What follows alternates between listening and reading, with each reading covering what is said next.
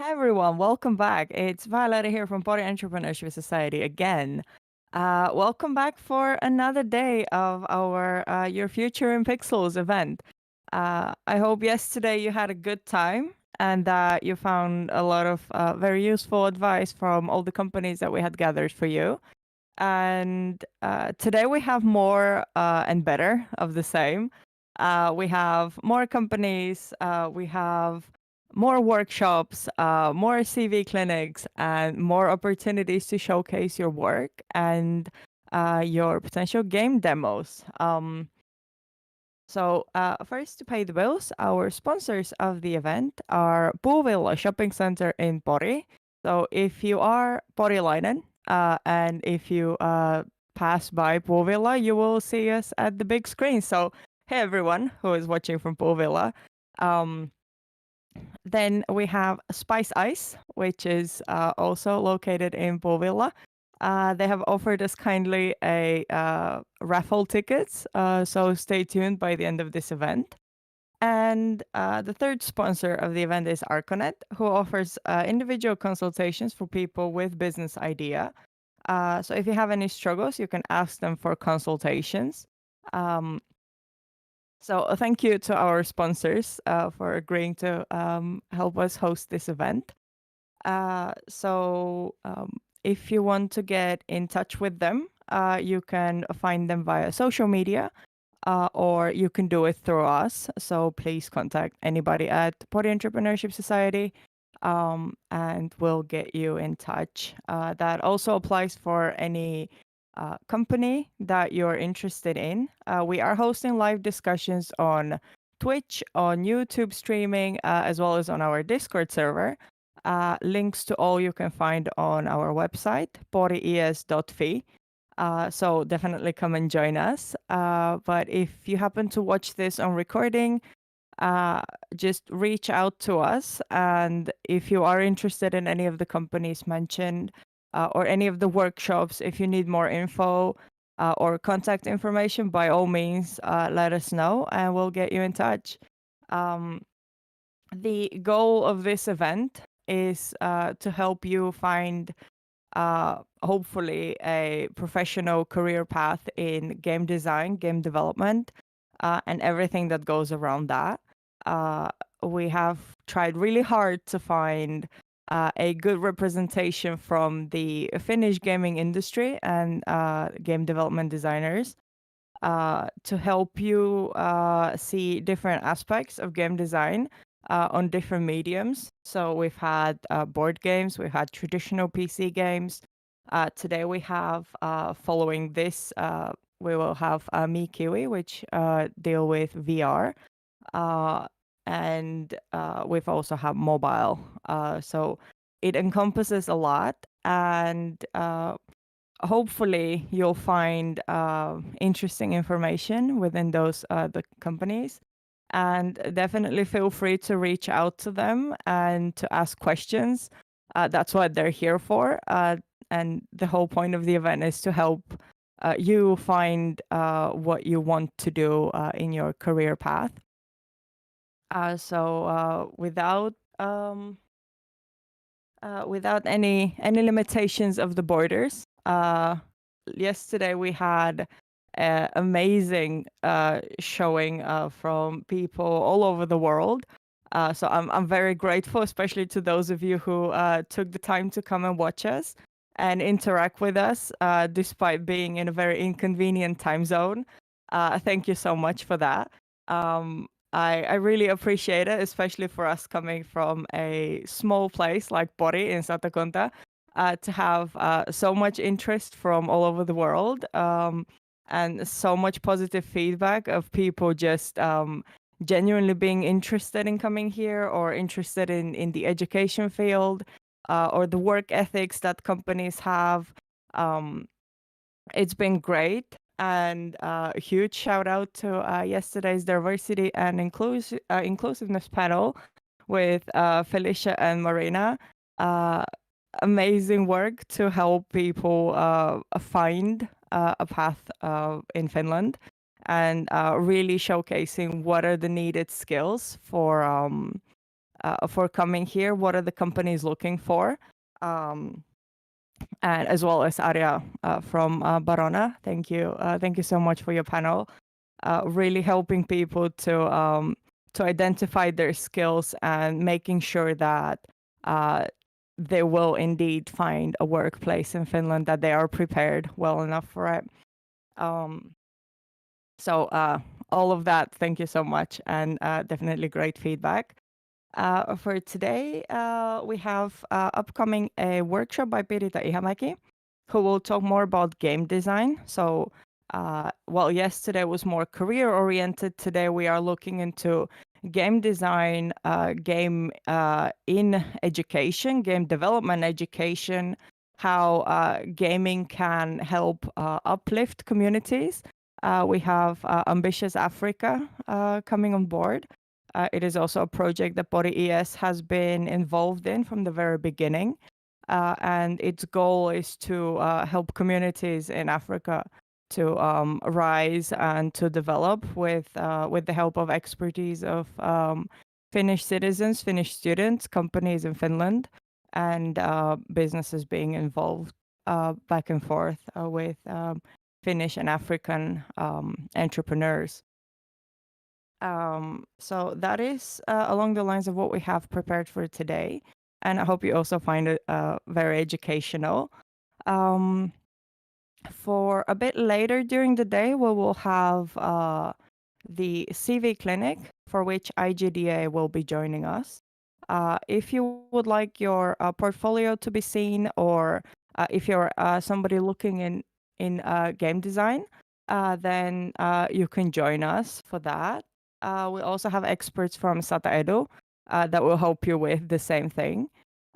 If you want to showcase a demo game, then please join our Discord server. Link is again at pories.fi. And send us a link to your game demo, or just say what it's about, and we'll give you the speaker rights for later. So that would be in the afternoon. The schedule will be shown on and off on screen, but you can also find that in full at our website. So please definitely check that out. So without further ado, we will have coming in Yanni from MeKiwi talking about VR and VR game development. If you have any questions, you can send them via the Twitch chat, via the YouTube chat, on Discord, in Your Future in Pixels 21 general chat. And we'll do our best to answer them to you. Again, if you're passing by Puuvilla in Pori, you can take a snapshot and send it to our Instagram, or tag Pixels21 hashtag. So let's just bring Yanni in. Hi, Yanni. How's it going? Hello, hello. All Hi. good. Nice setup. Thank you. Home office. How has been for you working from home? No problem. So whatsoever is to work from here, and I bought myself a big, like over 100, like video projector screen there on the wall. So it's like a theater. Nice. Nice. So I already did a very short introduction, but I think you can do yourself a better justice. So how about you introduce yourself, what you do, and what we were talking about for us today? Yes, I am Yannick Aipainen. Mikiwi. Yes, Krister, did you have something?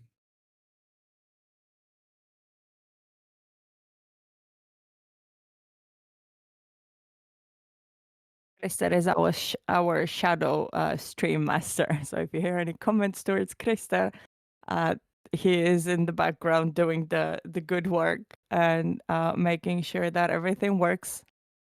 So shout out to him for the good job. Okay, nice job, Krister. But yeah, anyways, okay, thank you. So I am one of the co-founders of Mikiwi back in 2014, and the company was started to produce business to business solutions such as web pages, customized software solutions, and helping out companies in different stages. And then,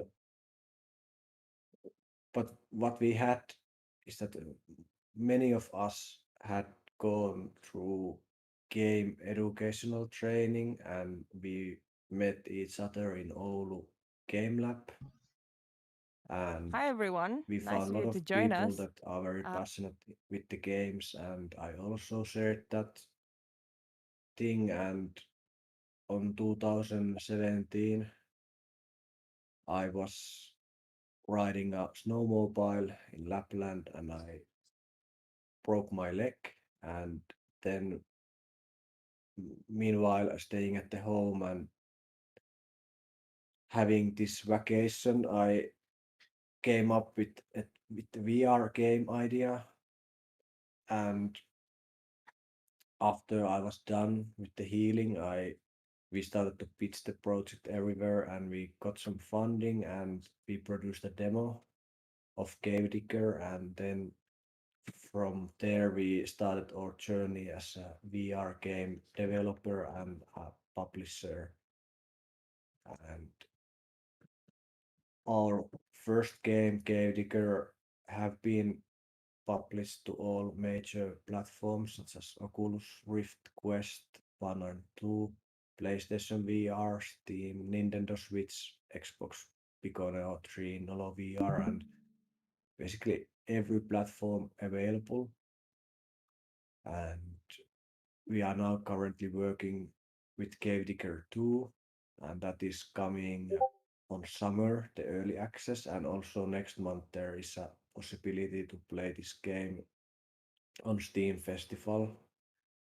And we have found many other great games also that we are publishing, and I can share some details a little bit later in the presentation. But yes, the team consists of almost 30 people. Pretty much everyone or most of them are in Oulu, and it's kind of 50-50 now when it comes to B2B and gaming. Half of us are working with the games, and half of us are still working with B2B solutions for companies. And I am responsible for the gaming unit, finding games that look good on our portfolio, and then managing our marketing team and development team that we can publish those games. And also, yeah, I'm kind of like a producer, team manager, in team management and in operational lead here, and finding funding for the games that we do and so on. And yeah, you can ask any questions when if you come up with anything during the presentation. So the Cave Digger, our first game and our most successful game so far, it's about finding treasures, finding loot, and like adventuring in a Western sci-fi environment that is full of surprises and a lot of humorous things as well. And it's a single player game. And the game, funny thing about the VR markets also is that the game was published on 2018, but then we came up with an extension DLC to it on 2019 and of course it boosted the sales quite a lot. But the funny thing is the game that is now 3 years old just made record sales month sales months on this year. So every year it has been making more revenue than previous one. That is quite extraordinary in the gaming markets, but this is the state of the VR as the markets are growing still, and there's a lot of new consoles such as Quest that is gaining a lot of popularity, and that is the platform every game would like to get in, but that is also the most difficult one to get in. So our strategy is to publish first on Steam any game that we publish. This is the usual route that we go for the Steam, and then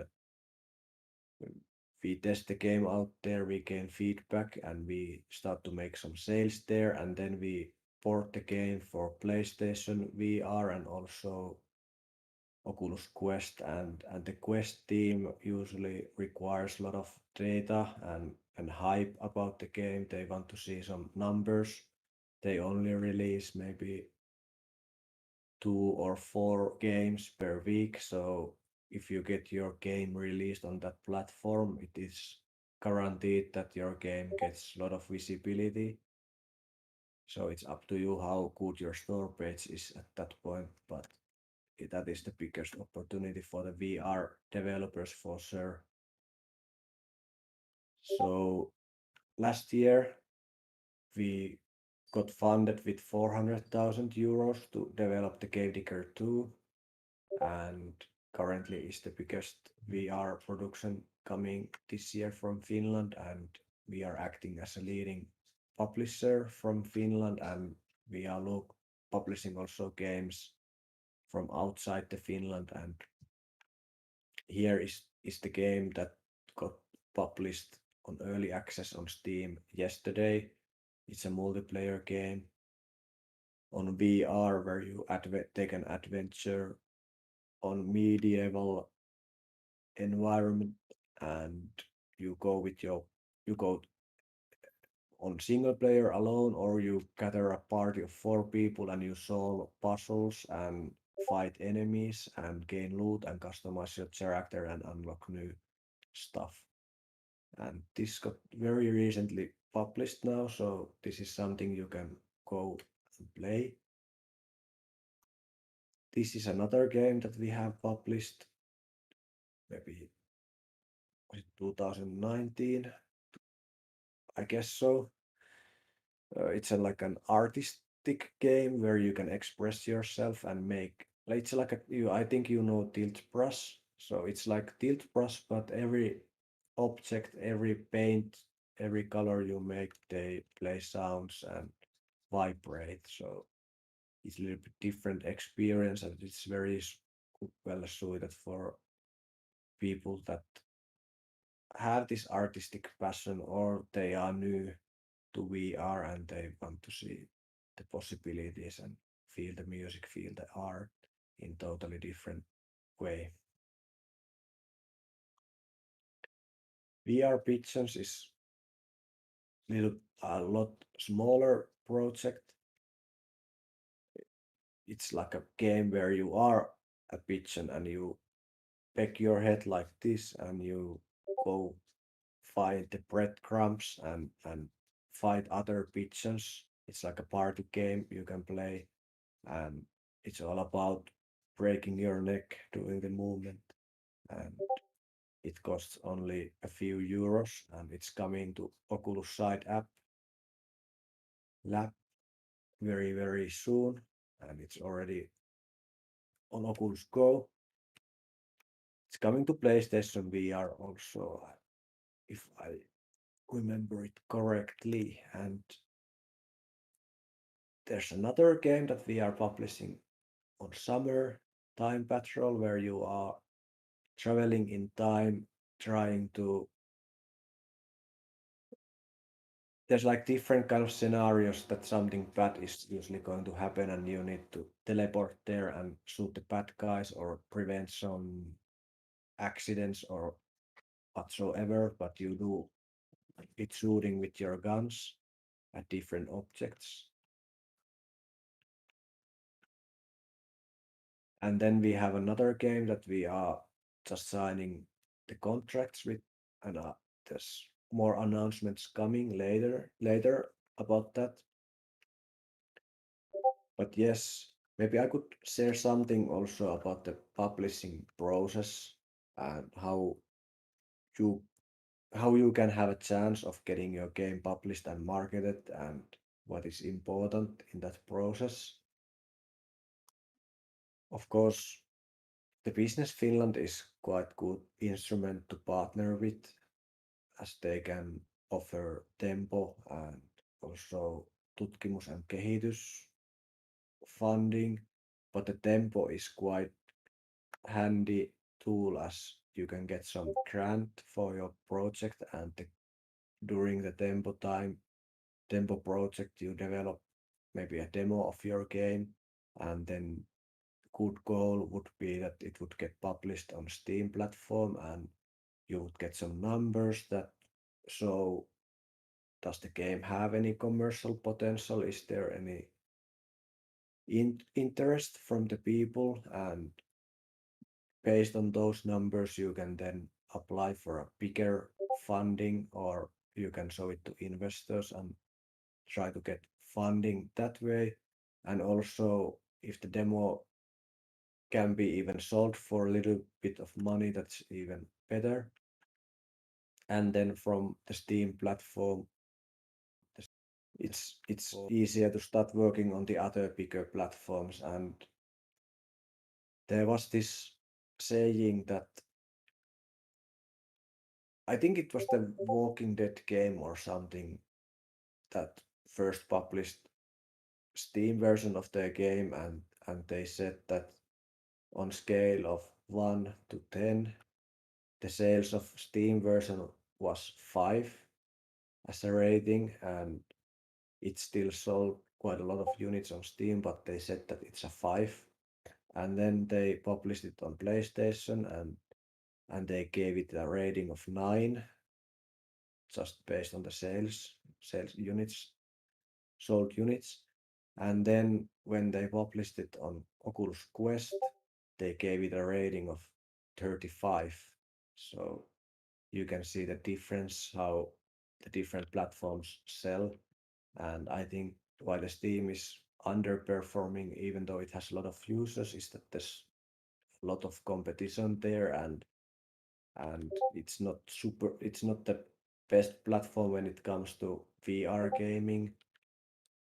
I think the consoles are the best right at the moment. There's more support for them and the games are more polished and that attracts more gamers.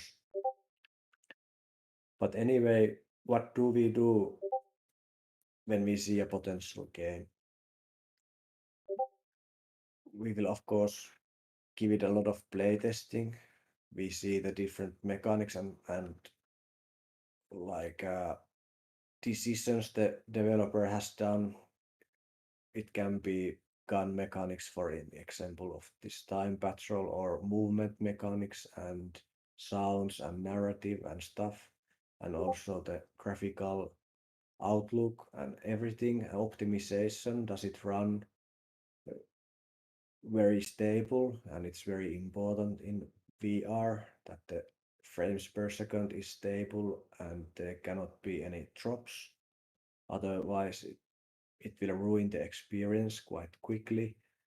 And when we find a games that meet the criteria and the developer does receive the feedback and makes improvements, we will go for the Steam launch. That could be called also soft launch because the goal is to gain the good numbers and of course make also money. But the next goal would be to develop the game further regarding to that feedback and then go for the bigger platforms. And what we have found out, the best way to market the game is through the influencers, and we have got very good contacts with them. Many people in this field are not taking a lot of money for the videos, or some of them don't take at all, as they just want to grow their channels. And in the PC world, is totally different, and you need to pay a lot of money for the influencers. But yeah, influencers are like they are the most important, and then of course there's press and media and some paid advertisements on different social medias. But our Cave Digger game, for example, got 40 million views on YouTube, and it has a big effect on the sales and the awareness of the game. So yes, I think I used my 15 minutes, but do you have any questions so far, or would you like to hear about some subject more specifically? You guys are on fire. Oh my god.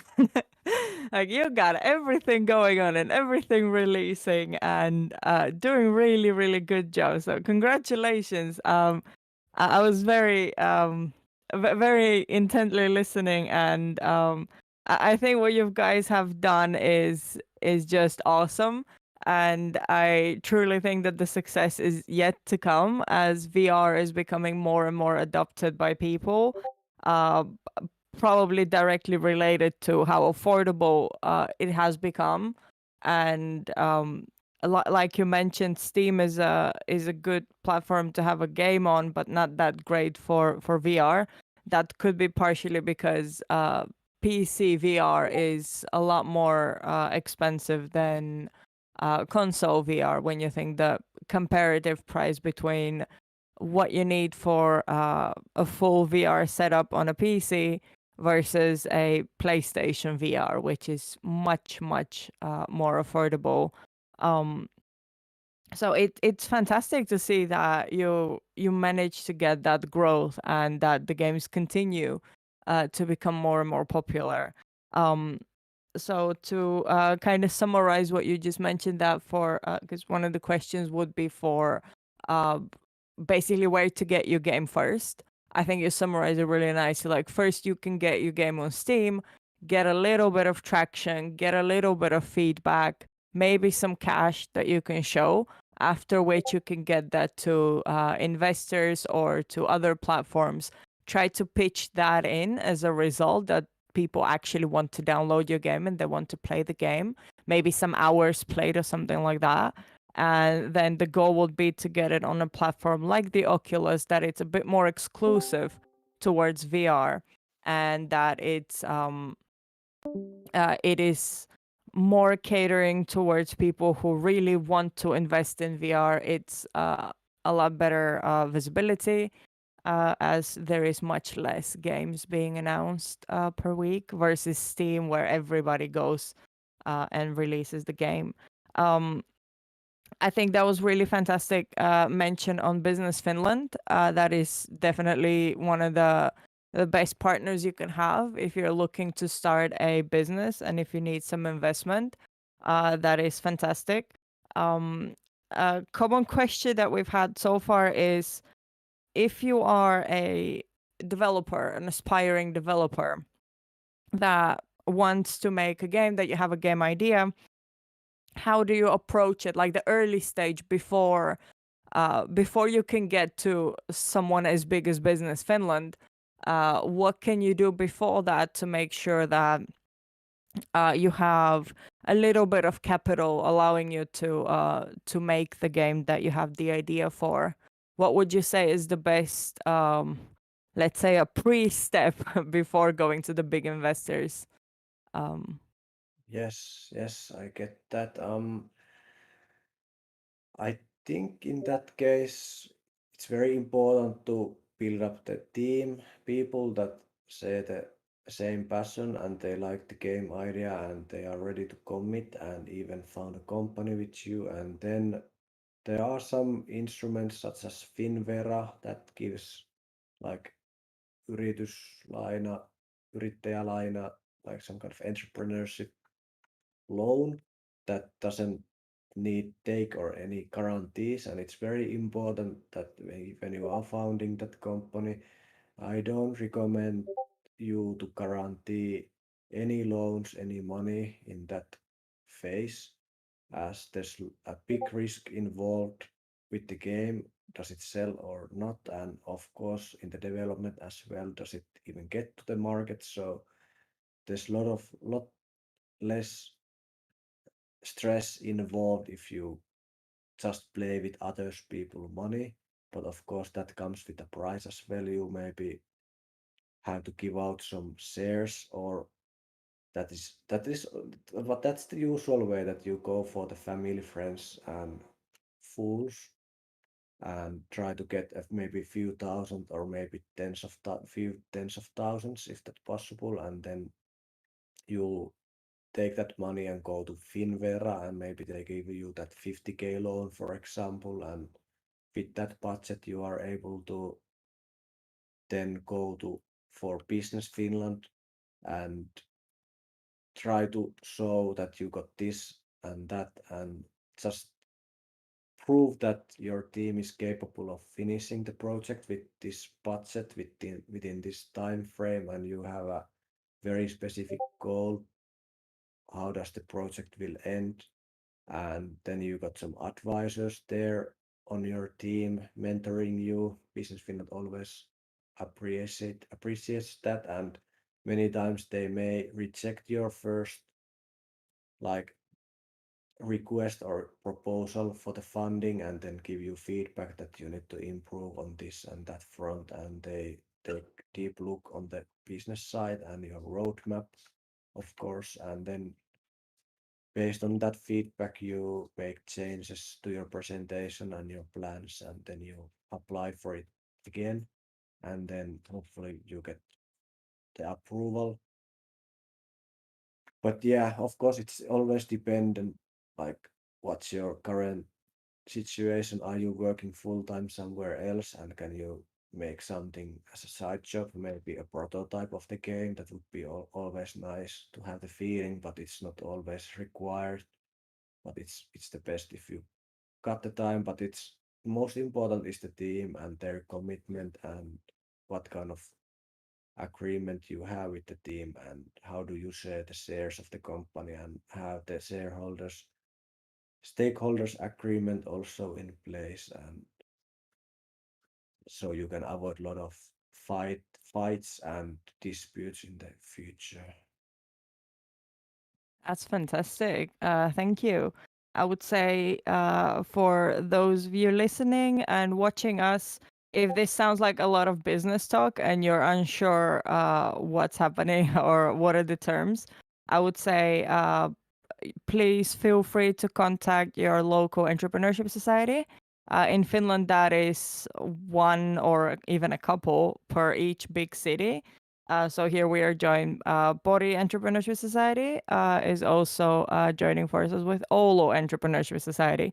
So if you are within the Oulu region and you feel like you're not sure enough in the entrepreneurship terminology or what you need to get done or how to get something like a business plan done, definitely feel free to contact them, and you will get good advice. And also, in the case of Pori Entrepreneurship Society, if you need any connections within the Satakunta region or some kind of coaching or help with how to proceed, definitely feel free to reach out, and you will get the needed information.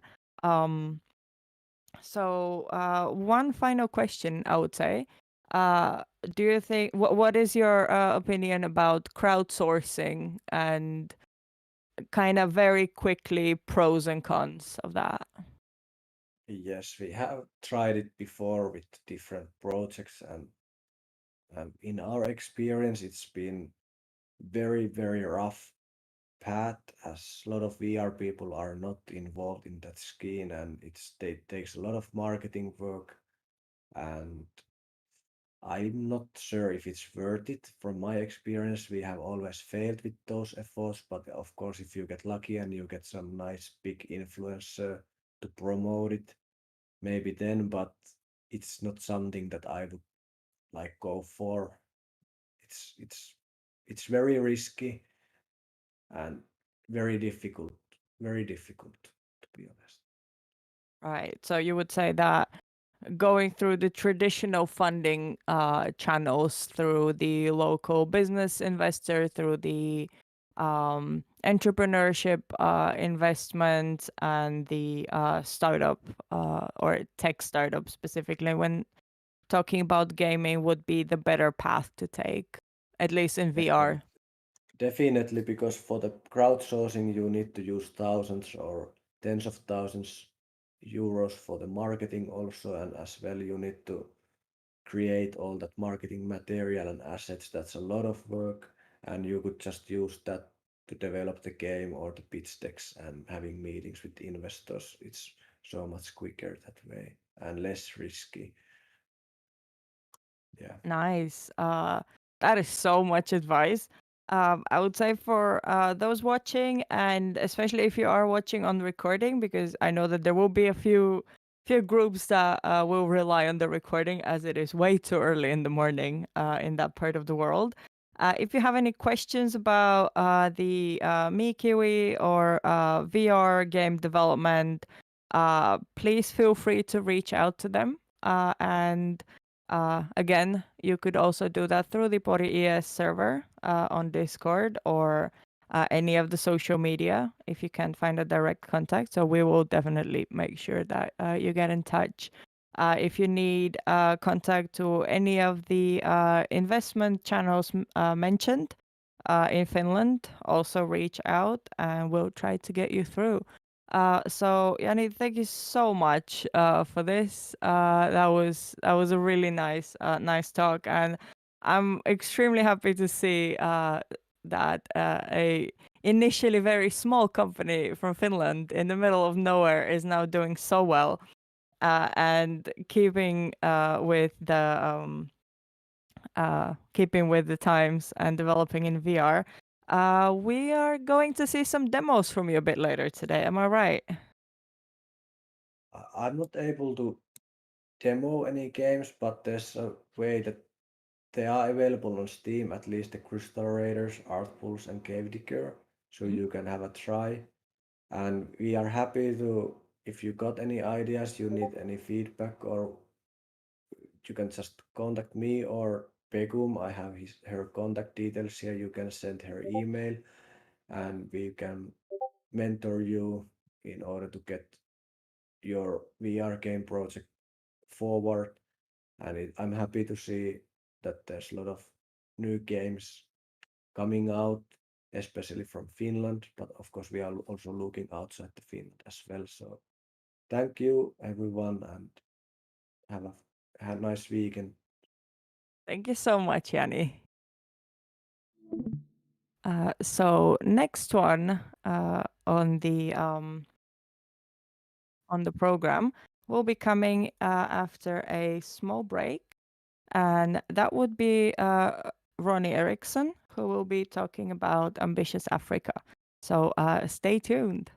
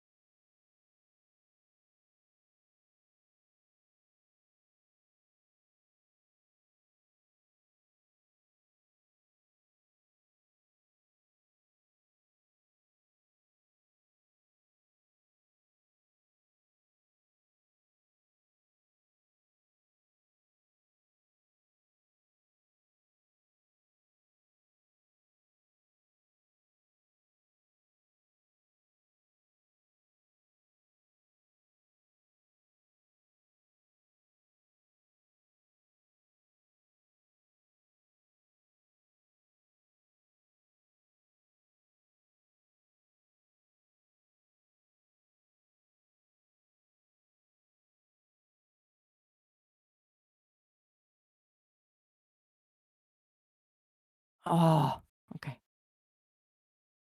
Hi, welcome back.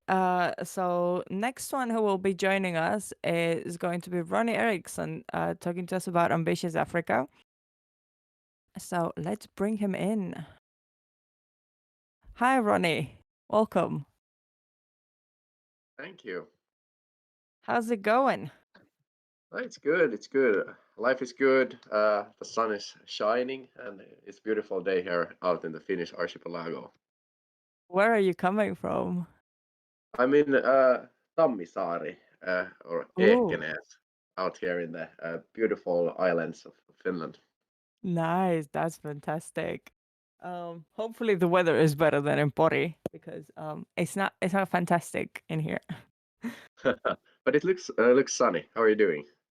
I'm doing pretty good. I'm doing pretty good. We just had me Kiwi talking about VR, so uh, I'm very excited to hear what you have prepared. You can switch on your camera again because this is a different channel, and talk to us a little bit about what you do, how has it been going, and yeah. No. Yes, shortly. My name is Ronnie Eriksson. I'm a 25-year-old serial entrepreneur from Helsinki, Finland. Uh, is it so the camera is not working, or is it your, Krister? Should.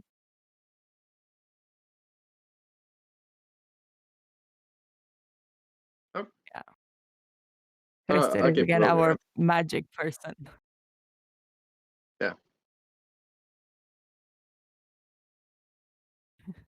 He's our Sure. magic wizard behind the scenes, trying to keep Yeah, everything together.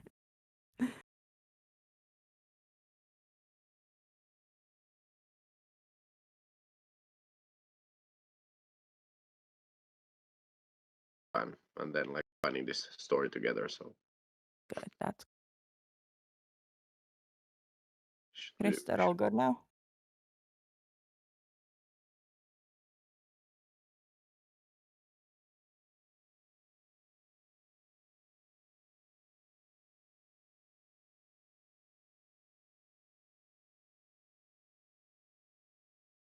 So welcome back to the stream. Had a little bit of technical difficulties, but we are joined by Ronnie Eriksson of Ambitious Africa, who is just starting to tell us about what he's up to.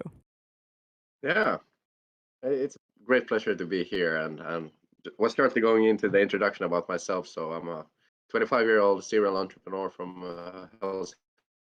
Been doing startups and been part of the startup ecosystem since I started school at Hanken. And nowadays, uh, running together with some friends, which has grown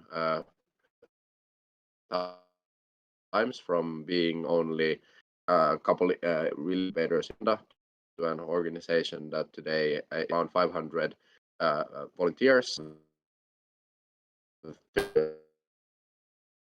70 partner organizations that bridge the gap between the young people between the Nordic African countries. And yeah, and that's why I try to be all over the place. A topic, especially like gaming, future of gaming, and how we can combine, for example, education, the best pedagogues together, game designers, and create like this is really really important. So yeah, well, that's me in short. Super happy at the event that one of the entrepreneurship societies have put together and uh, have a good discussion during today's event. But yeah, do you have Violetta, any other questions here, or do you want me to jump into the presentation itself? I think you can do the presentation and then we can kind of go from there. Yeah, sounds perfect. So just 1 second and I'll share my screen. Here we go. Now it should be working.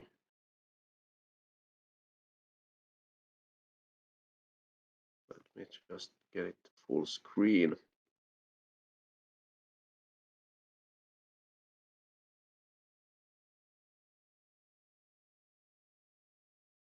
or not. Well, are you able to see my screen now? Oh, okay. Yes.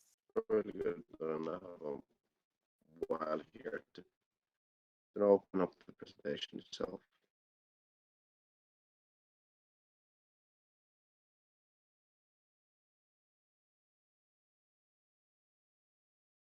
So now we're live. Really good. I had a bit of technical problems here on this side, but yeah, so about Ambitious Africa and what we have been doing the past year. So the story behind Ambitious Africa, yes. So the story behind Ambitious Africa is pretty interesting in a way that it's a lot similar to what happened during the start of small.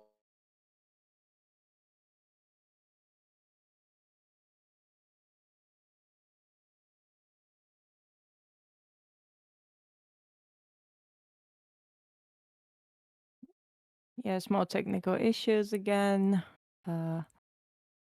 Could have to do with a local storm. We'll see.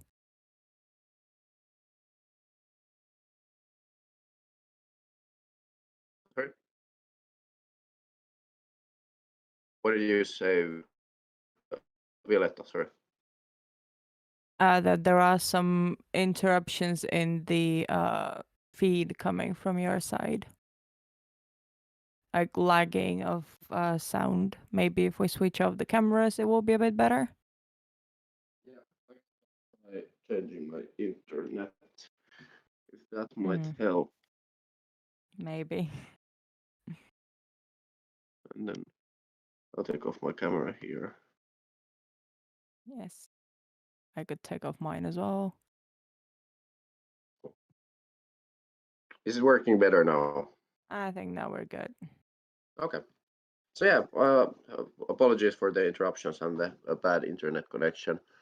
But in shortly, what I was saying was that the story behind Ambitious Africa started around a year ago when we decided to take further the incubator project that Victor and Vincent had started in Rwanda, having young people from both Rwanda and then from Hanken working together to create incubators to facilitate and foster more entrepreneurship within the Rwandan agriculture region. And we happened to meet with Peter Westerbacka, who then thought that this project is just amazing. It has a lot of potential and value. And we decided then together to add a bit more ambition to it, and that then became Ambitious Africa. And since that day, many amazing things have happened. And Ambitious Africa has grown into a global organization, not only being about Africa today, but actually being an ambitious network of doers on 4 different continents, more than 500 people doing stuff and getting stuff done. And what is Ambitious Africa then, and what are we actually doing? So we are a platform for young people, or the unlimited resource, if you will, where they can work together, where we work to kind of like create connections, create teams, create projects together with the young people to drive change and do change in those places where like help, support, and collaboration is needed the most. And our big goal is to transform the world. And what we mean with the transformation is to create this startup mindset that fosters learning by doing, entrepreneurship, and different ecosystems together, so such as gaming and pedagogues, as I mentioned there in the start. And that's also why we are trying to work with these different kind of like organizations all the time more and more to bridge the gap between different niches of doing. And we focus on a interesting model which comes from the Nordic region, so the Tripoli model. So we have education, entrepreneurship, and entertainment, 3 core strengths of the Nordic region. Everyone knows that Finland and the Nordics are really good or the best at education.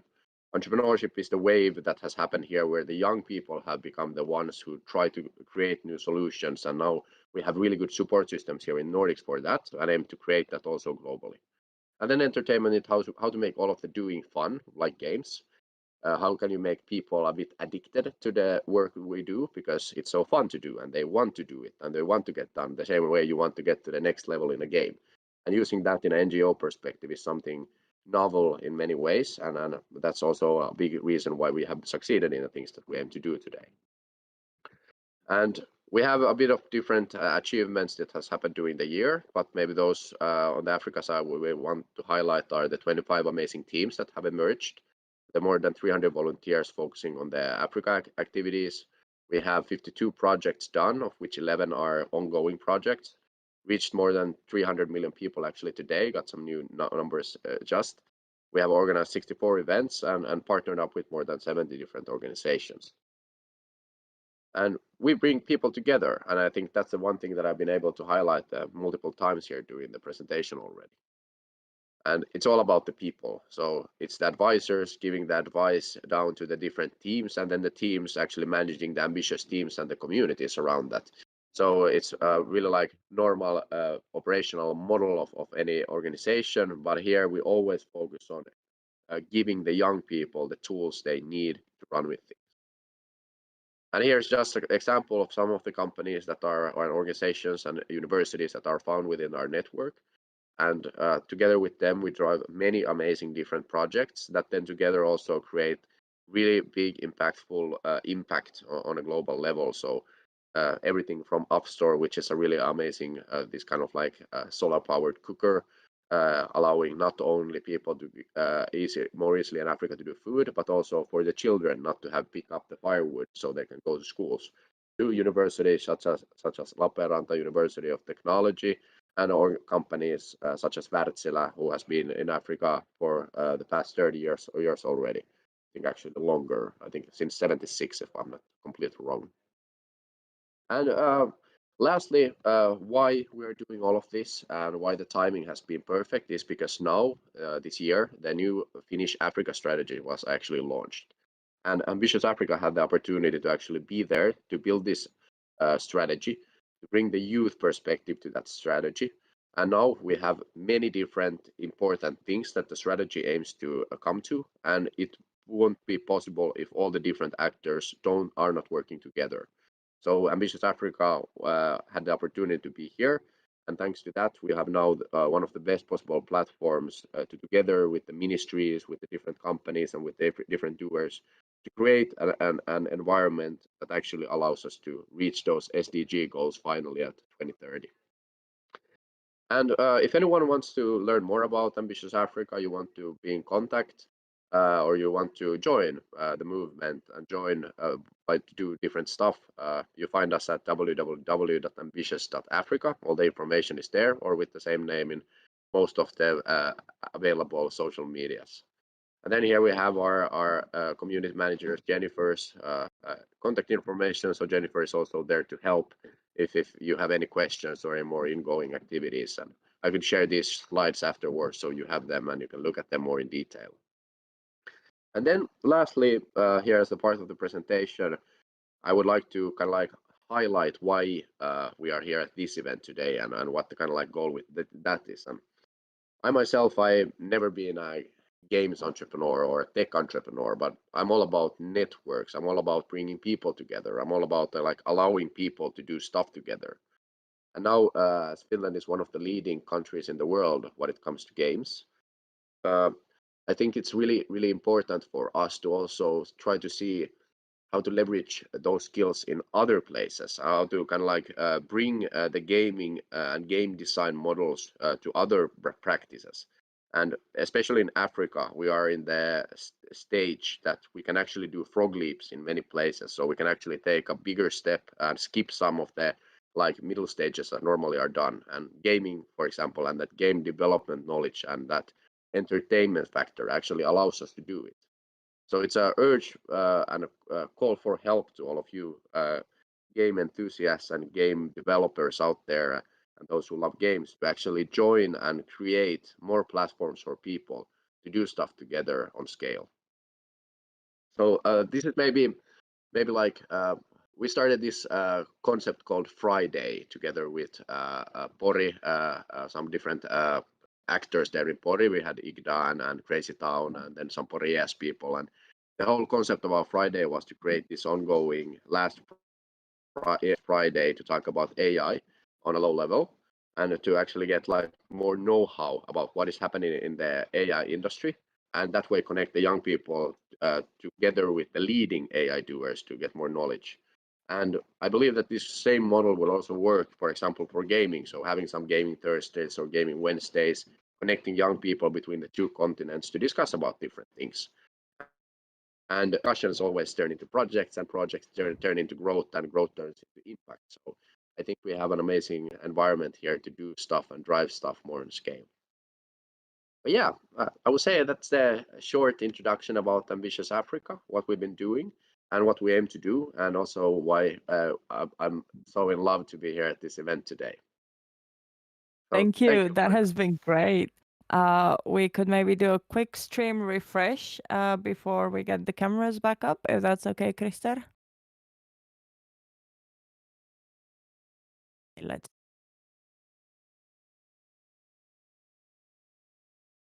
Yeah.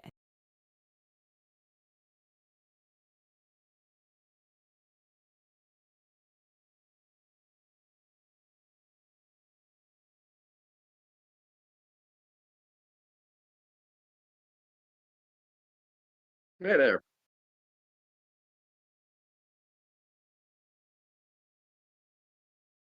Hey. Okay.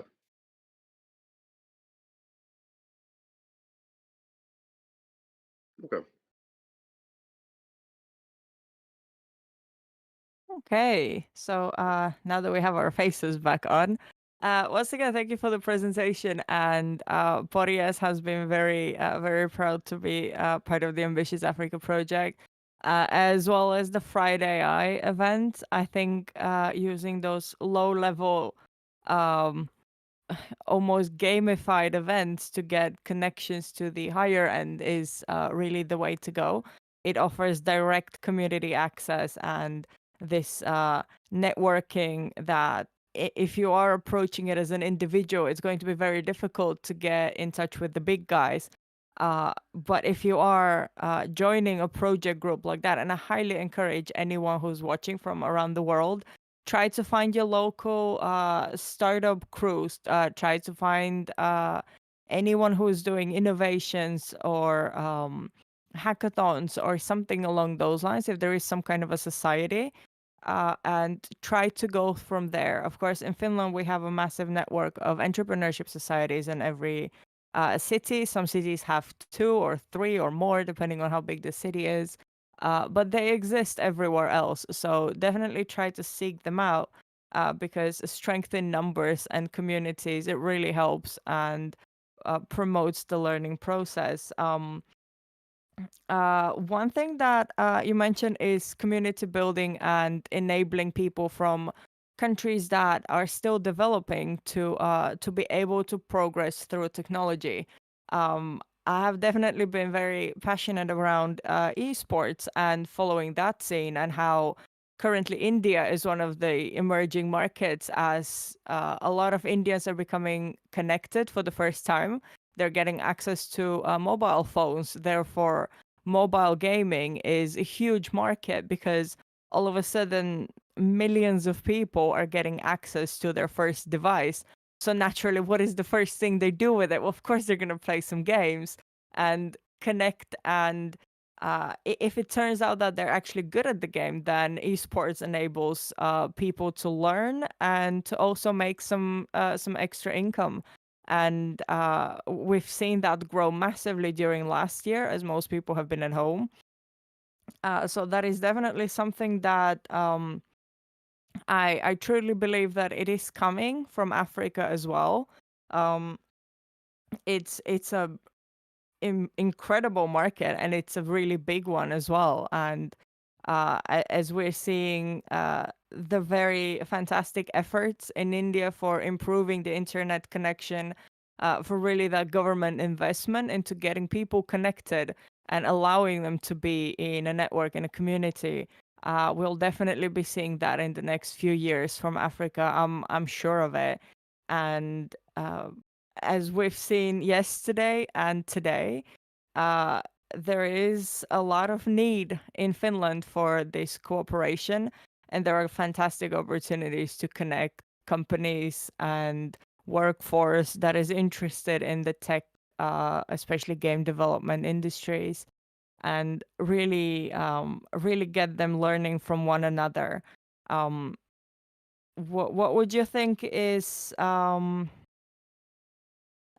would you think is the best stepping stone if we have now any viewers from Africa? I'm not sure yet, but we might.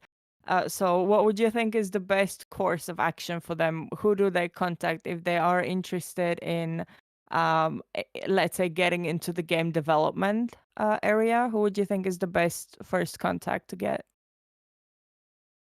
Say that Ambitious Africa, because then like from that's the whole reason or the whole scope with Ambitious Africa is to be that like low barrier network that you can easily reach out to. I have this idea, I have this project, and I would like to make this project happen. And then what the whole purpose of Ambitious Africa is to get you connected with the right people as soon as possible, so that you can actually start taking that onward. And there's many great example of that. But we had, for example, a bunch of girls from Hanken who had for a long time been thinking about that they wanted to start some kind of venture, especially about like helping was it women with some health solutions. And didn't really have the concept of what they wanted to do. But then what we did that we came together, started to look at where the problems actually are together with some young people from Africa, and that then turned out into a really interesting project that the girls then were able to do.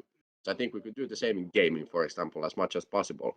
And we are working with in Kenya, for example, with this gaming ecosystem run by Douglas Ogero, and they've been driving games for a while already. And now they are connected to many of the Finnish game organizations because of Ambitious Africa and taking things faster onward all the time. So yeah, that's one way. Fantastic. Fantastic. So you heard it, guys. Get in touch with Ambitious Africa. And of course, a lot of the Ambitious Friday Eye events have been for a while now virtual. So it doesn't matter where you are in the world, you are more than welcome. And we'll try to get you set up. At least one positive thing from COVID is that now we can do these kind of collaborations that were not as common before, I would say. They still happen, but not that commonly. But now it has enabled us to get, like mentioned earlier, viewers from all over the world who are interested in the Finnish market and interested to getting into the Finnish market, as well as people from Finland looking to grow their teams and to get more capable workers from abroad. I think it's been a fantastic opportunity.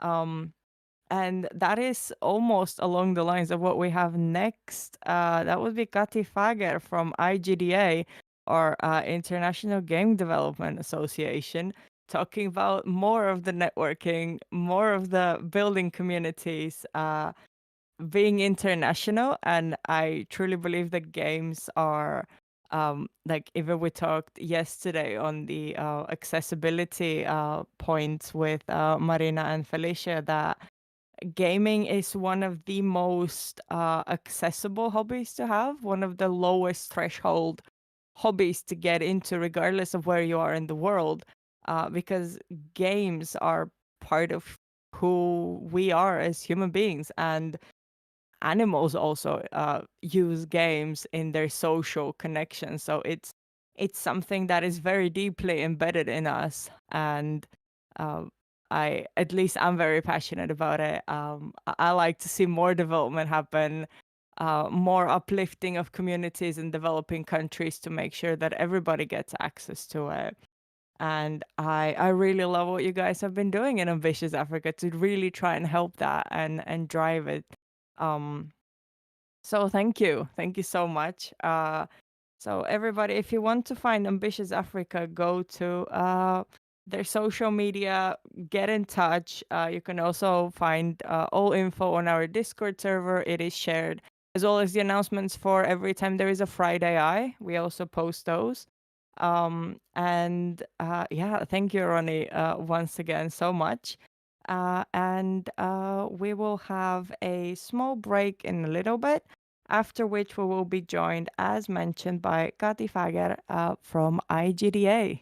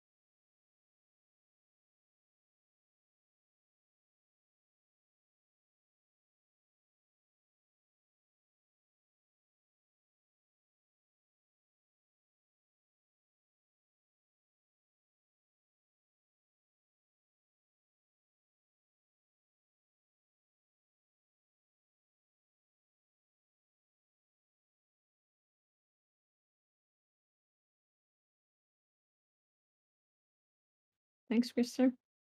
Should you put the presentation up already so that he can put it in? Sure. Hi, everyone. We are joined by two fantastic people today. So we have Kati Fager, who also is connected to our previous talk with Ambitious Africa, as she is also part of Crazy Town, who are hosting the Ambitious Africa. And she has been one of our main liaisons to a lot of the companies that we have representing here. So welcome. And with her is also Natasha Skull, who is also involved with IGDA as a chairperson. And it's fantastic to have you here. And we would love to hear what you guys have prepared for us today. Yeah, we were thinking of having this kind of a little chit chat about IGDA because you've been talking about how to come to game industry and how to get a job in game industry and so on. So I think in IGDA we have something to offer for that as well. Absolutely, absolutely. And the community is something that we have so good here in Finland. So I think it's a good to present it a little. So maybe, I mean, I believe Kati already had a little intro. Maybe I can give a few words and then kind of like who I am. Yes, please do. Yeah. So yeah, hi everyone, Natasha here. I'm very deeply kind of like rooted with the IGDA Finland, but in most recent years I have been also active in the global level of IGDA, so basically in the international side as well. So last year I joined the headquarters boards, like board of directors of the global organization, and actually just like a month and a half ago I was appointed to be the chairperson of the whole organization. As being also like IGDA, I'm still active with IGDA Finland, trying to balance everything. But basically, what I'm working also together with Kati, because let's face it, all the people who are passionate about this, I mean, we call each other usual suspects because the same people are involved with so many different things and projects because it's all connected actually. And this is where, for example, with Kati also, we have been working on a program under IGDA Finland called IGDA Future, which is about especially empowering the younger generations, because IGDA has always been focusing on developers, which is, and students, and so those who want to get more acquainted with the games industry, learn more about it and so on. But there we noticed that there's a lot of gap there also between the sort of communication and understanding really what career opportunities there are also for research and so forth within the games industry. So creating this program where we are also focused on youth. So we are, let's say, talking about, for example, 14 plus. So basically these, which are not kids, but yet not kind of adults yet, but youth. So basically, and then collaborating with schools and different programs, youth programs, to actually give more opportunity and know-how, like what really is not just playing games, but also what is the whole thing behind creating games. So yeah, that's what I'm working with personally, and yeah, very happy here to tell more about IGDA and all what in general we're doing. So yeah. So is it like IGDA? Is it like a familiar? Like, what does it mean for you, Violetta? Like, for me, that is one place for everybody passionate about game development, game design, games, and everything around that, for them to come together and to just geek over things that everybody likes. Like seeing all kinds of small and fun events like the game jams, for example. That is something that is very exciting, and it's always something that I look forward to, and I think it's fantastic place to get people from the game industry networking, because when thinking about other events that Pori ES has hosted, that's usually hackathons. It's not exactly a place where game developers traditionally go. However, the game jams is like a hackathon for game developers. So it's very exciting to see the brainstorming the artistic talent that comes in there and just has fun for a weekend. Which, if any of you watching, if you've never heard of a game jam, that is basically a weekend event of you get a theme and then you have to make a game that it does not have to be finished in any way possible, as long as it's just barely holding up to make a demo out of it. That's perfectly acceptable. And any kind of silliness is fully acceptable. And then it's voted, and then the winner takes the prize. It's very fun. And I personally love it. But I think also the educational aspect that you offer. I have been to a couple of the workshops. Even though I'm not an artistic person at all, I just find it very fascinating to listen to people who are good at that to showcase what they're up to, and that has been part of the motivation on why we wanted to make this event to begin with.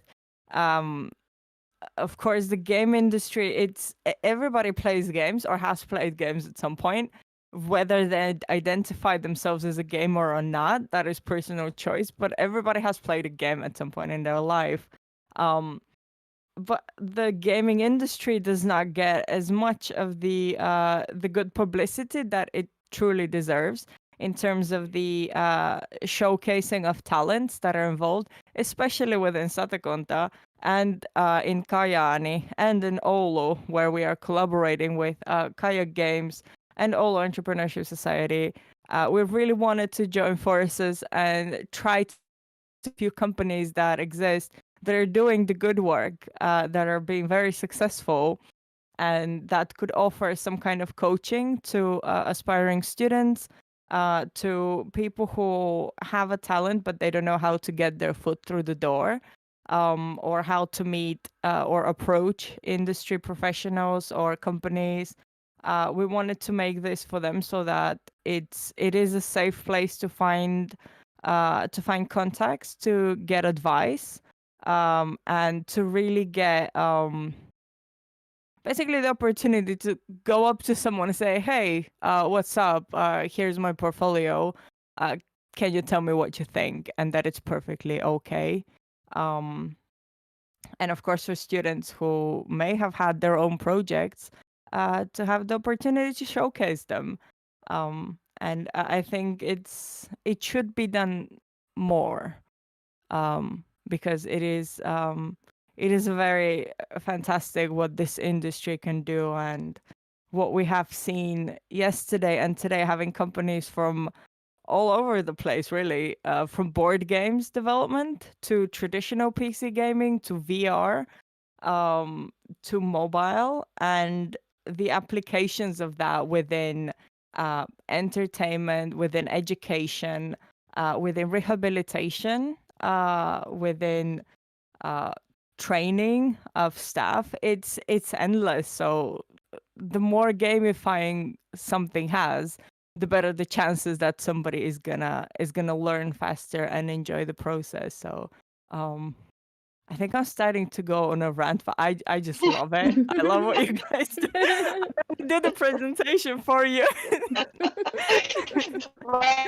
I have so many comments. I don't know where to start. So first of all, I would like to add that you are mentioning this sort of like game jams, and so first of all, IGDA per se, I mean, we collaborate with, for example, Global Game Jam and the Finnish Game Jam Association here that we have in Finland. And the collaboration, again, same people involved, Kati, me, in our local places. And so saying, like, it's same people across Finland who are passionate about community building and so on. So basically, yes, game jams are as a process of creating and thinking and the kind of in general, as a practice, is something that also companies are using for, and I can tell you that in our company, we use game jams for creating new IP ideas and so on. So this is not something that, and lots of games that go to the market as a final product actually come from certain game jams sooner. Like this is kind of the most common, I mean, Fortnite, which most of you kind of might heard at least of, is a result of a game jam. So within the Epic Games. But the thing is, it was the result of the game jam.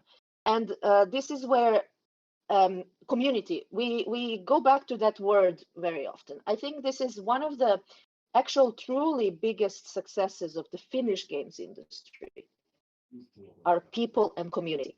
Because market changes, everything changes, companies come and go, but people stay. And this trust between people and sharing the goods and bads, like literally, it's not just about successes that we talk about. We talk a lot about failure, about stuff that we face every day, the stuff hitting the fan constantly.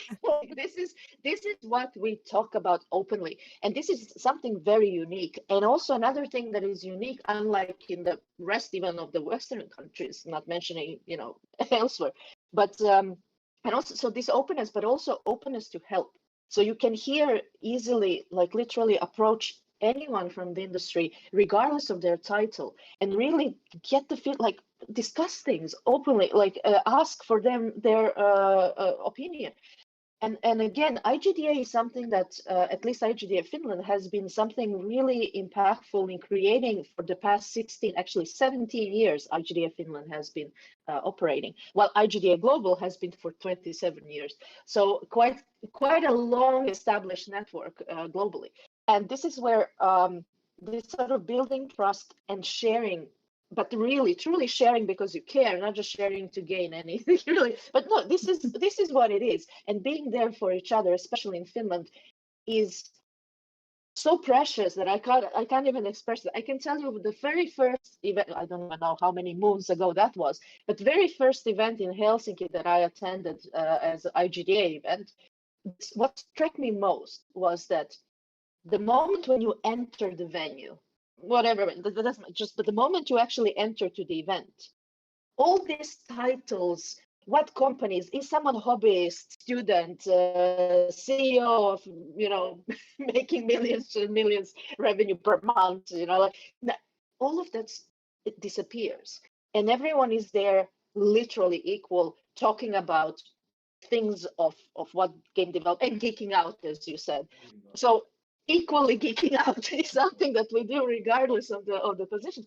And this is something that is absolutely stunning for someone, especially. I mean, I'm originally from Serbia, from Belgrade. I tell you this stuff, like, when, at least back in the day when I was much younger, it was not, it was like the titles and all, it was always high respect, and this is still in many countries. But among game developers nowadays, especially as the industry is growing so fast and so on, this is the culture that is spreading. So this is also now the case as well in Serbia and everywhere else, but or getting better, at least in some of the other countries around the world. But when it comes to actual Finland, I mean, this has been no-brainer from the start. And I think also one really important impact had, for example, assembly and the whole demo scene back in the day, and all this sort of building up the whole basis of this sort of trust between developers or fellow-minded people, because it doesn't have to be that you're a game developer. It can be just, I enjoy this, as you said, like, I don't know, but I enjoy attending and I enjoy being part of this network and community, because yes, there is no boundary why you shouldn't be, or also when it comes to skill set. I mean, it's not anymore that you need to be a coder to make games.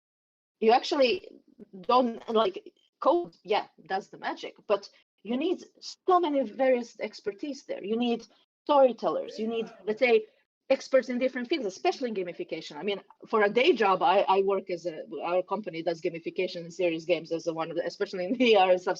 So like, you need to work with professionals from different fields and challenge this, sort of like experiment and figure out what actually works the best, because we always focus on the final users, on the players. So this exchange of know-how cross disciplines is also another thing that is constantly like evolving, and we keep learning. So it's not like, oh, I finished this degree and now I know it all. Every day is a struggle. Every day you kind of keep failing, trying again, and this is the beauty of it also, because you're not alone with it. You kind of figuring out stuff together, even within a team itself. So this is where the sort of culture of sharing that we have here and in our industry is absolutely like the most empowering thing, I would say. No matter how low sometimes you might feel, oh, this is yeah, but it's fine. It's fine. We are there and we figure it together. And if it doesn't work, let's move on. Like, no need to keep any kind of whatever. So it's a that mindset is absolutely fantastic, to be honest, and refreshing. And yes, it can be challenging, but at the same time, it would be boring if it wasn't, right? So basically keeping it up, constantly having this sort of like certain amount of uncertainties about certain things. Well, it's gives it a nice touch to like of interest and unknown. That's the fun part. But yeah, now I went to rant. Sorry. That was fantastic, really. And I think it really touches points on the talk we had yesterday with Felicia Pren and Marina Velikova, that the gaming industry does not really care who you are and where you come from. It's you can be yourself, and there is a place for everyone within it. Even if you're not per se interested in making the games, you can be a game tester as long as you can provide a valid feedback. That is also something that is very much valuable, and giving opinion on whether something is good or not from the point of a future user is extremely valuable to the development process. And again, making sure that everybody is considered when making games. Me coming from a physiotherapist background, accessibility and participation is a huge part of what we do and what we make sure. So if any of you out there is a physiotherapist, then you can also advise on that, because these are things that allow more people to be able to game, and that is what we want to do. We want everybody to be able to do what they love doing, or to get access to perhaps try new things and experience them and learn or rehabilitate through them, which is what we've seen a lot lately, trending with all kinds of rehabilitation games coming to play, because realizing that traditional rehabilitation is just plain boring. I don't mean to offend any professional out there in my industry, but it's just not motivating to give somebody a piece of paper and say, see you in 2 weeks. They're not going to do it. But if you tell them play a game for 2 weeks and then show me your score at the end of it, then there's a lot higher possibility that they will end up playing it much more, because it's just so much more motivating.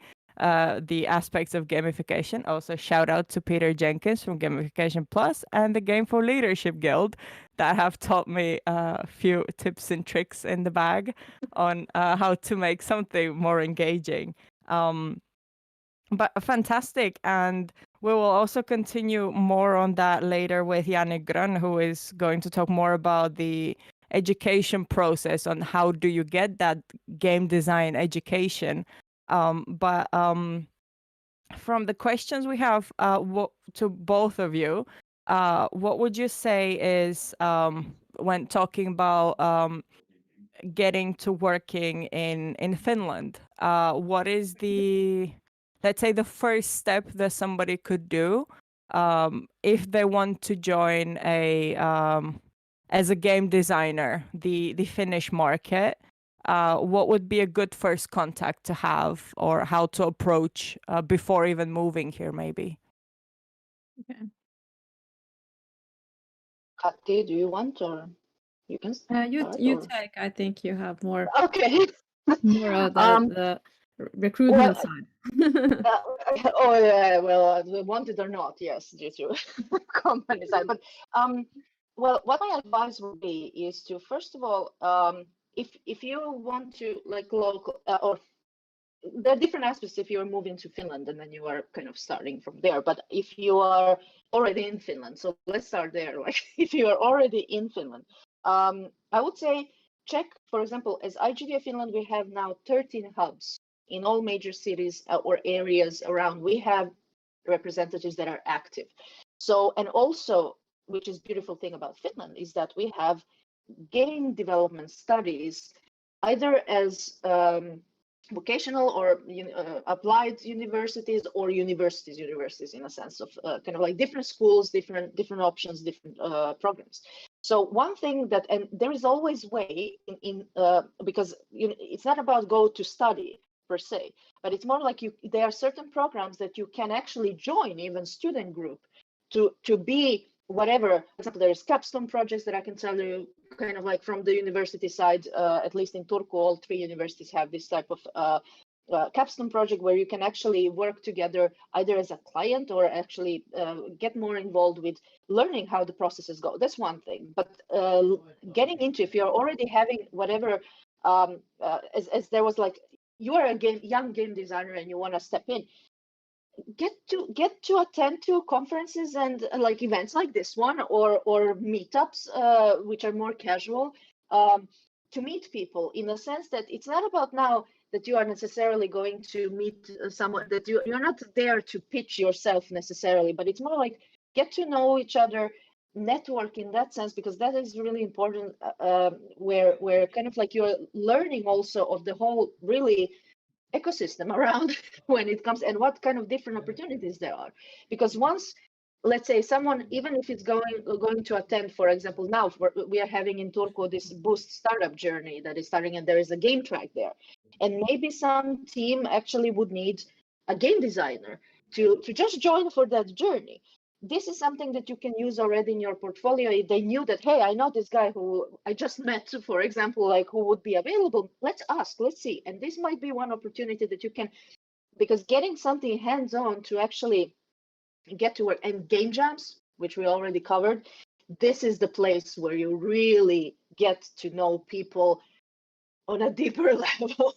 Working with them. Exactly.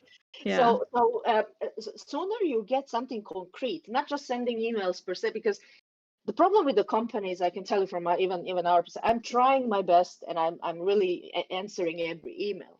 But for example, we had the recruitment. We had now a recruitment process for two positions, and it was overwhelming. I did not expect that we would get almost 100 applicants. Like in general, like going through all of that takes time, and we are a small indie team. We don't have HR department to do stuff for us, so it's we who go through all the interview process and everything else. So it's like it can happen that either you get there's long delay to get an answer, or someone doesn't even necessarily even answer in certain companies the emails, so forth. So this is a common, it happens, and it is what it is. But this is where, instead of that, like getting to know these people by literally meeting them online, or soon enough as well in person, is something that really helps, in a sense, to get closer to kind of getting hands dirty in actual making games. And building that portfolio and trust. Again, it's all about building trust around, and then again, those people that become your, let's say, friends or acquaintances, they will keep you, because if we hear something, we're like, hey, I heard of this, and then share the info, like check it out, be in touch with them. So we share this sort of also everything that is kind of like coming up, also being part of these Discord groups, especially nowadays, which there are quite many, but still we share all this info around. So keeping an eye, being active on your own, that's kind of the most important. Yeah, and it's funny thing about the networking, that you never know like who do you meet. So it's probably, so you don't go to a meeting and think that I will find the 3 key person that will give me a job or something like that. You never know who do you meet, and probably you just meet like random people, and then you're like, oh, I don't do anything with these connections. But then in the next time, or the one after that, then you just find out, but there was this guy, and maybe there's something from him or her that I can use, and then it goes from that. But you need to be kind of patient and build the network. It doesn't happen in a second. No, relationships and trust is being built upon. So this is where building relationships among the industry, and especially in different, as you mentioned, gamification. I mean, I have been working with physiotherapists personally, and especially even for some elderly needs and keeping active.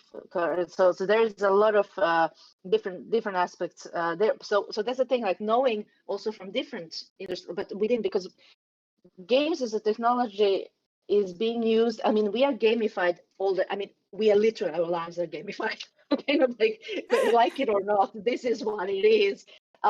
So now instead of, it's all about creating content, and then what content is easy for whom. So basically, it's not just about games as an entertainment part, but all this broader network of all the other opportunities, especially if you get to be really, like inspired to do, for example, gamification and these kind of like other aspects of game design, which are crucial. Because also, no offense to teacher, certified teacher here, or therapists or others, and other, but I can say, like, teachers, teachers need to work with game designers to get this sort of like actual, and same with other therapists and so on, to which are professionals, to actually work with game developers to get the most out of the product that they're aiming to create. So one cannot do without the other. And so yeah, networking is really, really important in all of these aspects. Amazing. So to summarize it, basically, if you are looking to get into game development in any way, depending on what your skill set is, not necessarily coding, but in any other aspect, just try to join your local group. Even if your passion is just playing games, that would be perfectly fine. Just join your local group community. Try to find at igda.org if there are any local IGDA hubs near you, and maybe go from there. You can try the IGDA community resources. You can find career job opportunities. You can post your own career job listings if you are looking for a game designer. You can find a whole bunch of very good advice on portfolios and basically how to build your brand and the whole game absolutely. development part. Actually, on that note, this is we actually have a global mentor program, which is the ongoing mentorship between the professionals in the industry and then whatever you personally may need on different fields that you might need mentoring. So there is that. And then at least in Finland, we are having quite many these mentor cafes, which are part of either already organized events that there would be a mentor cafe dedicated spot for, or just part of our monthly get-togethers that we have, kind of demo corner and mentoring corner and this and that. So getting to know people in that, so just same as a game jams. So participating in these events, no matter where you are, or if you're traveling from Finland somewhere else, check also like what are their local. So build the network and bridges with these other developers as you go around, as you not visit family here and there, or do this and that, and then like check what's happening locally and build relationships that way as well. But yeah, being proactive about it is really important. But then again, it's like it's meeting fellow-minded people. So it's not like it actually doesn't take as much effort, even as an introvert, kind of, which many don't believe. But I'm just very much trained. This is decades of training. But yeah, it's it is not that hard. It's not that scary as actually networking is. Kind of like, yeah, it's I mean, as a nerd, you feel you meet fellow nerds, so it's awesome. You already shared the first passion for gaming, and that is fantastic advice. I love it. So for those watching, please check around you whether there is an IGDA hub near you or some other form of gaming community that you can join. You already shared the passion for gaming, so don't be shy. And in terms of how game development education works in Finland, we will have next on Jani Gran from Sata Edo, who will be talking to us more about what he does as a teacher of game development and more about the intricacies around that. So thank you so much, Kati and Natasha. If you want to reach them online, you can find them on social media. as well as you can get in touch through our Discord server, which link to which you can find at pori.fi. If you have any struggles and you can find contacts, we'll get you connected. So thank you once again, and keep doing the amazing work that you're already doing. Thank This you so event much for having us. partially wouldn't happen if it wasn't for the help of IGDA to help us reach all those companies. So absolutely huge thank you. And we'll take a small break, and then Yanni Grön will join us with more info on gaming education. Great.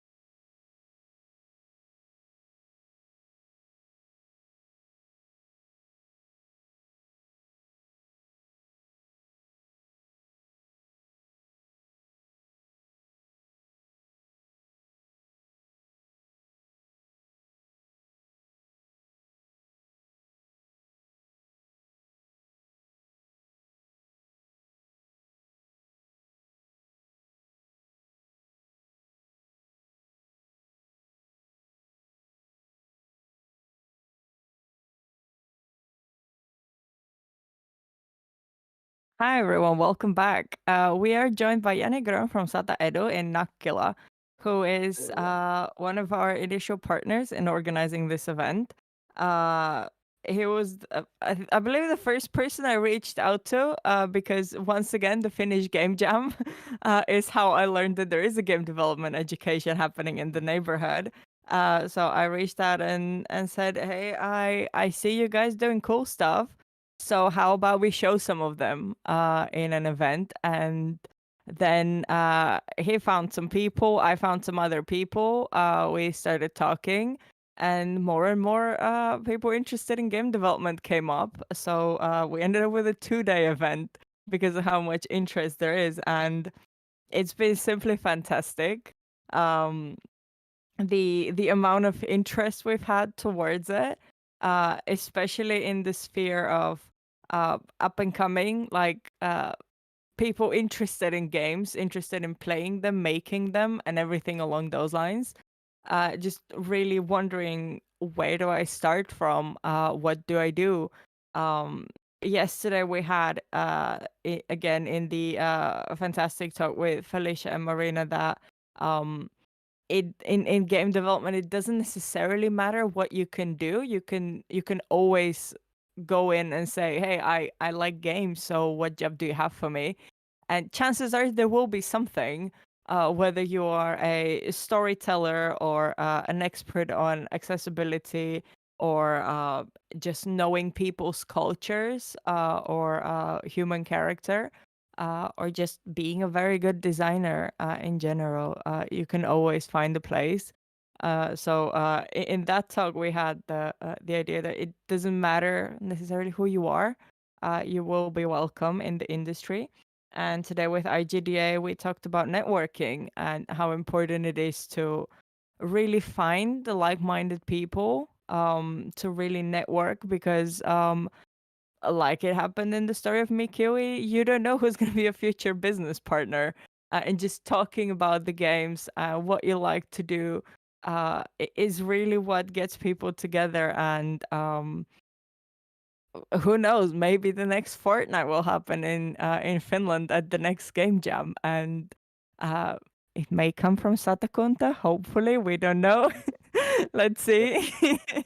But how about you tell us a little bit about yourself and what type of education does Sata Edu provide in terms of game development, what it consists, who can join, and all the intricacies around that. Yeah, sure. So, hello everyone. That was a nice intro, by the way. Thank you. So, my name is Jani Grön, and I'm a teacher at Sata Edu, Nakkila. It's a vocational school, which is part of Sata Edu, which is a bigger vocational school, which has lots of different categories all over the Satakunta region. And over there, we do a lot of different stuff with games and game development. So, we use Unity. That's our core game engine. We practice programming, we practice 2D, 3D. We use Photoshop for 2D work, and then usually 3ds Max and Blender sometimes to make 3D models. And then we occasionally do some music and sound work, not that much, but a little bit. And basically, like Violetta said, there's a lot of different things that come into game development. So there's a place for everyone, pretty much. If you're open and creative and collaborative, it's a very interesting, like cross-platform, cross-discipline work. So it's very, very interesting. And because it's such a new medium, there's so many interesting things you can do with it, and so much to learn for like 5 lifetimes or something like that, even more. But yeah, so it's interesting because it kind of combines business, technology, and art into one neat package. So it's very well rounded, and you can either be a specialist in like one thing or try to be a generalist, well rounded in several categories. So it's very, very interesting, and personally I think it's the best business out there, but I might be a little bit biased here. So a little bit, I think maybe, everybody joining here is a little bit biased. It could be. I try to maintain objectivity. But yeah.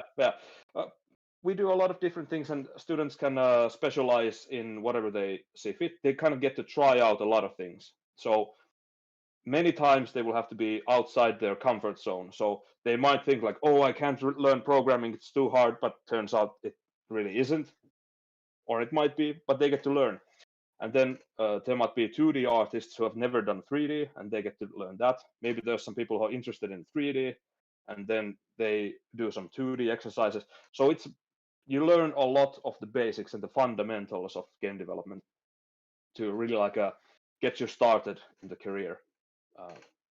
But yeah, I think it's a really nice school. It's very informal in the way that smaller classrooms, there's a good atmosphere. We talk a lot, we laugh a lot, we joke around a little bit, but we also focus on the core skills. So we want to make it fun, engaging, interesting, and have this good atmosphere. I like to joke that we work hard, play hard. That's the best, really. And I think the game industry really does that right. Not to say there aren't issues in a lot of overtime work and a lot of crunch happening in before, especially AAA games, before a big launch. But I think the general attitude of people is a lot more open, and it is very welcoming to everyone. And I think that's the charm of it, really. And it's fun. It has to be fun. It's about games. It is part of it. So one of the questions from yesterday and also probably today, I would say, has showed up is if you are looking into getting a game development education, and that might be a bit of a strange question asking somebody who is actually teaching in a school, but do you actually need a game developing education? Well, it's not strange at all. I think if you're good enough, if you have the skills to offer that are worth money, then you will get hired, no matter where you get it. But the thing is, it's very difficult to do it on your own, because if you're a student, you get to dedicate yourself into it full time in a good environment with people supporting you, and you're kind of expected to perform at a certain pace, which helps you progress. Of course, like if there's so many resources out there, so technically you could sit in a room by yourself for a couple of years and become high level. But how do you get like monetary support? That's one thing. How do you keep yourself actually doing it instead of playing other games or watching cat videos on YouTube or whatever? So that's the thing. Like very few people can do it, but it's really difficult to stay motivated and be accountable for it. It's a nice idea, but some people can do it for sure. Like you don't need a school, but for the vast majority of people, it's not really a feasible option because you'd have to support yourself while doing it. And well, yeah, but it can be also a hobby. Like there's nothing wrong with that in itself. If you want to make games as a hobby instead of a career, that's also fine, and it's a very nice hobby. But very difficult to. And of course, like if you don't know what to do, then you'd have to teach yourself. And without the guidance of mentors and people who've made it, so to say, it can be quite an uphill battle. So, and if you are that good, chances are you'd become even better at a good institution. So it's a difficult subject. So there's many reasons to go into a good school and learn. Absolutely. Absolutely. I think the question was coming more from people who may not have access to game development education, which in Finland we are almost taking for granted because we have access to it at all different stages, from vocational school to university. However, in the cases where that is not really a possibility, would you say that at least any education in game development, whether that is online source or maybe universities that are offering open university kind of courses that are available for people not enrolled in a bachelor's or master's degree, but rather just free to take, would that be a good option to start at least and see whether or not the education is worth it?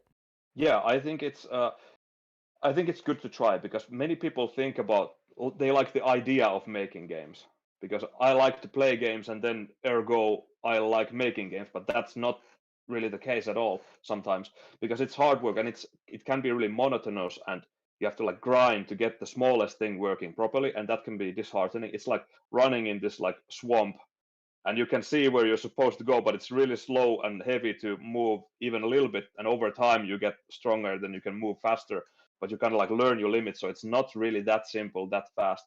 So it's not for everyone.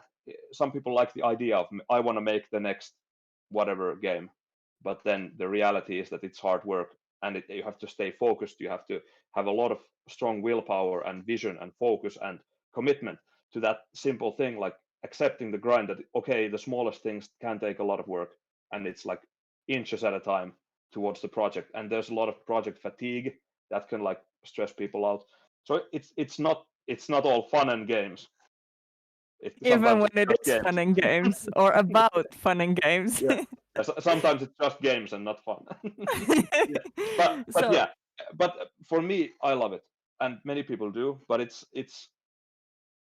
good to try, because it's not for everyone. And if it's the case that it's not for you, then you shouldn't pursue it. But to try it is very good, and there are lots of very good online resources, very high level. I follow them myself, but it's also like you kind of pick and choose because the level is so varied. Some are good, some are not that good, and if you're not that experienced, then it can be difficult to gauge what is good and what is not, because you'd kind of have to know before you can tell the difference. Any you can recommend? Yeah. Top three, let's say. Well, the first thing that comes to my mind is Game Maker's Toolkit on YouTube. Excellent game design videos. I think world class, like very, very, very good. High production value, excellent stuff. If talking about 3D, like Blender Guru, that's very good. One that's quite interesting in a way that is very quick in a way that like 2-minute videos, 3-minute videos, 4-minute, and very like this entertaining, fast-paced is Royal Skies, this kind of a YouTube channel. They talk a lot about Unity coding and Blender 3D and animation. So he has an interesting philosophy on that. He wants to get the best with the minimal amount of effort in the shortest amount of time. So the bang for your buck. It's quite interesting and very nice and quite entertaining also. So there's this small subject and it's very focused and very kind of intense and to the point. There's no extra padding anywhere. Yeah, it's refreshing because some videos can go on a little bit too much for my liking. But of course, there's different categories for different people. Some like a more methodical, slower approach, and some like the one thing that they were looking for, and then they want to practice on their own. But there's a lot of things out there. But those are just a few examples. If you could share them to the Discord server afterwards, that would be great. And to everybody who is watching, we do have a going discussion on our Discord server, link to which you can find at pori.fi. That is where you can reach out to us, to every single one of the presenters that you have seen yesterday and today, including Jenny, and ask freely questions about basically everything that I have talked about and more. So that is one place to do that. We have one question coming from Twitch, from Borbware, saying, what is your education and career background? Okay, that's actually funny because first I went to Lukio. We're going way back. So first Lukio, so what upper secondary school in English. Yeah. Well, people know Lukio. And then I went to the military for a year. And then after that, I actually went to Satairu and I studied there. And then afterwards, I studied in Jyväskylä University of Applied Sciences, so JAMK. And there was this, what was the proper name? Business Information Technology. Well, anyway, game development focus. It was like a IT tradenomy, so BBA studies, but with a game development focus, I took everything that I could to focus on game development.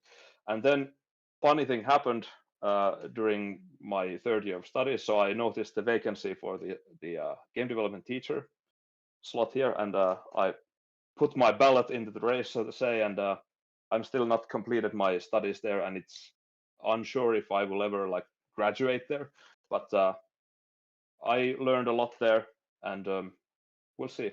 So that's basically my education. Career-wise, I have not worked in a company yet because things happened very interestingly. But I've done a lot of game jams. I've went to a lot of conferences. I've been around for a while. Like the first game jam was in 2014, and then I missed 2015. But since then, I've been in every game jam I can. Been on the global game jams, and then also here and there was the Museo game jam and the Game Hyatt jam, and I love them. I love game jams a lot. That's one of the best events. And then of course next month I was planning, or we are going actually with a student team. So me and 4 other students from our school, we already plan a team, and we're going to enter the GMTK game jam. So it's going to be a good one.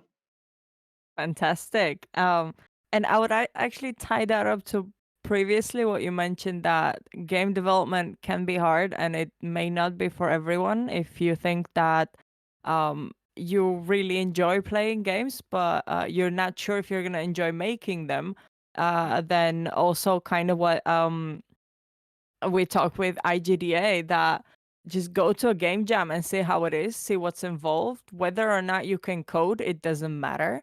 as long as you can be there. And I would personally give the same advice to people who are looking into hackathons. I showed up at a hackathon without any knowledge whatsoever, being the odd one out in physiotherapy when everybody else was in business. You may get the first initial feeling as like, what am I doing here? Am I in the right place? But quickly you will learn if you are willing to learn, and you will make very valuable connections. In my case, I ended up winning 2 years in a row. So you can definitely find your place and really push with the team and get things done, and then decide, use it as a dipping your feet into the water and see how it works.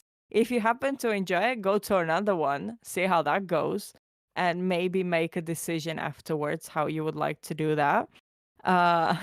We're having a few more questions. So Bor says, thank you. He has interest in game dev, teaching, and have been wondering if you need pedagogical studies for that.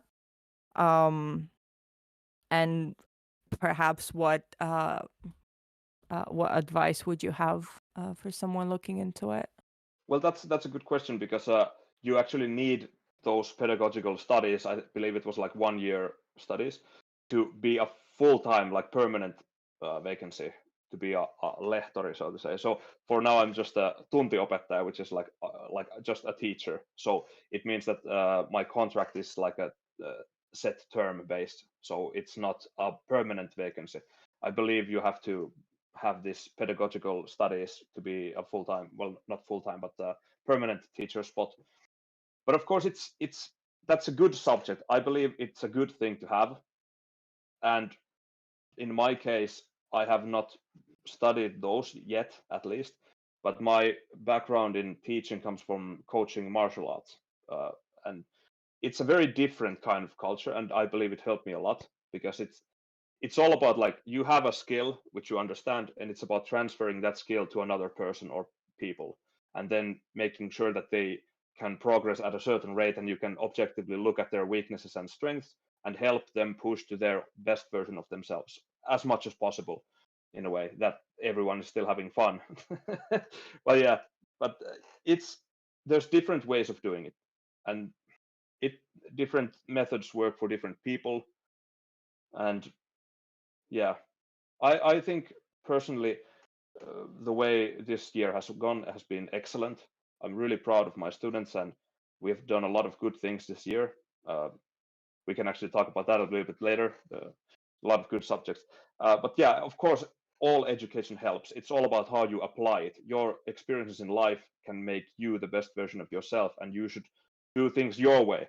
Don't listen too much on other people telling you what to do. Just think about things from your own perspective. Kind of like Violetta said about the hackathons. She went there in as a physiotherapist and then applied her own learning to do things her way, which was refreshing and placed extremely well twice in a row. So that's the thing. Don't be afraid of who you are. Use your own talents and your own perspective to win. I think that's the thing. That's fantastically put. And I believe we will see more of your work and your students' work a bit later today during the demo. Yeah. I asked a couple of students to showcase their demos. I think there will be. One of them actually is very interesting, because we made this project together in a jam a couple of weeks back, and we developed it a little bit more. And we're looking to develop it even more during the summer, because it has a lot of potential. I think it's a very addictive kind of game. So yeah, and also Can't very wait. good other projects. Yeah, it's gonna be fun.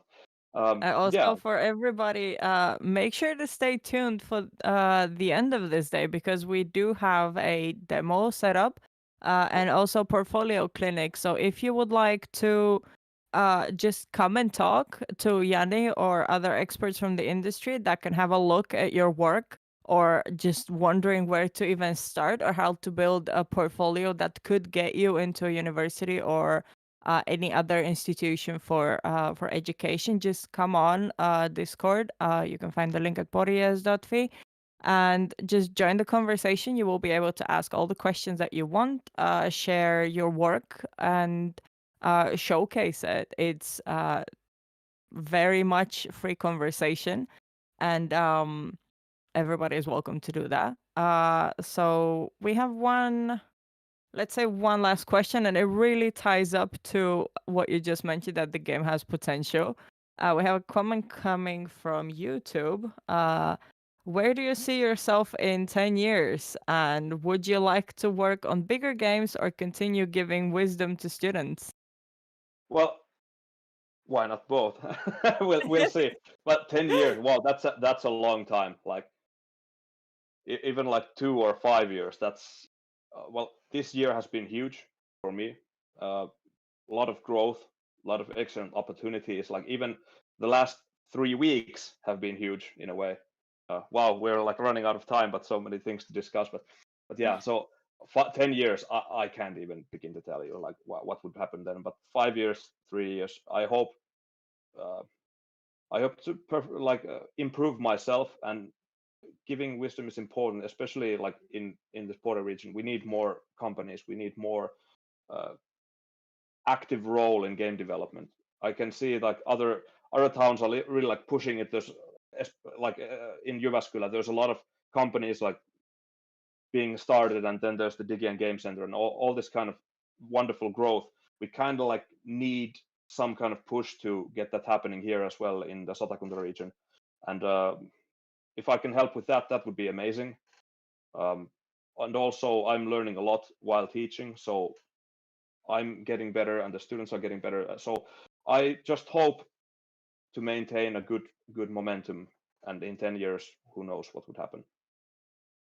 Fantastic. And after this talk, we'll have a small break for about 15 minutes, after which we'll be joined by Pirita Ihamäki from Game Coast and Paristek, who is one of the main people in the region that is trying to push the game development, gamification, VR and AR to businesses and to institutions.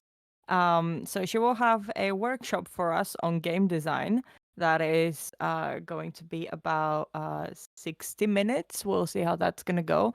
You are absolutely welcome to tune in to both of the streams on Twitch and YouTube and send us your questions as you go, and I'll try to get those to her. Also join the conversation on Discord for all of the resources that we're sharing around. There's a lot of links going. There are presentations being shared, so definitely join in. And if you don't know how to find that link, it's on pories.fi, or just try to find any of us on LinkedIn or other social media, and we'll try to get you through. So yeah, thank you, Yanni, so much, and I'm extremely happy that you were so enthusiastic on my request. Like, hey, let's make a game development event in Yeah, of course. Satakunta. Why not? Yeah. See how that goes. I'm really glad that that you responded and that we got to actually make it. And maybe we'll make it an annual thing. Let's see, next year maybe Pixels 22. Who knows? If any of you are in the Satakunta area and you happen to pass by Puuvilla Shopping Center, we should be live at the screen. So hi, Porilaiset. Make sure to take a snapshot and send it to us as at hashtag Pixels21 on Instagram. So thank you once again, Yanni. We will have a small break, after which we'll be joined by Pirita Ihamäki. Thank you very much, everyone. It was fun.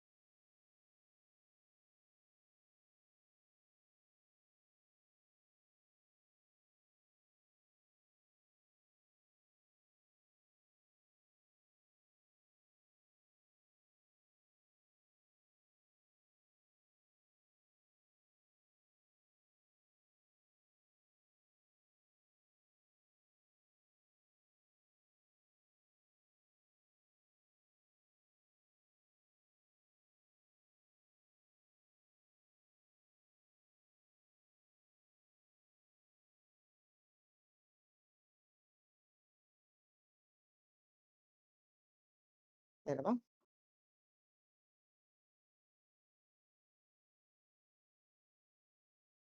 Okay.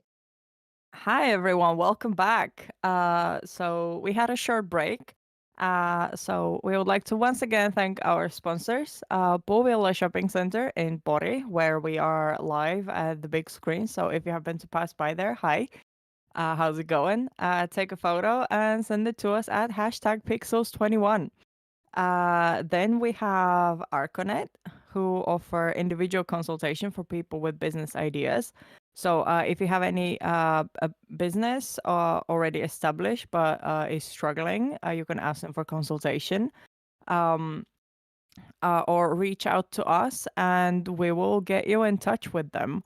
And of course, Spice Ice by Candy Town, who are also based in Puuvialla and who have kindly provided us with a few raffle tickets that we will be playing off at the end of this event. So stay tuned, as we do have a lot more going on, even though it is officially halfway of today. I don't know how quickly the time passed. We have had amazing discussion so far. So to sum it up, we had Mikiwi showcasing their VR games. We have had fantastic discussion with Ambitious Africa and why it's a fantastic community to join. Afterwards, we had even, I don't know if there's even a scale of fantastic discussion with IGDA, who also pinpointed why you should join a community such as IGDA that is global and that caters specifically to game development. After which we had a talk with Janne Grön, who represents Hata Edu, and gave us a really nice showcase on why you should consider a game developer education. What it consists of, what are the possibilities of it in Finland, and basically how you can get in. The streams are currently live at Pori ES on Twitch and also on YouTube. You can find us at pories.fi, where you can also get a link to our Discord server, where we have a ongoing discussion. You can directly contact anybody from the speakers panel from yesterday and today, ask them questions, look through all the shared materials that they have kindly presented us with, any kind of PowerPoints, any kind of PDFs, they are all there as resources for all of you. As well as if you are somebody who has dabbled into game design, if you have a portfolio, a CV, or a demo project, or something that you're passionate about showcasing, you can definitely do that a bit later during the day. It's free for everybody. It's open for everybody. So definitely come on, and we'll try to get you experts to give you some help and pinpoints on what you can improve. Or maybe you will find a potential game buddy that can help you develop it further from our community. Without further ado, we are joined by the one and only Pirita Ihamäki from Game Coast and Pristec, who will be doing a workshop on game design today. I think today we have had a very good representation of the like IGDA described like the usual suspects when it comes to games, gamification, and game designs that are always places that are always promoting games and game development, and especially from the Satakunta hub. I 100% think that you're one of them, always involved, and of course through the work at Pristec, definitely supporting the innovation and development of startups. I'm absolutely grateful that you agreed to do this workshop with us. It's always fantastic to have you here. And you could tell us a bit about yourself and what you do, where you come from, career-wise and education-wise, and then what you have prepared for us today, because I'm very excited. This will be recorded, by the way, for everybody watching. So if you feel like there's too much information that is of great quality, you can rewatch this. So you don't have to be very quick with taking notes right now. You should if you have a notepad nearby. But you will also get the opportunity to rewatch this. So Pirita, I'll stop my ranting now so you can present yourself. Yeah, thank you very much about Violetta for introduction. Yes, my name is Pirita Ihamäki. I'm coming from Bridgetech Limited and I'm leading on Game Coast Network, which we have now 55 members. There's a game designers, but they also have some innovation hubs from the EU level. And then we also have the companies who are in creative enterprises. But connection of that, I think about game design, as Violetta mentioned about what I've been reading before. I've been in University of Turku University, and then I also studied there game design and some game development, game experience. I mentioned maybe more user experiences generally.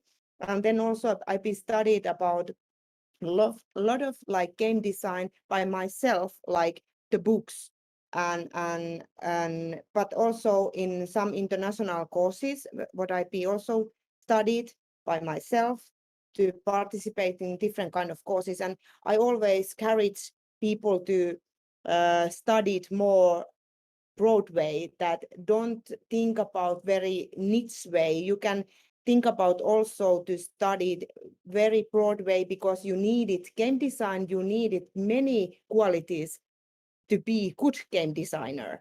And I'm not I can't do like how can I say it, like nothing nice game design itself, but I can bring there some expertise about it, what you need to have for game design elements and that kind of things. And I'm more involved with gamification about it, and also service design, what you can use it service design for game development.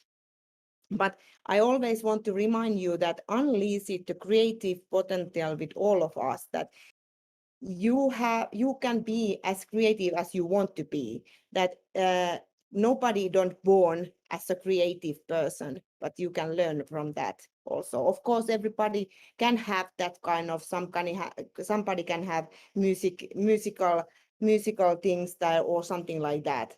But I want to mention about something about, if you can go to Miro, then you can see that net page there, and you can take this Miro there, and you can answer for these questions in there. When you heard word about creativity, what do you think about next? Usually people are thinking that creativity means that innovation, or you need to be game designer or something like that, or you are artistic work, or you are musical creative person or something like that. But how can we extend it, our creativity, that what you can do by yourself? You can improve routines to use design thinking models daily basis. You can start to using about it everyday life for this designing, like it. You can even design of your workday, how you design it, how you make your workday like a game. And what happened first, and when you eat your breakfast, what you do. You can, if you be seeing that kind of video, how you cut for your bread, or how you cut for your something, tomatoes or something like that, you can build about game of that also. And there is something helpful for guide already available to be creativity. Then also networking, different kind of people. You need to understand that you need to networking different, and I'm happy to be here now, because this is also networking place. You can network for different kind of people. You can find out different kind of personalities. You can even nationalities, and also then you can inspiring your result of game design, because then you can get involved with different kind of people. Then you can see something different kind of field of the game design. Example, user experience, that you have to have elements of there, you have to have some kind of visual elements. And what kind of visual way do you use it? Like this today we are talking about pixels. Do you use it like which remind me like different kind of games where you use it pixels? And then also, what kind of qualities we need to have in order to be excellent game designer? I think about one of the most important things that you are co-creation working skills, that no one don't make games by themselves. You need to be qualified that you understand that game field is a big field, and we need each other. That and also innovative thinking, that you can think about it different way. You can take perspective for your game design for different field, and you also can think about real life thinking or that kind of like normal. What is, if you think about how to design like bottle of water, which is like simple one things, that if you do it that you're by yourself, how do you do it, and do you feel what kind of color you use it, and that kind of things. And that kind of way you can start to building again new kind of game. And then also icons and labels are clear, that you need to have like that kind of idea that what can you use it, what kind of icons you use it your games, and that kind of thing. Then also what kind of game design you want to see more. You have to think about it. Do you want to be the designer that want to create something new? Is it happen that you use it different technological things like AR, VR, as you here is the some knowledge about that games, or do you use it some kind of connectivities like nowadays Internet of Things, that the game itself happened that it's somewhere you have to connecting yourself, like some kind of example inside of the game, like nowadays we have shopping malls which have own games inside of the shopping mall, that they have some kind of connections that they know when you arrive inside of the shop place and you have to do there something. And 1980 game design has used large pixel design games, and that was the then. What now is the realistic world is involved with the game design example, that you can make yourself like looking like yourself about to be in a game itself. But then I want to remind you design driver innovation, that IDEO's approach design driver innovation model at first step is inspiration. And I think about it that when you go out yourself in the world, you proactively seek experience that will spark creating thinking, that like nature in Finland, we have nice nature. Then when you go inside, outside of your door, and you see the trees, there's different kind of trees, there's a different color of trees. What you can think about them? How can you think about to involve with them in your game design? Do you use the color? Do you use it some kind of materials of your games that you start to thinking about it? What else you can think about it? Then most important is the interaction with expert, immerse of yourself, and do something unfamiliar environments. Go that kind of environments that you never usually go, or you don't even maybe want to go even that kind of place, because you are not fit maybe that field or something that you think about it, maybe there is nothing for you. But when you go there, be aware about what you like and what you don't like. But what about it if your game design can be even that kind of things, that you go a little bit unfamiliar area, because when you go that kind of area, you maybe, because you are outsider, you can see more things that maybe insider can see. That's could be the one of the things, it's come your game some ideas. And then extreme user, for example, you can discover how early adapter make clever use of game technology. as when mentioned about when come this kind of Pokemon Go, that nobody don't believe in that game, that is coming like AR games is coming huge successful game that time. And that is the one of the things that believing yourself, believing your innovation, believing that you could be anyone, you can make your game design the successful when you test it enough, that inspiration, tested your inspiration about it, talking about your game ideas for people, different kind of people. And if your grandmother even like your game design or the game idea, then that will be successful.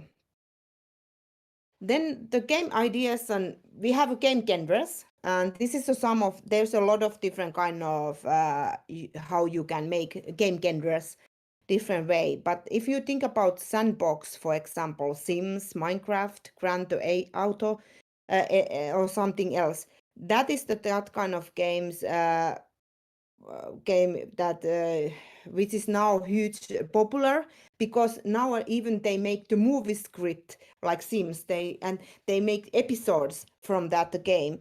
Then also real-time strategy games, example Warcraft, Age of Empire, Command and Conquer. Then shooter games, then multiplayer online battle areas, role-playing games, simulation and sport games, puzzle games, action adventure games, survival and horror, for example. Then platformer, for example, Crash Bandicoot, and then board games. There's a different kind of game genres, and then you can think about also that I also want to push you about that if you think about it, I'm always doing like shooter game, or I'm always doing simulation and sport games or action and adventure game, that go to other area, go to look for their what you can take them from your own game design, that you looking for different kind of game types, if you can find their example game mechanism, or you can find it game design elements from your own game. Especially I love I'm very bad player, but I love games. I love them so much about, and I love them the story. I love the game design itself, that how beautiful they are, how you make the design for the games, and I love to inspiring about that. And I use it game elements for gamification from another area. You can use it like example healthcare. You can use it game elements from like occupational safety training or somewhere else. And mention about sandbox, there's the Sims example.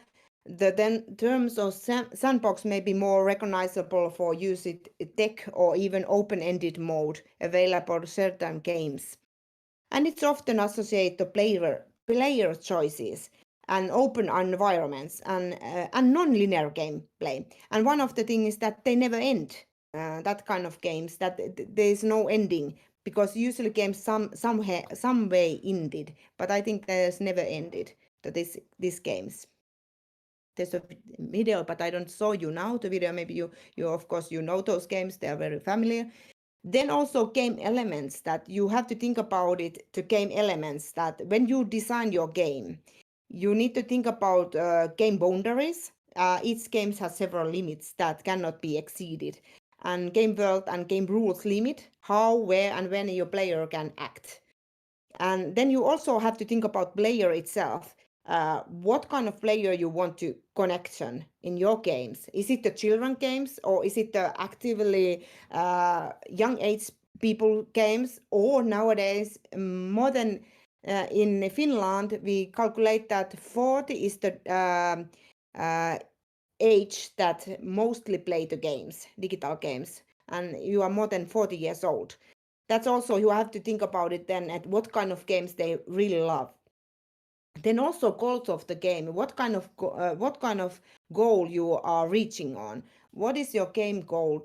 Then also rules of the game, and then theater of the games, what kind of theaters you put in your game, and resources.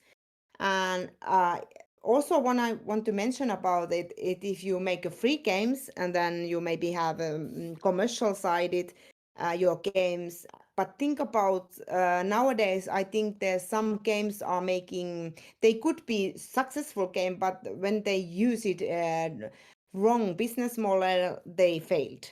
And that's also when you think about to make the game design, then think about also what kind of business model you want to take it.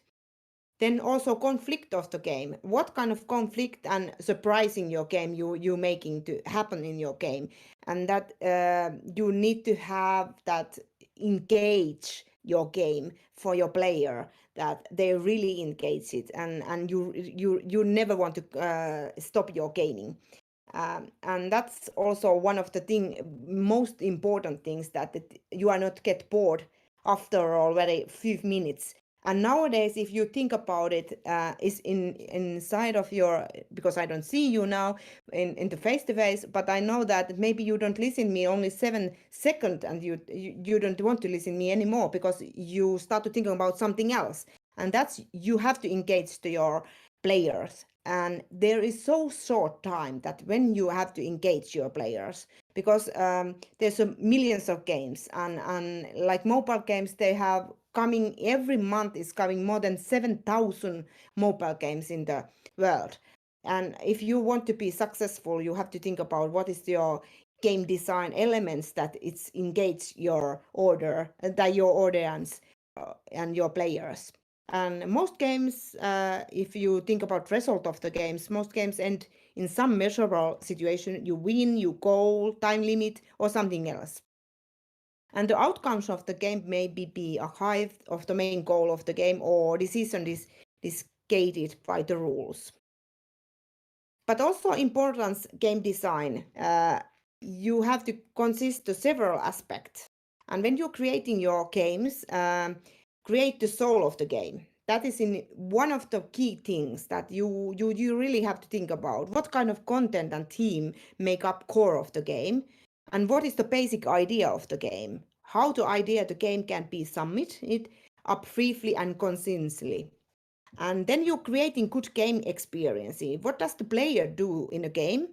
How does the game entertain? And what challenges the game have to player? And if it's too easy to game also, then it's becoming bored. But if it's too hard to get the reach to that also, that's also get bored. How the content and functionality serve the shape of the gaming experiences, that is also important. And I want to encourage you, the only way to do it is to do it. And that's what you need to do. And the important game design that avoidance errors of the production state to ensure that game mechanism is functionality. That game mechanism is one of the key things what you do in your game, because if your game mechanism is not working, then your game is never working at all. Then also risk minimization, that anticipating most challenging areas, that you're developing solution options that you need to test in your game when you develop your game. And I tested always my game design when it's the paper prototype, that I never do anything before that I need to know that is in the paper is working by paper. If it's working like paper, then I know that maybe it's good working then also if you do. And remember that security direction, the production chaos, and what is the vision of your game and how get it there, and which part belong to game, and or what basis or whatever the part serves the goal of the game, comfort or challenges. And remember also that your game have to have some kind of wow elements, because when you go to your games, that you need to have some kind of wow elements that you want to see more.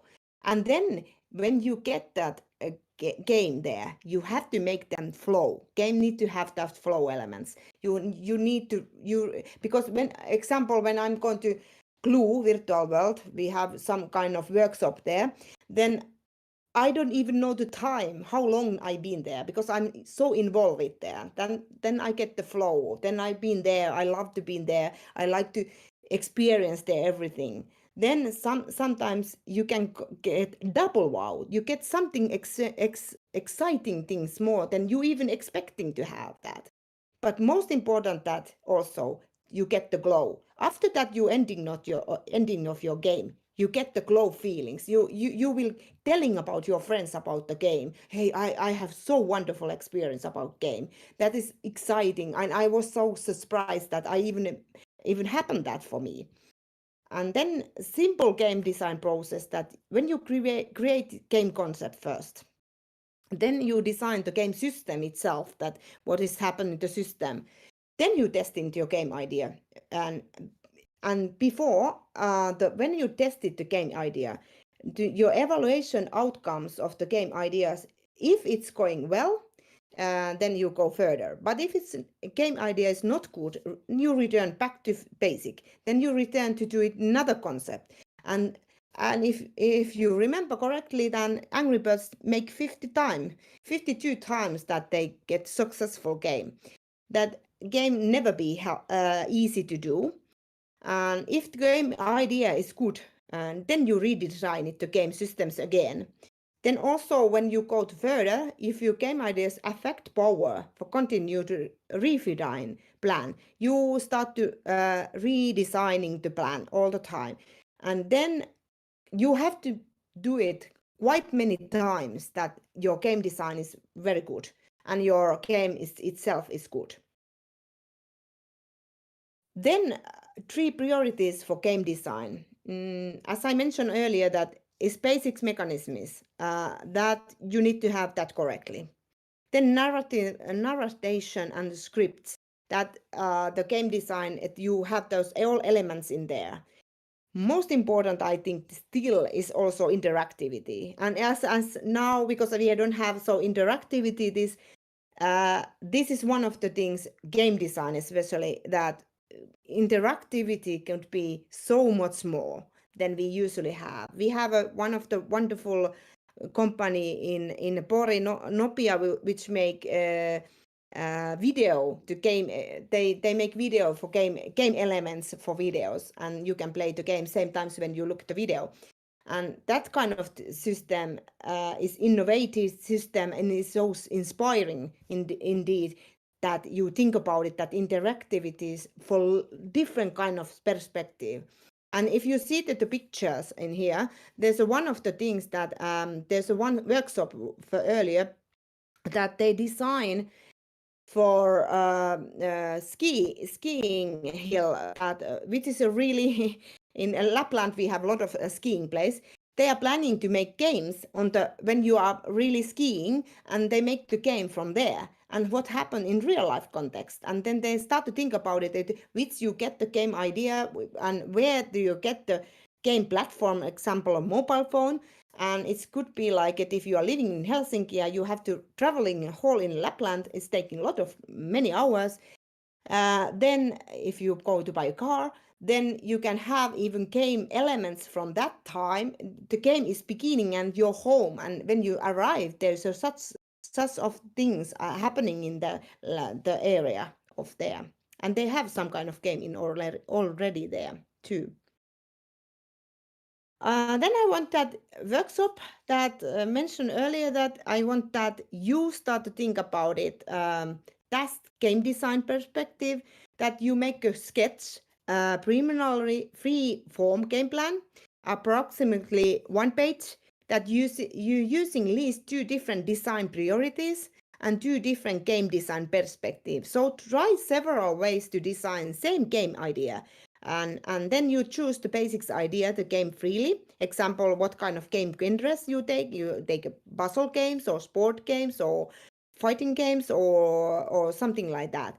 Then your creative craft visualization of your game idea.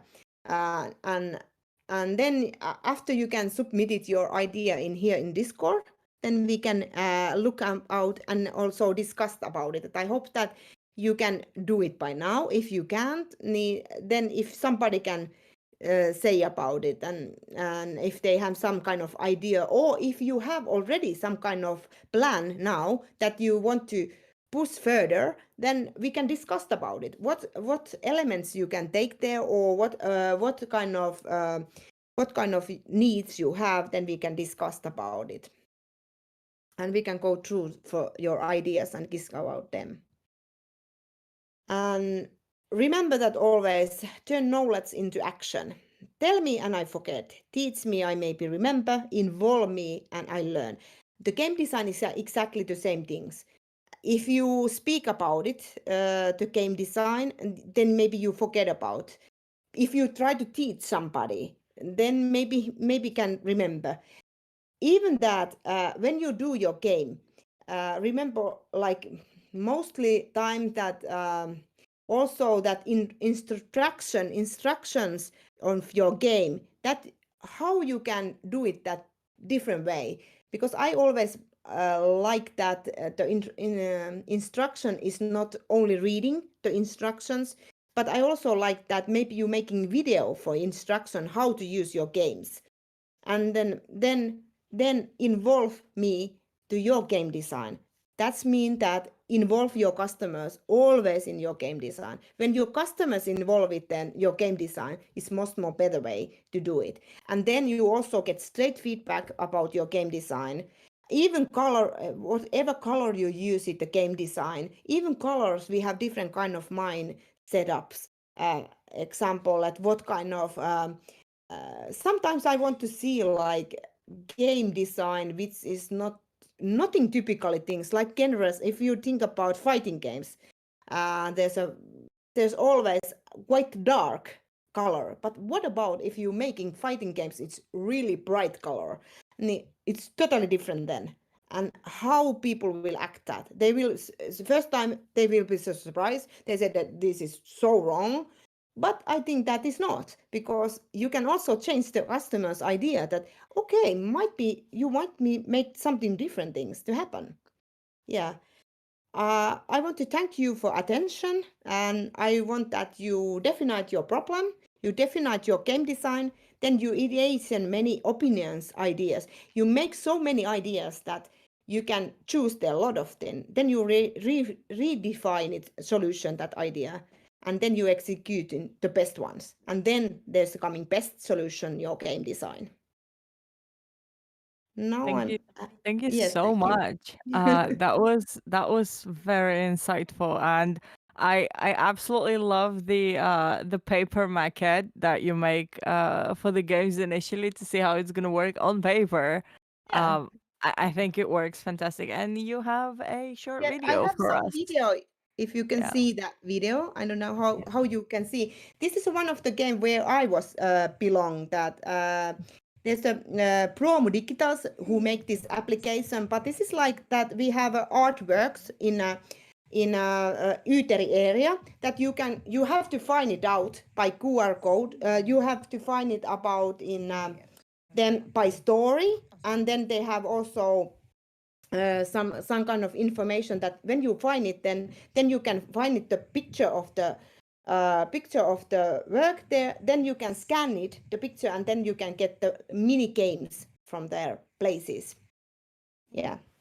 That's nice. It's a little bit like a treasure hunt out in the outdoors. I really like it. I think you mentioned Pokemon Go. That has definitely had a resurgence in I would say last year and also this year, with people really rediscovering the joys of being outside. Yeah, you can stop the screen sharing. That won't be needed anymore. And as you mentioned, later we will have the all the materials will be shared via Discord. You can submit your game designs or game plans on there. Or if you are still thinking about a game, you can make sure to write those down and really think about it in the future when you are planning a game. Again, today has been a very recurring topic that game design really needs all kinds of people, whether you're coming from music or visual arts or any kind of other art. There is a place for everybody.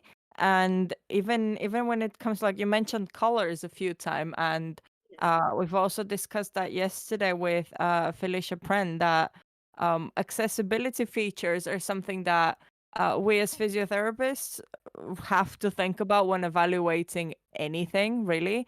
However, most people who don't have disabilities they don't necessarily know whether or not a color scheme will work well. And this is where the input of somebody who is out of your own personal viewpoint can really bring the input and advise you through it. And it could be as simple as changing the color scheme or adding a accessibility feature.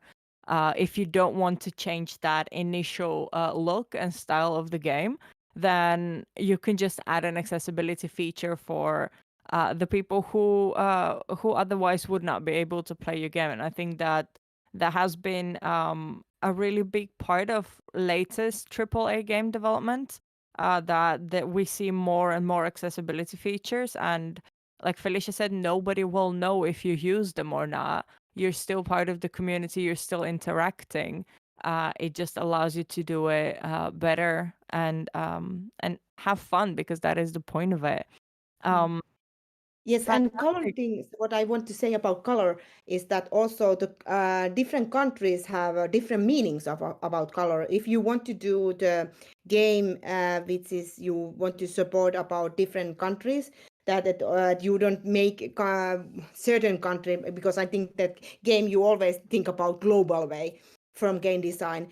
Then you need to think about it. If you go to different markets, then you maybe need to change the color, because of like China, they like red and gold is the usually what they use it a lot of. Then in Finnish, we like white. How can I say it? The color is like a white, not so colorful indeed, and especially in business world.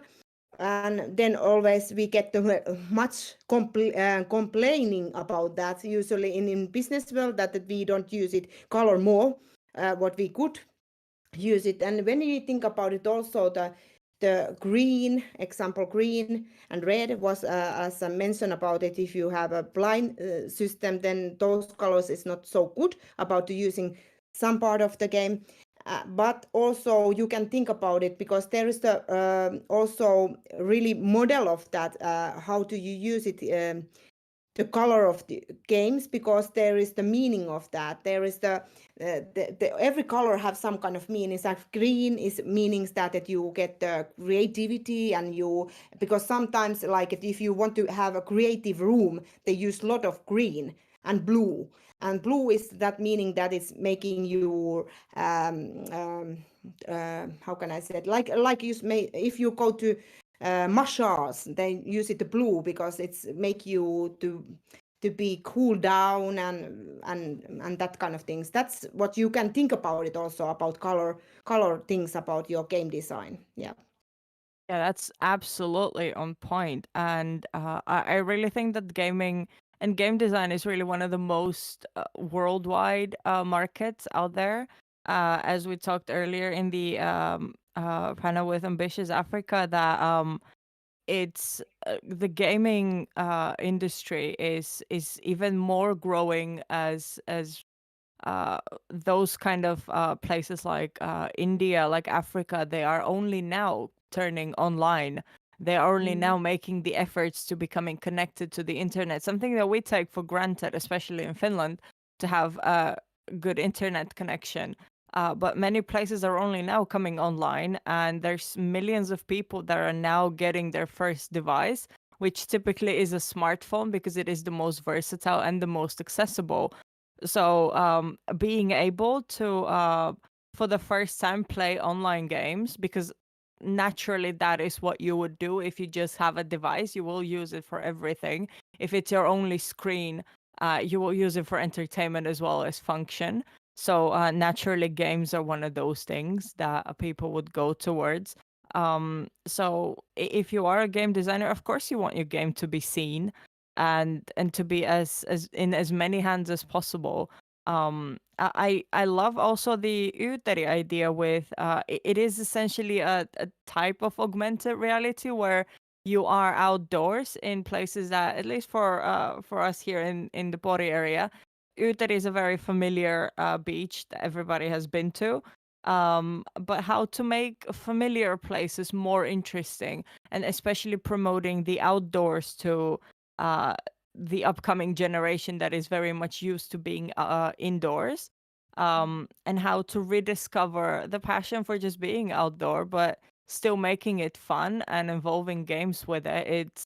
It's one of the most motivating things. And I would like to give a shout out to Zombies Run, which is one of the best apps for gamified running. If you really don't like running, but you feel like you want to start, highly recommend it. It has everything involved in it.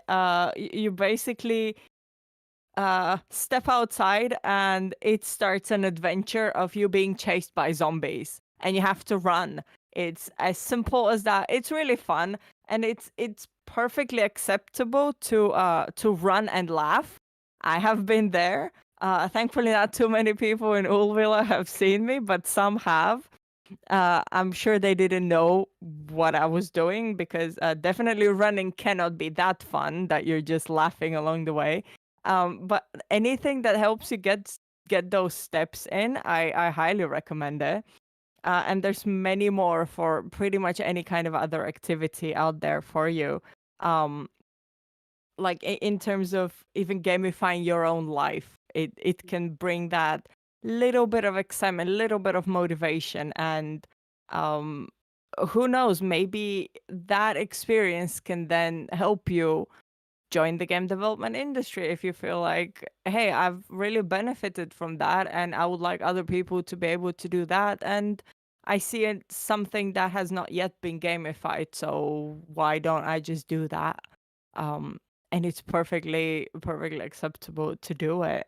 I think I'm excited now to go to Utteri and to actually give it a try. As a non-beach person, I don't have many reasons to go there. But just walking around and playing a game sounds like a pretty good idea. Yes. And I like the idea that you said about it, that that everybody can design their own games in their own lives. That because example, sometimes you are boring when you are studied for game design even, or any subject indeed. You are boring. I don't want to study it today. I want to do something else, and I want to relax or something. But if you gamified it, your reading example, you take a book and you make to schedule that you need to have that kind of things. Like example, if you have an exam coming on and you really don't want to read about the books, and you are really boring about it, this subject is not so for me today, and maybe you gamify your reading, and then maybe you get the successful results about that because you do it different way. And that's why I love the idea that you gamified it, your life, examples, and then simplest one, and they have fun. That's the only thing that I can say about it. Have fun, and that's mean that you need to discover about your life different way. Then you can motivate it, that kind of even subject, but you usually don't do it, and that's why it's nice to have that kind of idea. Yeah, absolutely. Absolutely. And I think in terms of personal development, it does not have to be boring and it doesn't have to be a chore. And there's plenty of resources out there to really help us through that. I have just shared on Discord a few of the links. So for those of you just joining in, we are live on Twitch and YouTube right now, where you can ask questions that I will then share to Pirita. And we're also live on Discord, where you can share your game plans or just come and interact, ask questions, check out the sources. All the links are there available. So one of the questions would be for somebody who is just thinking of maybe starting a game. What would your advice be in terms of how do you start? Where do you go from having an idea in your head? Then how do you actually make a plan? If you think about it, you can get a plan for anything, and usually what I'm doing that I want to inspiring myself, that I'm going to outside, I'm going to look about different kind of things, or I go to internet, I go to YouTube, I go to watch the videos, different kind of game videos. I look a lot of video games and that kind of things, then maybe get idea that. Then I write it down, ideas that what is the good things, what I like it, that the game idea. Then you can go to outside to talk with people and example. And when you have that idea, make the description, so small description that you can tell about what is your game idea, to asking somebody, your friends, especially that kind of person who don't involve with game at all or something. If that game is how can I say it? If that game is like it's you sell it your game for your grandmother, then it's a good game. Then that's why I want to say about it. Share the ideas for that kind of person also who don't play the games. I have to mention about it that my mother, who is 74 years old, is playing game more than me, and digital games. He has more time. That's why I said about don't think about it that they are not playing the games. They really play the games. My mother playing every day for some mobile games. And my father don't, but my mother love. But you need to think about also that who is your customers, who you think to involve with that what kind of age people you want to involve with game. Because sometimes game, if you want to involve it like 70 years old people, then it's different kind of game. Maybe the remembering games when you have to remember words or pictures or that kind of things. And that's also is the huge market potential indeed, because nowadays we are getting more older than those people want games. And if you think about it, I born to game world. That time is a lot of games in already existing. And what about now when you are young age? You have been seeing so many games. Then when you are old, you want to play the games, even you are old. And then you have to think about it also, that kind of things. But most of things that where you get the ideas everywhere. There's no place where you can get idea. But interact with people, go outside to see things, go also look for internet, different kind of game models, mechanism, that kind of things. And YouTube is a very good channel about that.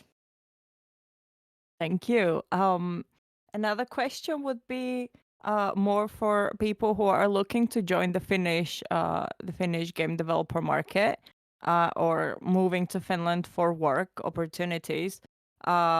Since you are based in Satakunta, could you say which ones are the first connection points that people could contact if they're looking for career opportunities within Satakunta?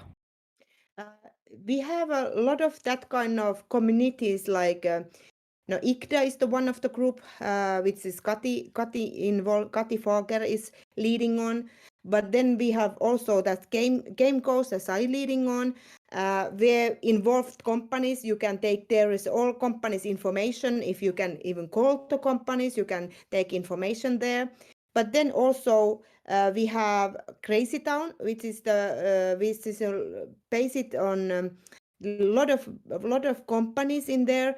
If you come that kind of place, then you find it more companies in there. Then you can involve it yourself the more there. Then we have that kind of nowadays, that kind of, if you are international student example and you are coming in Finland, we have that kind of Kummi family. It's mean like I don't know the English. We don't get it in English version. Family things is mean that we give it you family, Finnish family, who introduce you about this area and take you to some like Uteri example, and take you to different kind of places and connecting you right places and connecting you to people. If you are interested about game design or game world, then also we have a lot of companies, not so much about companies in the Pori area, but when you involve it, even though those small ones, then if you are coming here to make game companies, you can be successful because you can help the other field of the like creativity world. We have a lot of that kind of companies also involved. And very near 100 kilometers is Tampere and 140 kilometers in Turku area, where is a huge game communities also, that if you come here, you can get it connection very easily for many communities, and we have a lot of opportunities to give you.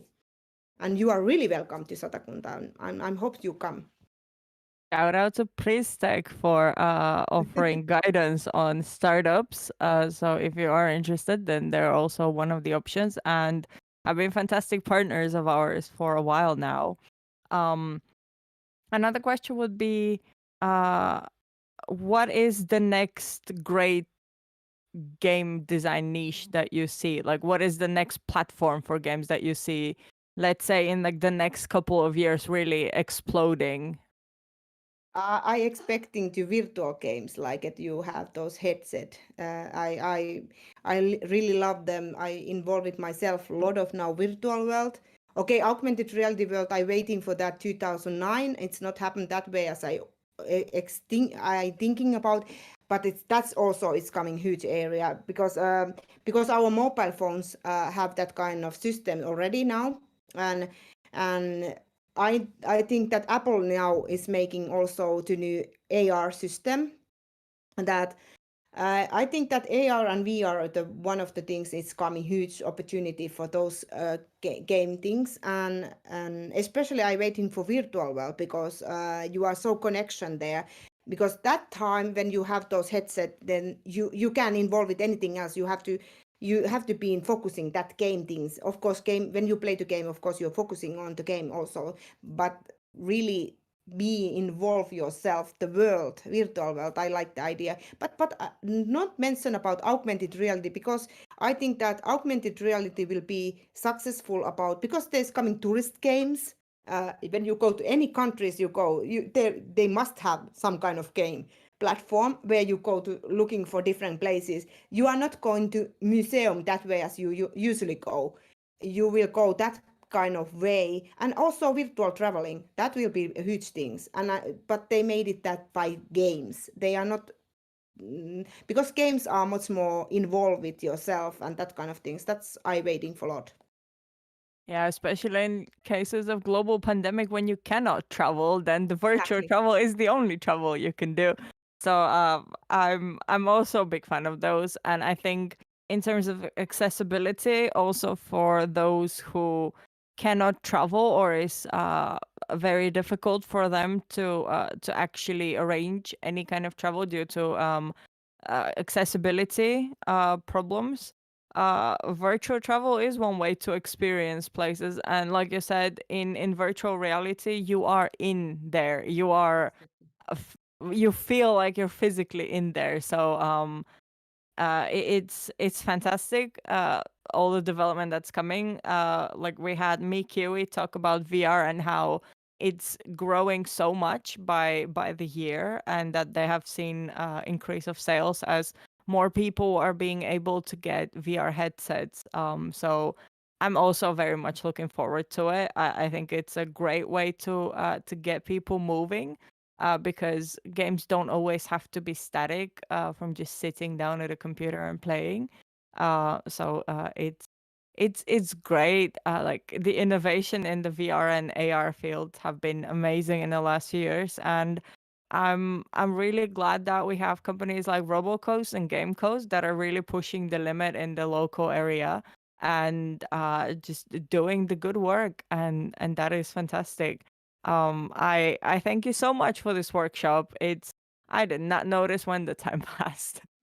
um Once again, reminder to everybody, you can send us questions via Discord. You can find the Twitch streams and YouTube streams, whichever you prefer, at pories.fi. All the links are available there, so you can come say hi to us. So we will continue after a short break with an expert feedback that will be structured as a portfolio clinic. So if you have any portfolio, if you have a demo of your game, if you have any project, definitely jump on the Discord server. You have access to all the resources being shared, and everything that has been talked about, all the links, all the introductions, all the social media, everything. So definitely join us on there. And we will see you a bit later, where we will also be showcasing everything live.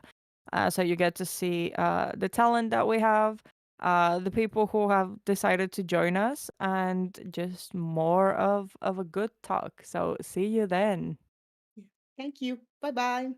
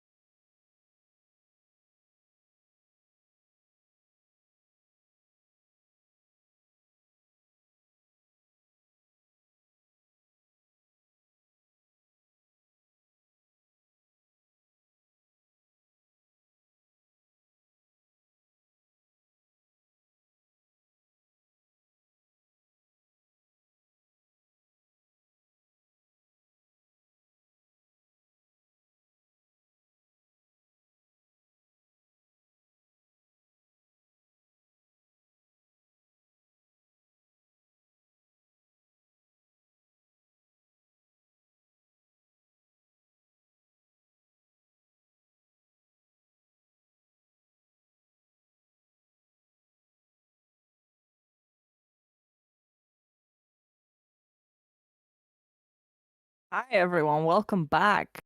So we are in the more practical part of the event. So for the remaining duration of the event, we will be having more of a CV clinic type of format, or in the case of game design, that will be more related to portfolios and demos. So if you'd like to see some of the talents that we have joining us, then stay around. Before we get to the showcase of the portfolios, we are gonna talk a little bit about what makes a designer CV or a designer portfolio. What should aspiring game designers look to include in their portfolios, or what is a good way to showcase what you can do if you are looking to get a job as a game designer or within game development? Yeah, I think we probably should introduce ourselves again. So, hello everyone. I'm Jani Grön, a teacher in Sataidu, animation and game development. Hi all, Sayutola, also teacher in Sataidu, game development. Yeah, so we talked about earlier how game development is very large, so there's a lot of different things you can do. But let's say game designer, you mentioned that. I think, of course, like, well, prototypes of games are really important. So making a lot of projects is very huge. So you'd have a portfolio of completed or at least semi-completed, like jam projects and maybe some bigger tests or whatever. So you can show that you've actually done and designed games. So game design documents and game projects. Also, I think for designers, coding experience is very important.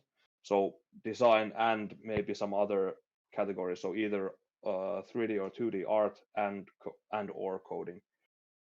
So I guess that would be really important. So not only you can design games, but you can also create games. That would be a really important skill to have. And you'd have to be able to show that you can actually do it. The track record and experience is really important. And well, like if you have any experience in like any conferences or maybe you've like done public demos or stuff like that, that would be good to show. Yeah, there's a lot of different things. What do you think, Saya? Yeah, if we're talking strictly about game design, I would say that you need links to download the games or projects, and also 1 or 3 like well-documented projects. Not necessarily the whole game design documents because they are like massive. So like short blogs or short documents about what you did is enough, I think. Also, demo or video reels is good to have in.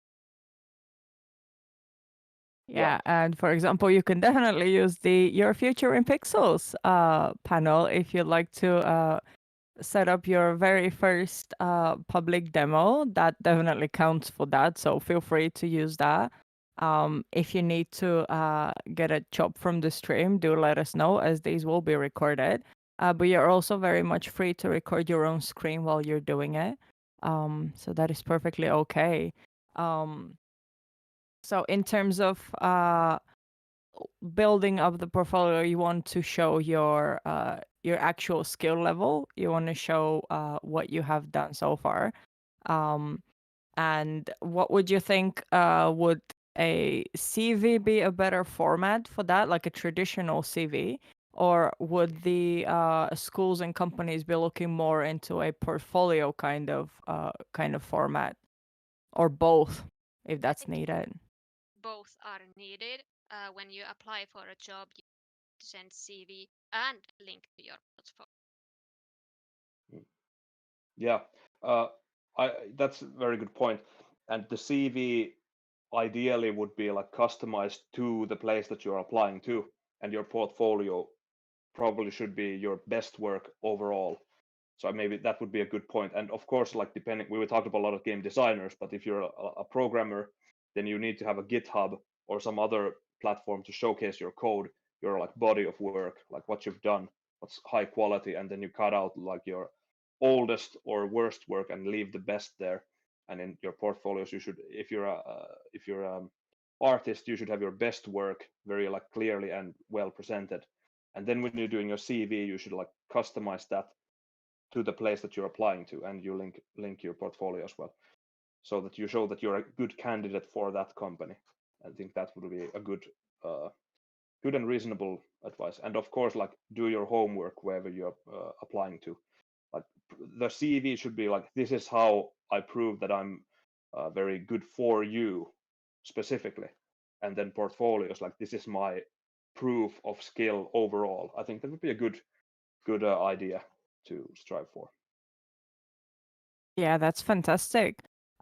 Would you think for a portfolio in terms of overall look, would it be good for a designer to have a little bit of everything that they could do?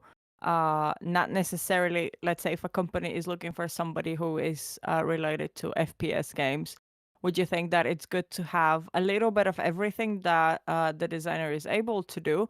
Or should you tailor it specifically towards the look of an FPS game? That is kind of coming from the Pirita talk just now, that most shooter games are in very dark and moody environment, but then if you make it really colorful, it could be something very different and not common. Fortnite is one example that completely blew everything out because of the looks that it has. So would you think that would be more valuable to just tailor it towards what you think the company wants for that project, or just an overall skill in as many and diverse possible projects that you can find? That's a great question. In portfolios, I think it's always quality over quantity. So you should have your best work, and you should not have any mediocre work there, because that kind of brings the overall level down. I think, well, of course, it would be best if you can show the tailored content to any employee, but portfolio-wise, it would be probably too much work to have a customized portfolio for each company. But the CV should be customized, so you should show them, okay, and your portfolio should be like your life's work, so to say, in the best possible way. But then the CV should be like focused, okay, this is why I can help you guys do your project because of reasons of this, and this is what I've done that supports why I can do this job you are looking for specifically. So I think that would be the answer. What do you think, Saya? Yeah, because there is usually some type of NDA involved. You don't know what game they are specifically making and what like the style of it will be. So I think you should show off versatility in your port always.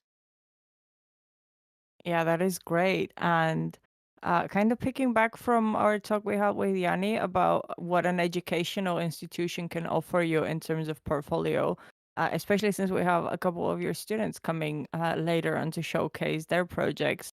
What would you think is the best opportunity that going through a school on game design, what would be the best support that they can give in terms of building that personal, let's say, career bank of having those demos and portfolios and everything involved as projects? What do you think is the best thing that an institutional education can give you? Well, I think that's a great question, by the way, because the teams and people you meet that you can collaborate with, because other people can help you become better, even your like peers and your other students. They're like talking with each other and like pushing each other. They're learning new things about each other, and then they band together and make new games, and they're most always a lot better than what you could do by yourself. Because if you have to do everything, like coding, graphics, design, everything by yourself without the help of other people, it's you won't get as far as with the collaboration of other people with other new ideas, new outlooks, new experiences on life. You need those people to really grow and make projects, and then your portfolio will look a lot better because of the collaborative work. And then you can show like, okay, I did this. And of course, like in work life, you are collaborating with other people, so you'd also have to show that I'm a team player, I can work with others, and I can document that I'm well working with others. So it's important to meet new people and work together with new people in a productive way. Yeah, that's great. So, a tip to all the students out there, make sure to write down every single project you do that you feel like this is a good work. And also to use the opportunity while you're studying to do your best at the project. And with the thought that this is not just a school assignment, this is something that I can prove as me being capable to do the work that it requires later on, because that is something that future employers will be looking at. And I think that counts for every other area that is out there, that it proves that you can do your research, that you can do a task that is given within the parameters that you are given, and that you can deliver a result that consequently could pass evaluation, let's say if it's a educational institution. So could you tell us more about what Sata Edo offers as these kind of proof of capabilities throughout the time that you study game design at Sata Edo? What is required of the students to prove that they're capable of, and what is the format in which they do that? 'Cause I'm guessing traditional exams are not really how you prove that you can do a good game design project. Yeah, we have this ABC paper, like, which is the best one. Yeah, you wanna take this Saya first? Yeah, we have at first we do like this.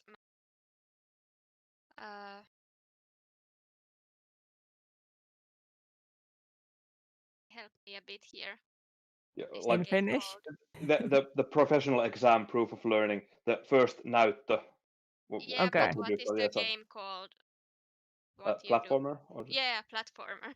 Yeah, Yeah, yeah. yeah, we do a 2D, usually 2D or 2.5D platformer in a team, small team, 3 or 4 members, and everyone has their own like stuff that they do. Some program, some to do the art, and some do budgeting and kind of thing. So that is the first one. Do you want to talk about the second one? Yeah, sure. So first they kind of prove that they can work in a team, then they can make an actual game in their own role, what Saya talked about. And then the second exam, so to say, is where they work alone. So not in teams, but alone. And they make a 3D model, a character that they design and concept first. Then they make the 3D model of a character. Then they texture it, and then they do the rigging, and then finally they do an animation, a walk cycle. And of course it can be it doesn't have to be a human biped or humanoid character with 2 legs and it walks. It can be something else as well, but like a movement cycle, so to say. And then they do that in 4 days. So they start on Monday and they finish Thursday, and then on Friday they showcase their work, and then it's graded and it's talked about. So that's the second. So first is the game in a team, and then the second is they work alone and they make a 3D character and they texture it, animate it, and rig it. So, and they have to design their own unique character, so it can't be this character that they saw online. So they have to use their imagination and character creation skills. So it's a really interesting exam. And then finally, the third exam is the, let's say, the final one, where they can either do a game alone or in a small team. They can also do animation, that's also possible, or a written exam, which is like a long essay on a subject of their choosing. But usually people make a game or an animation, and it's up to them how they do it. But they have like almost a year of time to make the final exam. So it's going to be a bigger game with more quality, and it's totally up to them what kind of genre of game they want to make. So that's kind of their magnum opus, so to say, during their studies. And of course, they have 2 internships also as part of their studies. So one internship is 3 months. So 6 months in total. They can either work in one place for 6 months or in 2 different places. That's also possible. That's fantastic. And a year of of development, it might sound like a long, Mhm. like a really long time to some people, but it's so short. Yep. I think my thesis time was like 1.5 years, and it's only writing. And it's still like you get to the last minutes, even if you felt like, oh yeah, I'm so gonna be done with it. And you get to the last month, and it's like ramped up at 150% because all of a sudden it feels like nothing is done and the time is ticking. And it's really not a long time. So a huge kudos to those who have managed to do that. Yep. And it's And really it easy to think like, oh, I can start next week, or I'll just do some design work first, and then oh, I have so much time, and I can go a little bit easier now, and then things ramp up and escalate. Like, oh, I don't really have that much time, and it's really difficult to schedule. Maybe they over schedule their scope, so they want to make this huge game where there's this and that and the other, when they should have like compress it a bit more and then polish that smaller game and maybe expand it a little bit later on. It's difficult because it usually you underestimate the difficulty of making a game by 3 times. So if you think like it's going to take a month, it's going to take 3 months. If you think it's going to take 3 months, it's going to take 9 months. So over time and with some project management skills, you can like more accurately estimate how long it will take, and also pace yourself better by using tools such as Trello or other project management boards. So it's tough and it's a good experience. Like usually most everyone like gets burned a little bit by this time schedule, and it's good that they do, because yeah, it's a good experience. And also sometimes they get bored on what they're Mm, doing because it's such a long time to work on a single thing. yeah, yeah, project fatigue is a huge Yeah. huge issue, and it's like weekend jam games. It's all fun and games because it's like one and done. You don't have to worry about it ever again. But longer projects that kind of stretches you out in a lot of ways. It's tough and it's exhausting, and then it's no longer just like fun, a hobby. It's Yeah. work. You do the same thing over and over again. You see it, you think about it so much, you kind of like get sick and tired of that game project eventually, maybe. And it's hard. It's a true test of willpower. and then it's even more exciting when you get to do the next thing. Yep. What would you think is like, let's say that a student is preparing a game for their final project and they have done something like that. What would you think is the next step for them? Like earlier we had from Mikiwi, they said that they really like to get their game first on Steam, see how that works, and then if that is good, then move it to a VR specific platform or places where VR games do a lot better. Um, what would you think is a good first step in terms of not necessarily only VR specific, but just mobile or other games? Let's say the game is ready into like a beta demo version that is somewhat functional. Where would be a good first place for a student to put their game, or an enthusiast? That's a great question, and I think a good platform, because Steam, of course, it costs money to publish a game there, and if you have the mean, I think it was 100 euros per game. If you can pay it, do it, because that's the place to publish a game, and you can get visibility, and it's professional. It's very good to have a game on Steam. One that's free and is very good is itch.io. I recommend that highly, and there's a lot of game jams there. It's a good platform. You can almost like build a portfolio of completed games on itch.io. It's very possible. Uh, and if you're making mobile games, I think like Apple, like App Store or Google Play, I think it's very cheap. I think it was 25 euros to make a developer account on Google Play, and just like if you're making Android games, just publish there. That's not an issue.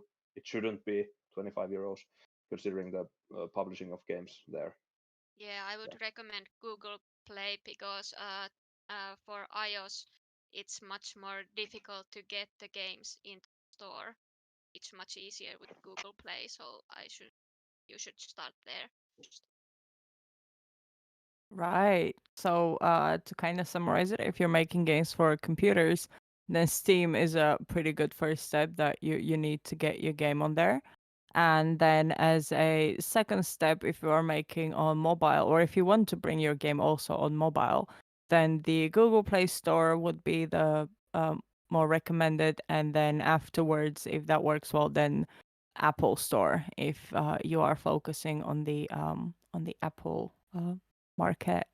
That's fantastic, and I think we can bring in the first portfolio. So we can take a very short break just to set things up, and then we'll be right back with the very first portfolio showcase. So see you in a bit.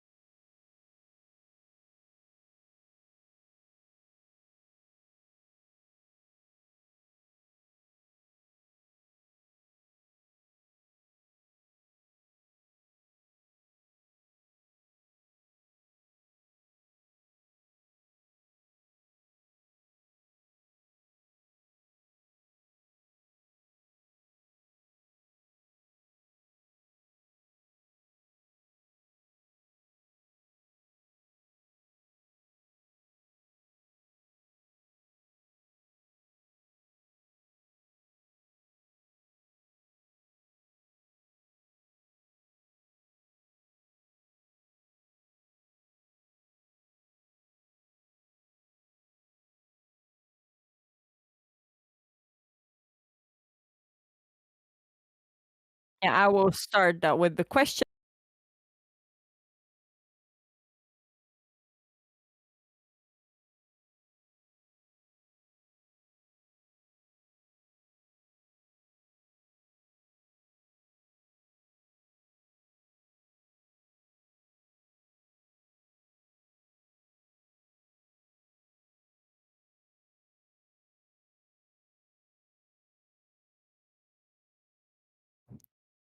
Hi, welcome back, everybody. We will have a showing of the first portfolio or demo or both in a second.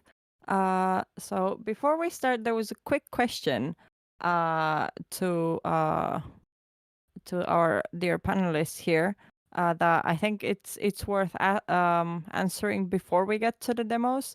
So the question is, how about releasing one totally free game to build up a fan base and followers, then make your second game for profit?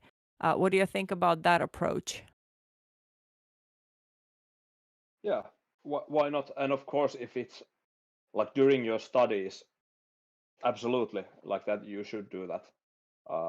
If you have like if it's like a side job that you're making game, like if you're thinking about changing careers, that's also a good move. If you are like already have a company, then I don't think it would be a good idea. But it depends on the circumstance. If you're a student, I think that's an excellent strategy. Like make a good game during your studies that is very fun and can attract people to play it. So a very fun and quality game that is free. I think that's a good idea. And then make a commercial game afterward. What do you think, Saya? Yeah, I think it's a good idea. When I did my internship, we were running late with this one project, and we did a small one on the side, which we released before, and it was for marketing purposes, and it was free, and the other game was like paid for. So I think it can work. Nice. So that would be to keep the engagement and the interest within the company.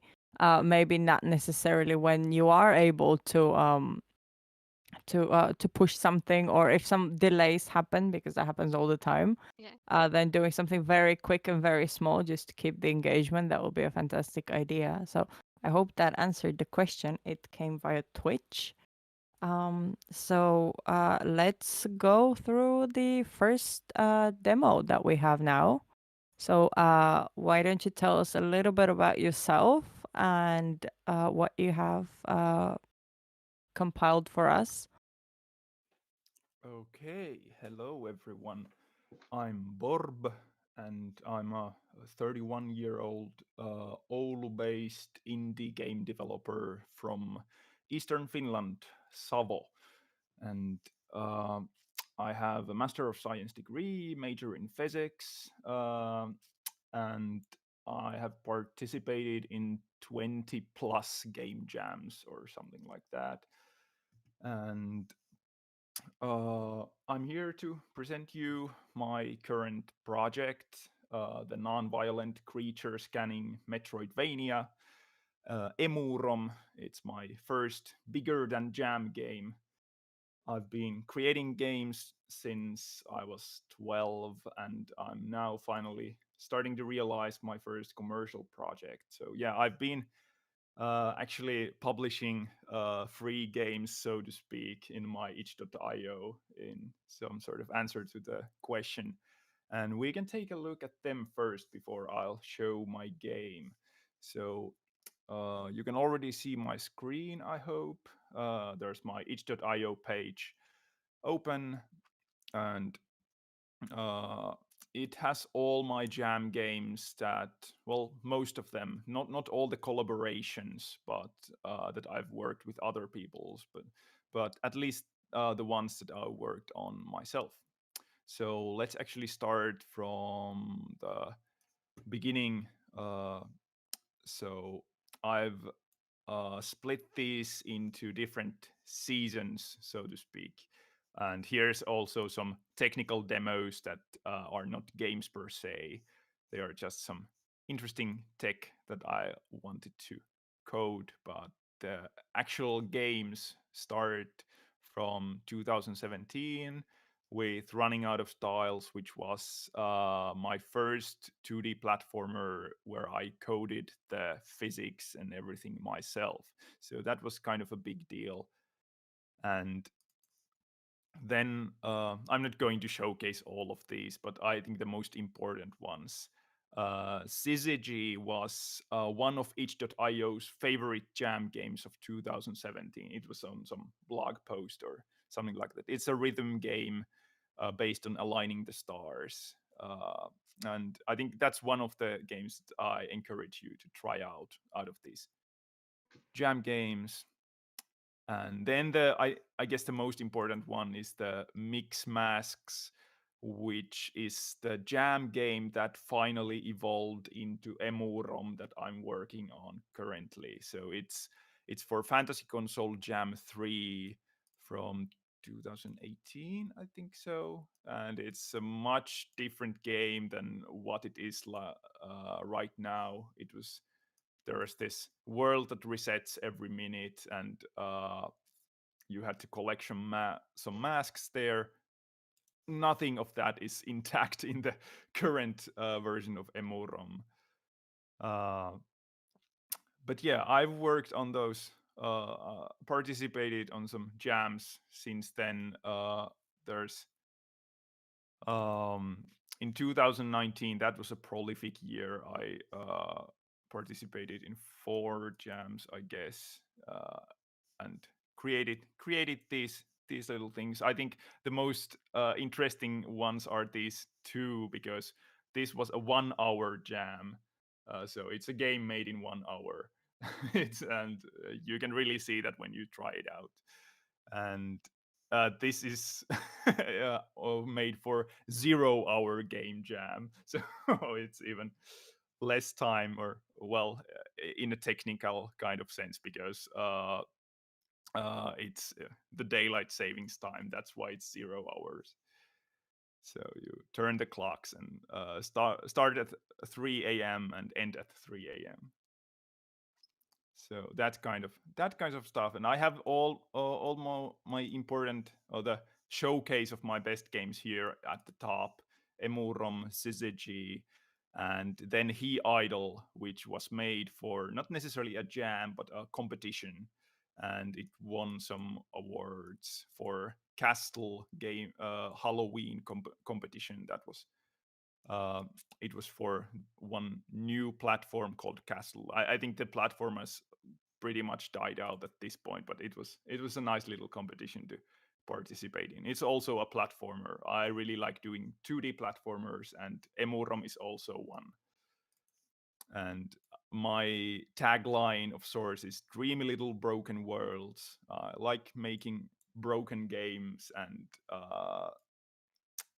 maybe show the seams, and so that you can look behind the curtain or under the hood and see how things start to break in those games. And I have also, I think it was Yanni who said that it's a good idea to record what games you have done. I have actually one Excel document for that. So because I realized that now is the last time that I can still remember those. So I started just counting everything and all the jams that I have participated. That's why I know that I have participated in 21 jams for 25 games, and myself, I have created 12 games. And you can try out this demo for Emurom here on itch.io. It's playable right in the browser. It's a bit older build, I think 1 year old at this point, but I can showcase you a bit newer one that I have here on my computer that I also showed yesterday, but I can continue where we left off and show the most important parts of the game. So those that are unfamiliar with it can see what it's about. Do you have any questions at this point? Well, I wanted to say, like, this is very impressive because yeah, I wanted to ask, like, before I say anything, what programming language did you use to make these? Did you code your own game engine, or how did this go? I'm mainly using a fantasy computer called TIC80. I can show it's a fantastic tool for prototyping and jams because everything is in this one window. You can start coding here. It has a code editor. The programming language that it uses is Lua, and but you can also use JavaScript if you want. But I'm using Lua myself. Okay. And then you have a sprite editor, so you can do the pixel art here as well. There's not that much memory to be used, but these restrictions, they really drive creativity. And I like this tool. There's also a map editor where you can create that world. So you can draw with all those tiles from the sprite editor, and also music editor and sound effects editor. You can do all that stuff here. I really love. I think I have achieved game development nirvana with this tool. I really love using it. Great way to promote it. This is so interesting because this is so old school and quirky. This is definitely out of the mainstream way of developing games. What made you adopt this so fiercely, so to say?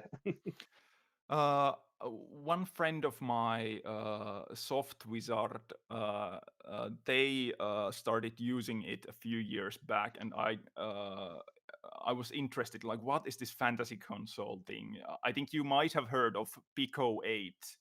That's the more famous one. But this is the free one, so that's why I started using this. Pico 8 is $15.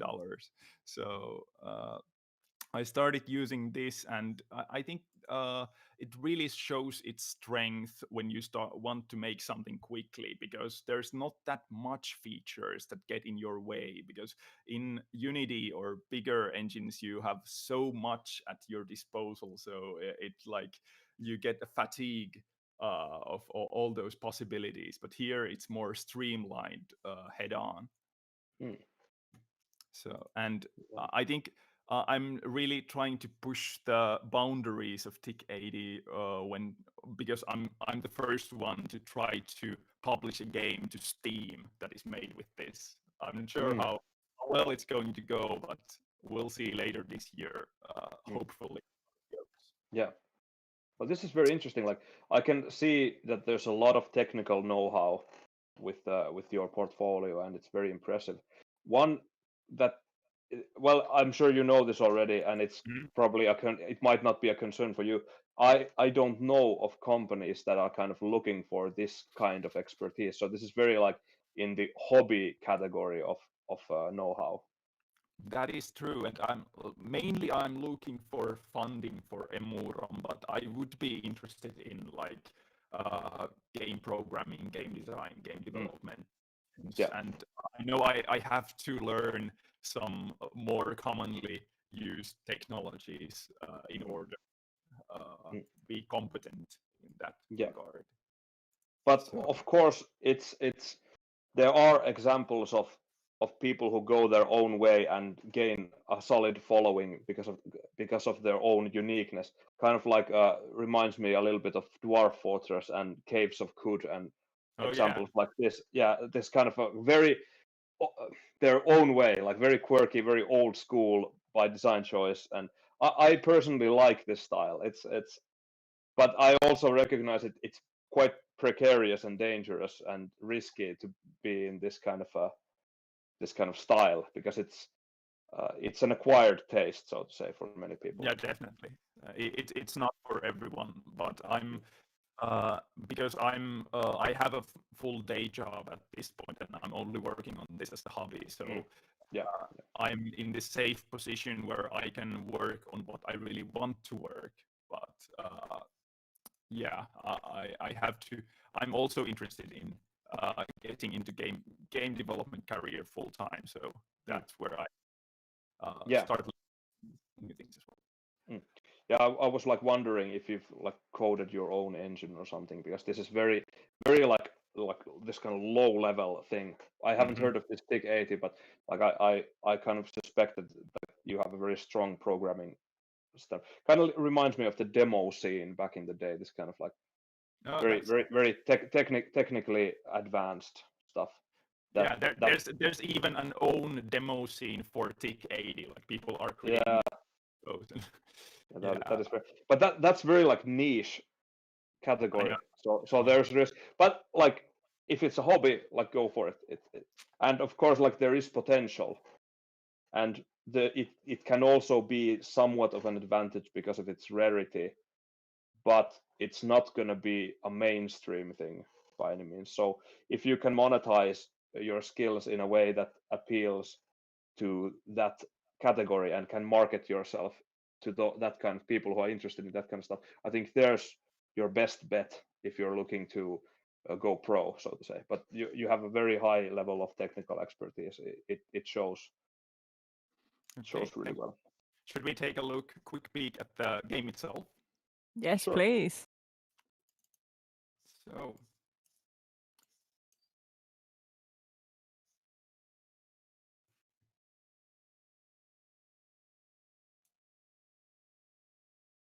Can you actually hear the sounds from this game? No, I can't hear any. Okay, so it's silent, but then you got to play it for yourself. It has really good music. I can assure you. Okay, cool. So, as I said, it's creature scanning Metroidvania. So you are sort of a biologist in a unfamiliar territory, and there's all sorts of things that live here. The creatures called Emurom, and you have your scanner that you can use to find information about all these creatures here. So, for instance, let's scan this one. It's a voekukka, so a dandelion of sorts, and you can see that it's in this green biome. You have found 1 out of 19, and you got one picture here, but there's some question marks left. So there's some more information about voekukka than we just got now. But there it is. We can scan all those different things. That's Salavia, and this is actually okay. When you hear the sound, I saved your progress. So let's. You can't hear it, but now when I touch it, it says bling, and it saves your progress. So now you found out that okay, it's the save point actually, and here's another room where we see there's some a bit more lively creatures, some little worms that we can bounce off of as well. So as you can see, it's these creatures are fine and intact. They don't get killed when you stomp on them, and also if you go say hi to them, you don't get hurt. Well, so that's one of kind of the spirit of this game. But even though it's non-violent, like there are some puzzles and things that you have to learn in order to progress further. And here you can see there's the Puijontorni and some birds. When we jump on it, it starts to interesting move. Yeah, even moving platforms are also kind of creatures, and they only move when you jump on them. So and also when you scan them. So you need the scanner to continue from here to left. We didn't have it yesterday because you have to collect the scanner first. But now we can scan it, and okay, so it's a kaakana, and if its way is clear, it can carry others across the land. So that's what it does. And now we can go to left and use this little fellow here. So now you have seen maybe the basics of this game. You scan things and you learn more information, and that with that you can proceed further. And there's even you fail in this game, you don't die. I think like learning by death is a bit strange thing that is normalized in games, but I'm trying to find some different ways of teaching that you have done wrong to the player than actual death. So yeah. Do you have any questions about the game? So everything is okay when you scan them, like the animals, nothing dies at any point. No, they might like react in some way. Some like let's show this little worm. It's walking that way, but when we start scanning, it turns around and because it likes the light. So, and we can see it from the text as well. It's inspired by its curiosity or just flickering light that our scanner provides. So different creatures react differently to the scanner. So some might even be like annoyed by it, and maybe can be aggravated by the scanner, but like it doesn't directly hurt anyone. It's just like light that you use to gather information. And when you have this information, you have this kind of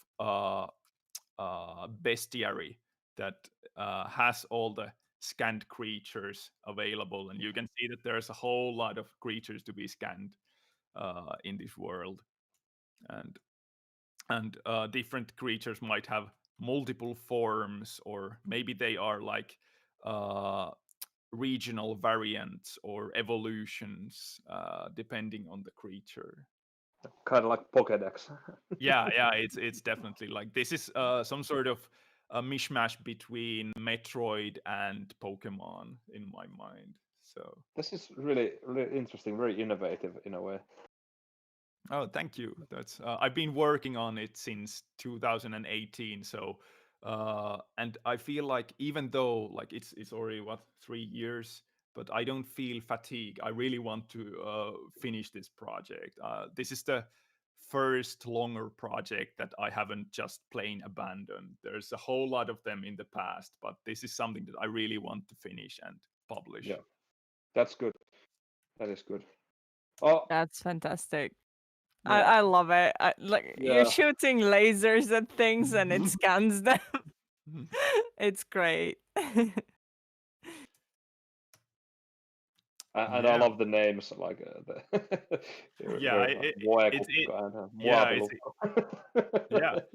that's actually some sort of lingual shibboleth, that muovilukko, because people from the Western Finland might think that okay, it's like muovilukko, like plastic lock. No, it's muovilukko, kind of a plant. Vilukko is a real flower, and muovilukko is my kind of version of that. Interesting. Yeah, I read it as plastic lock. Yeah, I think most people do. Yeah. Because Finnish language is not already difficult enough to learn. Yeah. We just need more of it. Yeah, fantastic. I feel like this is also some sort of like cultural preservation. I'm intending to translate the whole game to Savonian dialect as well. So I think this will be world's third game that is made in Savonian. I know 2 instances of games that are in a Savonian dialect, but that's fantastic. And I really hope that Pori ES, Oulu ES, or anyone else that we can connect you to that can boost your idea and really get people looking at it, because I think this is fantastic. And I would definitely like for us to promote it further. So you could leave all the links and info. You can throw it in the general chat. We will make sure to share those forward and get the visibility out, because I think this game is really nice.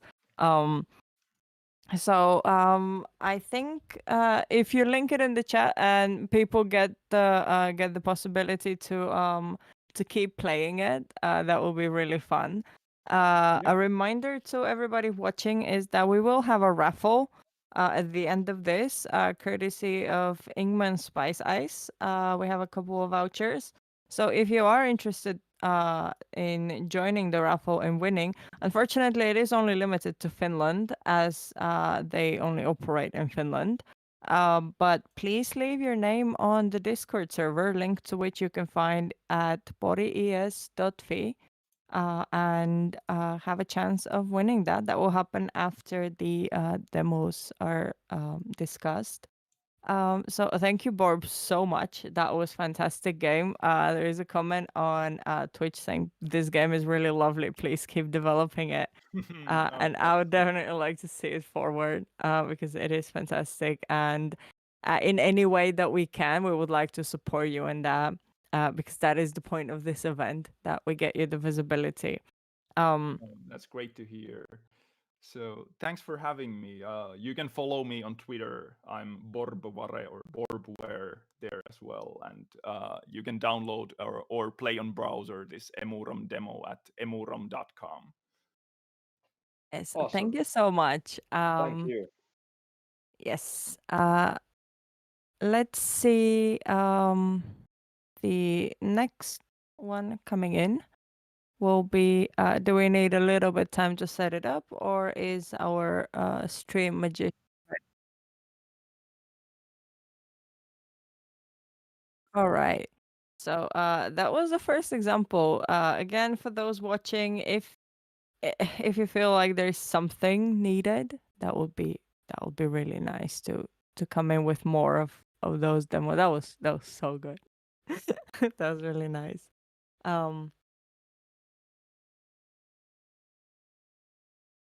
The next one will be Daniel Kuidunen. Okay, interesting. So this will be our game then. Yes. Hi, welcome to the stage. Hello there. Hello. How is it?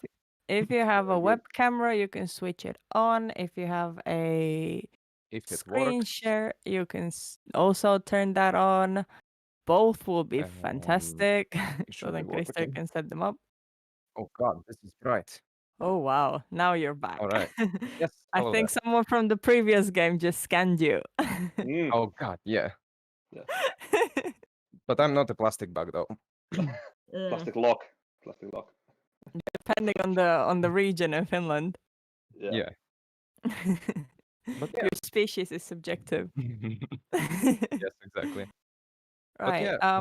Do you have a screen share that you can do? Yes, sure. You can put that up. Give me 1 second. That would be One More Boom. That's the game that I'm gonna show today for you. Okay.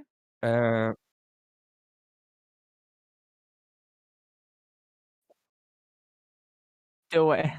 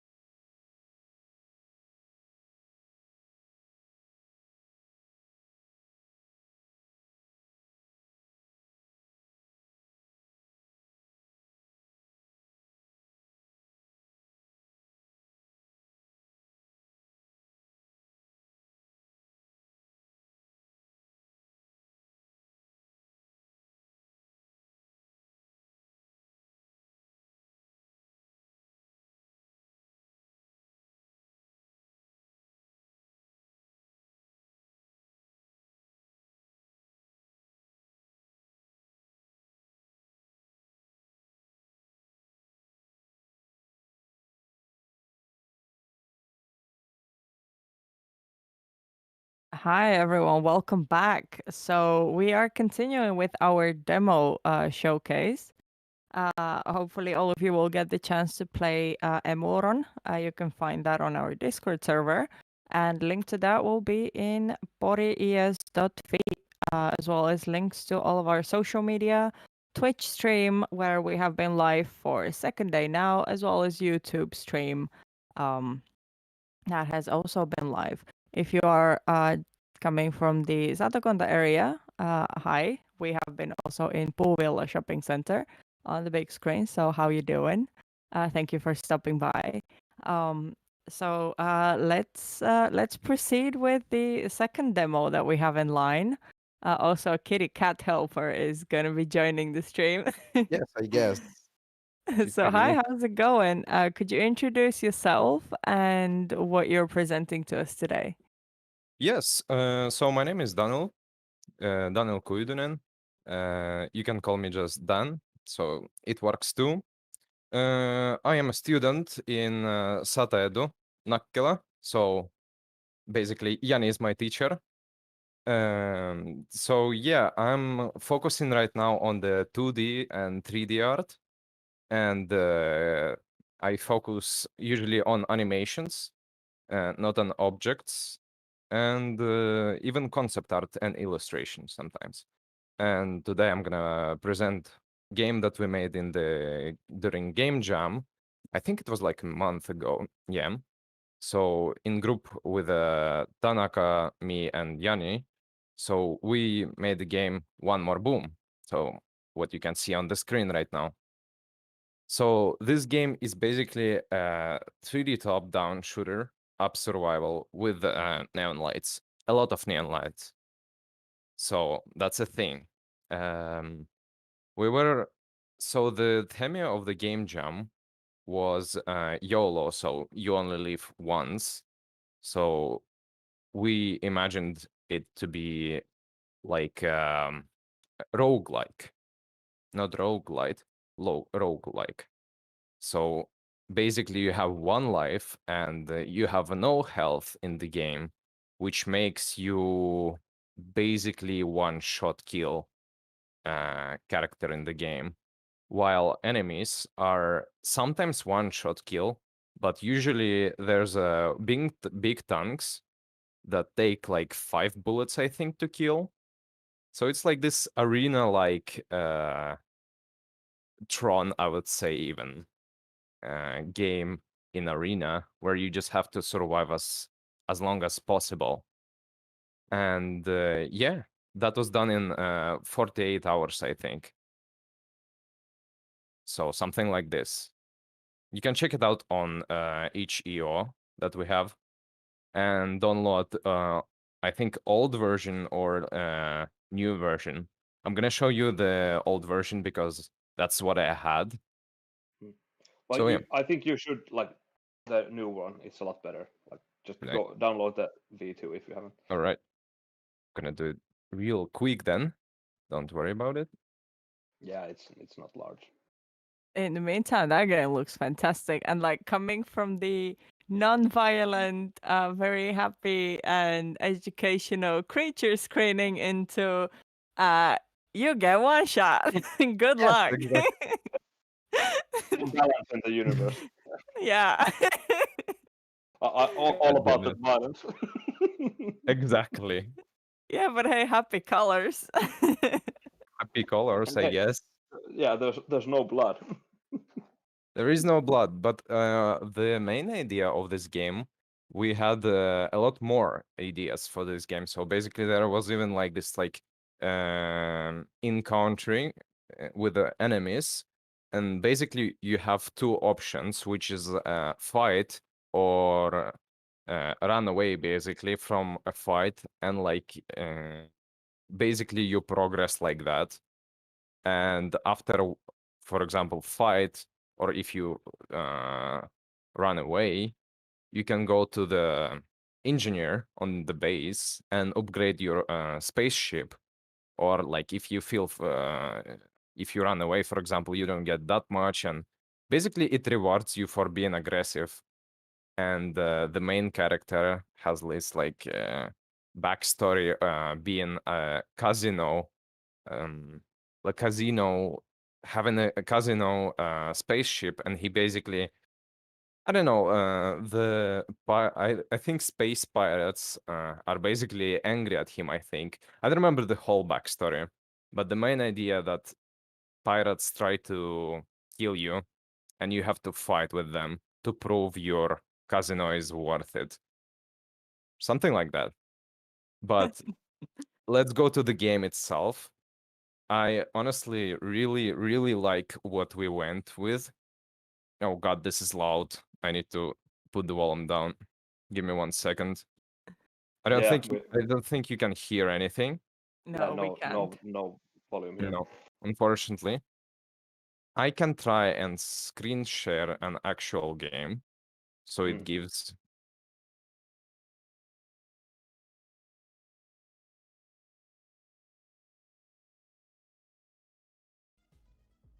Does it work? Now I can see something. Can I hear anything? Okay. Okay. Well, if Can you you see guys the can game hear, then itself? that's fine. Yeah, I can see the main menu. Okay, that's good. All right. So this is the main screen. You can already see a lot of going on in here. So let's just go into the game. So this is where the fun begins, as they say. So yeah, there is no introduction, there is no tutorial. It's basically in the main menu. And you just jump straight into the action, which we were like hoping to do. We didn't want to do this game like what do you call it? Boring non-action, let's say it like that. So like you go straight to the point and you start to survive somehow. And yeah, something like that. And we had this idea of having a score probably somewhere. So you try to get your best every time. And more you survive, more points you get. And maybe even get the rewards. But because it was, we didn't have that much time, that's what we came up. And we were focusing a lot on the actual gameplay, so it's fun. And I think it's simple but really good, because even the design for actual models and visuals, we went with more simplistic but interesting because of the neons. So, and as you can see, there's a lot of different enemies. We have like, what do you call them? Chargers. Then we have red big tanks. Yeah, this is a big red tank. As you can see, it takes 5 or 3 shots, I don't remember, to kill them. Yeah. Then we have chargers are like, if you stand in one place for a long time, they try to dash into you, so they don't shoot. They shoot only once, I think, when they are near you. So yeah, game punishes you if you stand on one place for a too long time. And it fits the YOLO theme of the game jam, in my opinion. Yeah, that was the charger. Then we have flankers too. It's like those like old-looking cars, kinda. At least that's what I went for a design. And yeah, enemies can crash into each other, and you can crush the try to dodge their attacks all the time. Oh god, that's a lot. And as you can see, the thing how it works, basically, I think after some seconds, random enemy spawns, and if you don't kill them fast, there's gonna be a lot on the arena, and it's gonna be just pure chaos. And I honestly love it, in my opinion. It's like, I don't know, it's really cool, in my opinion. Then you have those small mines on the map, which makes sound if you explode them. And enemies can crash into them too. So you can make like pretty interesting, cool situations. The dash system that we went with, first of all, it used to be like a meter on the right, so you can't dash all the time. But then we saw this and we thought, okay, maybe we should put unlimited dash. But again, if you, for example, dash too fast, there is a chance that you're gonna forget about wall and you're just gonna crash into it and die, basically. Just like enemies. And yeah, that's like pretty basic arena roguelike game that we went with on the game jam. And we are thinking on continuing it and even making some merch that I'm gonna design with Yanni. So it's gonna be pretty fun in my opinion. And yeah, I will hope that in the future jams there's gonna be even more fun games with interesting designs and gameplay. And like, I really want to focus on the gameplay so design fits the gameplay. So yeah, something like that. This kind of That is game. fantastic. And again, 2 out of 2 for lasers. That's a leading theme today, it seems. I love it. It looks fun. I think there is a time and place for a lengthy tutorial, but it's also sometimes really nice to just be thrown straight into the game. The latest Doom game comes into mind that there's no introduction, there's nothing. You're straight into action and you have to pick up a gun and start shooting at aliens. We have one comment from Twitch saying that this is from Ines, who will be presenting a bit later today. He's been very excited in the chat. He says the game looks phenomenal. I think it could benefit from large maps with some interesting pathways or asteroids. And he will be keeping an eye on this one. As well as from our part, Pori ES would absolutely love to promote that. If you need any help merchandising it or monetizing it, then we can absolutely help you with that as well. You could link where people could find it and download it from, as well as where people could find you and get in touch in the general chat. And I would just say one question. Since you have been to the game jams, what would be the best experience that you've had from them? Can you say this question again? Yeah, what is the best experience that you have had from attending a game jam? People and ideas, in my opinion. Because in my opinion, teamwork on the game jam is everything. So if you like find the people that inspired as much as you are and have like this similar ideas. So basically, if you go with a non-violent game, some people don't really like to do this, and like some people like more of the action games. So try to find people with same interests, I would say. And I had a lot of fun making this game, for example. Yes, it's exhausting sometimes, but it's like after you make it, you're pretty happy with it. And like whole team had fun. And yeah, I think it's all about the process and the ideas that change in the middle of the game development.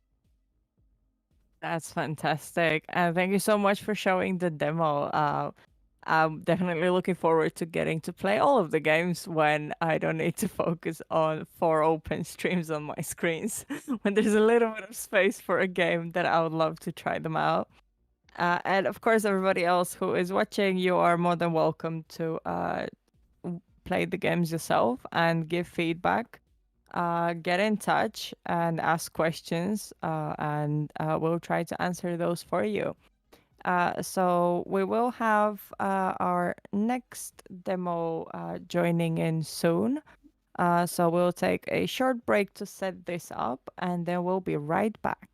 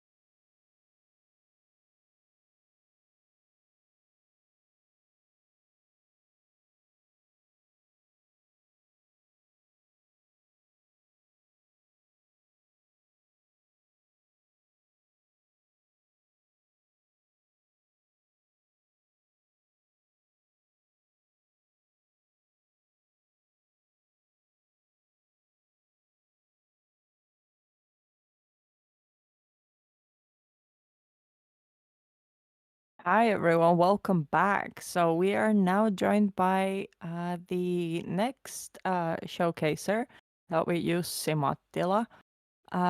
Would you like to tell us a bit about yourself, what you do, what are you up to, what you have done, and then we go from there. Yes, hello. My name is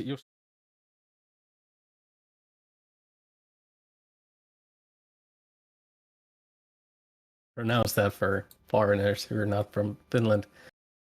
I'm a first-year student at Satarunakkilah's Vocational Institute under Jani's teachings, and I am a avid games lover, whereas I love punishing game design. For example, the game that just was showcased, I love the idea, and I have ideas that I want to pitch you, Jani, but I'll do that afterwards.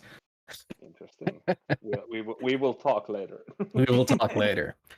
So I'm studying game design under Jani's teachings, and already I've been doing a little bit of these school projects. Also, this game jam for Finnish Game Jam 21 that was held this year.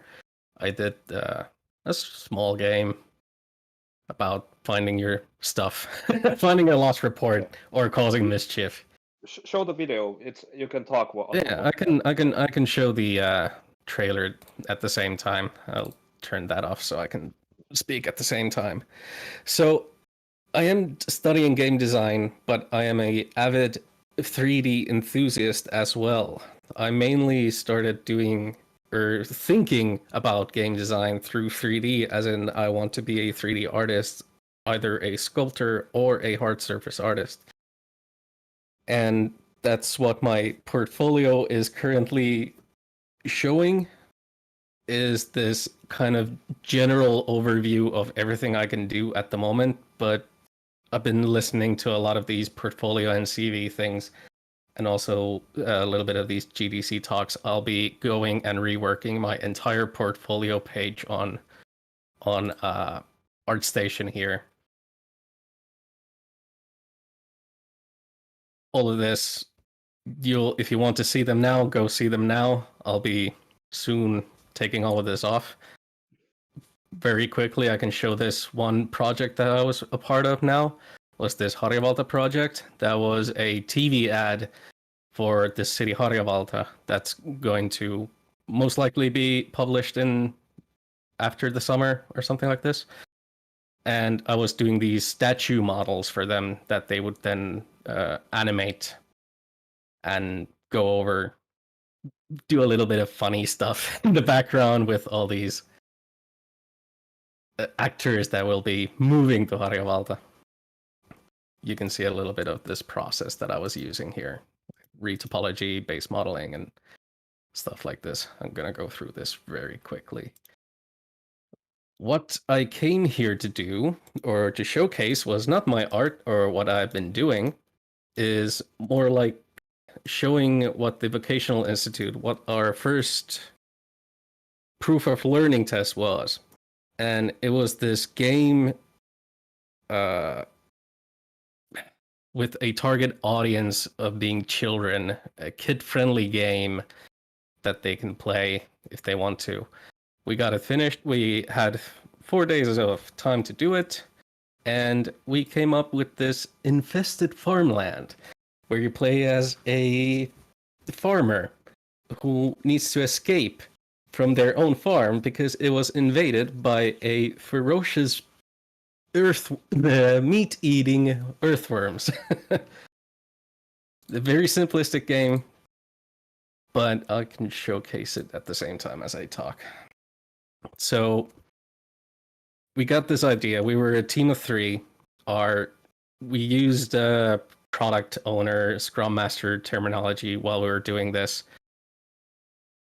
And I was the Scrum Master, and I made sure that everybody was just doing all of their stuff at at the right time.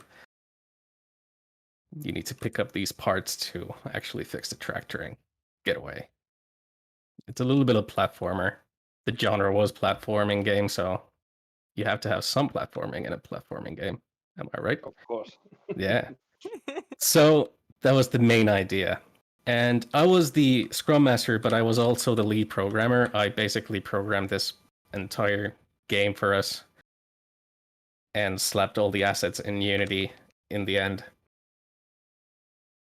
And what else can I tell you about this? It was mostly kind of fun to do. It had some new stuff that I hadn't done before. Come on. Ah, there we go.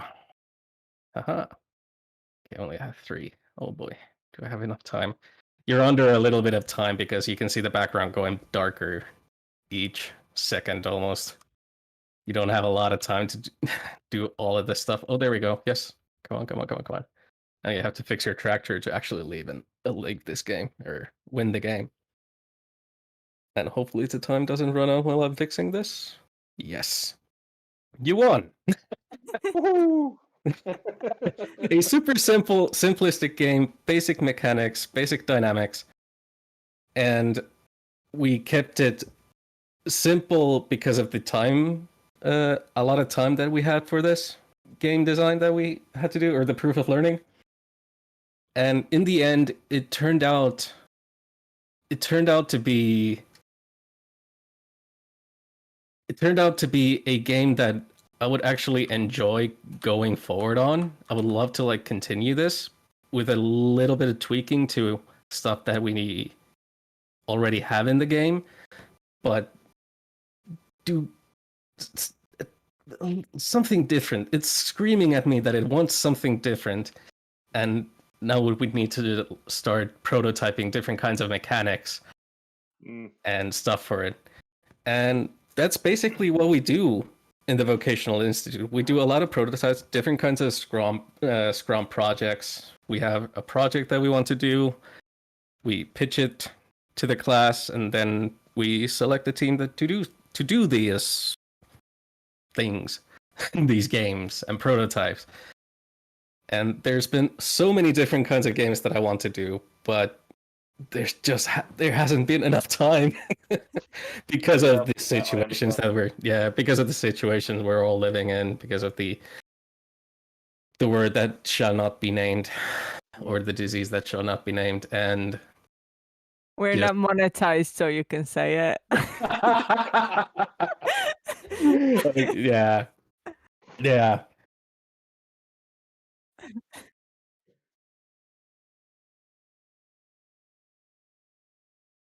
We'll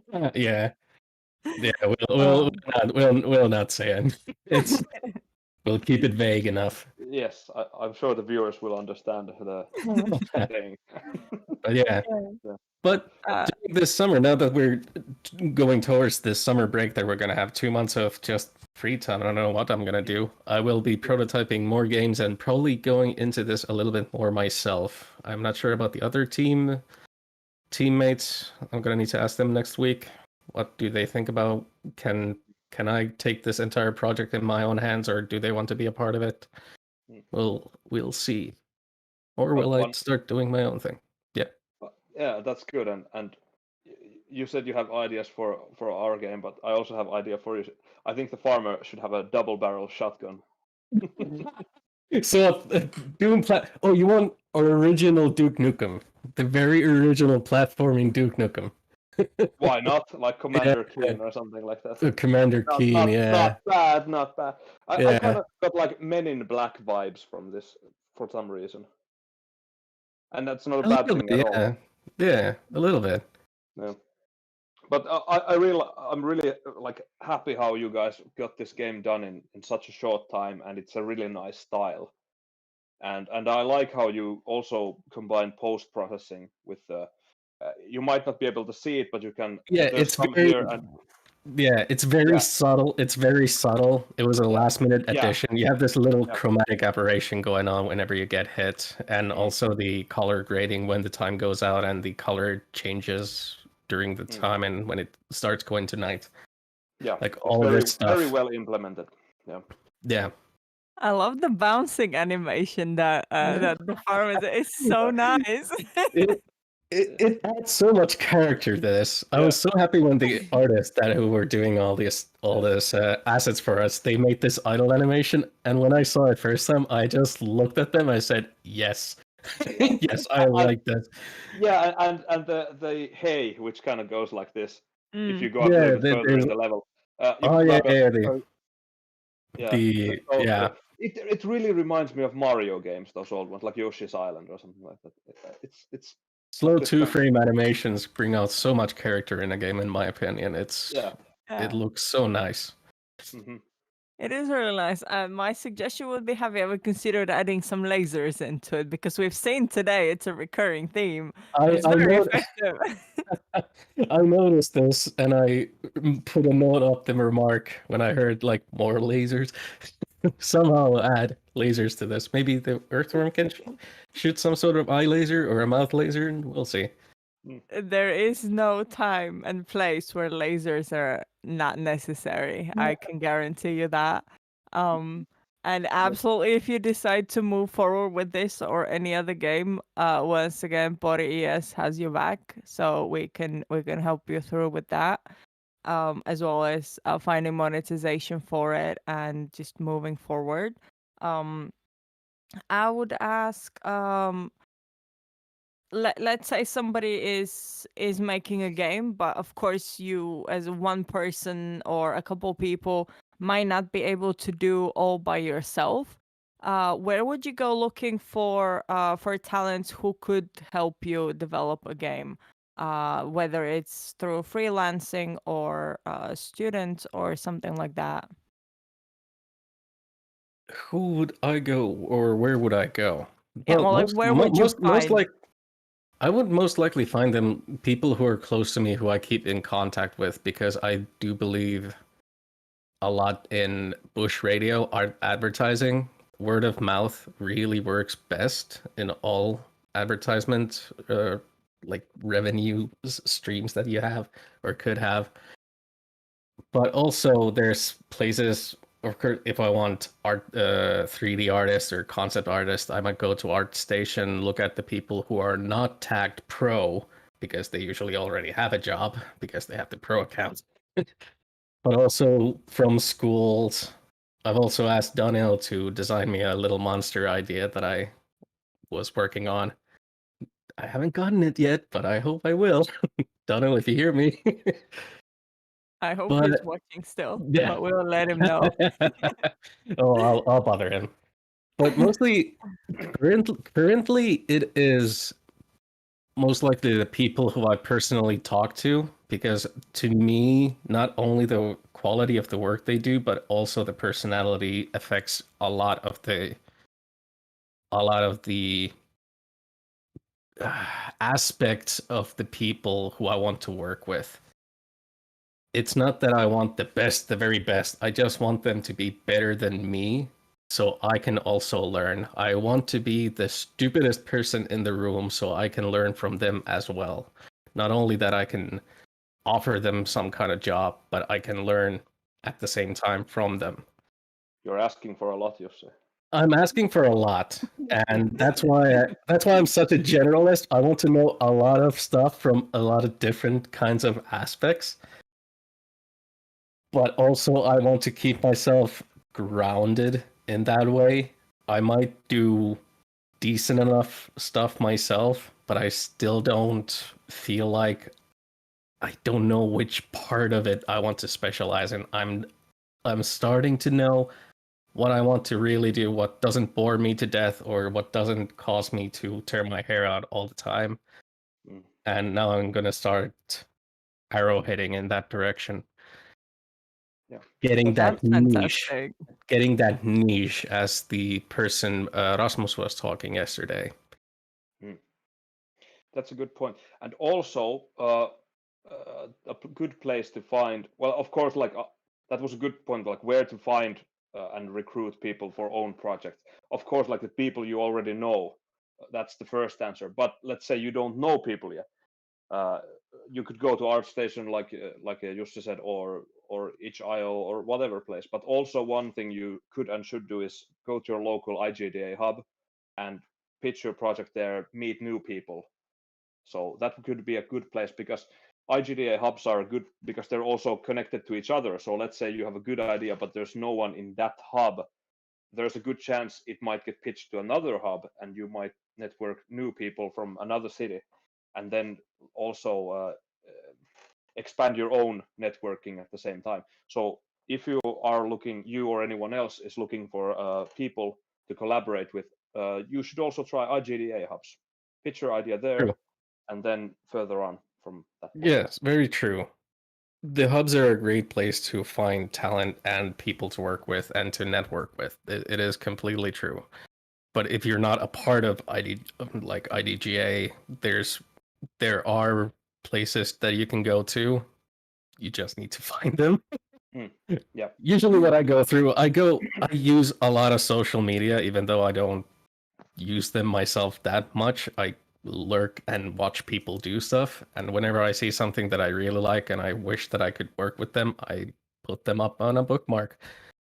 And whenever I come up with something that I want them to do, I immediately go through that bookmark list and say, I have a job for you if you're interested. It usually That's a works. really nice approach. Yeah. It usually works because the people who stand out really do. They get stuck in the back of your head, and you can almost, like calling cards, you can just pull them out of your brain and just say, "This guy, I know a perfect dude for you." Yeah, and that is good to have this kind of memory and recollection. And also, like one thing also about the IGDA, so the meetups that they host usually once a month, they're open to everyone, so you don't have to be a part of IGDA to True, join. true. Anyone can and should go to see what's up. Yes. Fantastic. Thank you so much. And I absolutely love the game. If you could link it to the general discussion on Discord, and we'll try to push it forward as well in the later promo from the event. So we can take a little break now, as we said, the last but not least presentation that we have for today. So stay tuned. We'll be right back.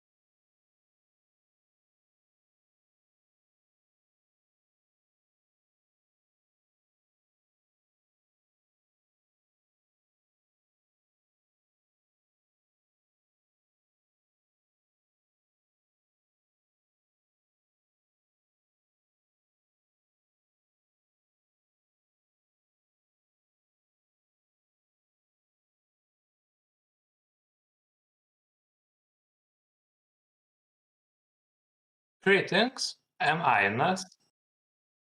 Hi everyone, welcome back. We are joined now by Ines. So this is last but most definitely not least of the demo presentations we have for today. And it's quite different to what we've already showcased in terms of student projects. So let's hear a little bit about yourself. What are you up to? What have you done so far? And how would you like to continue in the future with that? I'm Ines, and by profession, I'm a translator. And also, I make a living by running an online shop in which I sell minerals and crystals as well. And my hobby is level design. And one of my main projects is Project Remaster, which is a modification of an old Battlefield game. And it's pretty much a passion project, which I started in 2017, which was pretty much a texture pack for this game, just to make it visually more pretty. And over the years, it developed into something much larger and much more impressive. So I'll be discussing my own created levels, or so-called maps, some textures, and about this project in general. So let's get started. First of all, I want to give you some background about the base game, because my project is based on other old game, which is Battlefield 2142, and it was released in 2006 and published by Electronic Arts and developed by DICE. And it was very interesting retro-futuristic shooter, which was set in year 2142, when world faced with new ice age, which impacted the world, and two new military superpowers were formed, which was European Union and Pan-Asian Coalition, which is like Asia smashed with Russia. And it's also very interesting how they created a lot of lore and backstory of this game. Sadly, in 2014, online components of this game were shut down because this game was not profitable and player count plummeted. But it was brought back to life by modders who set up online servers and created custom content for it.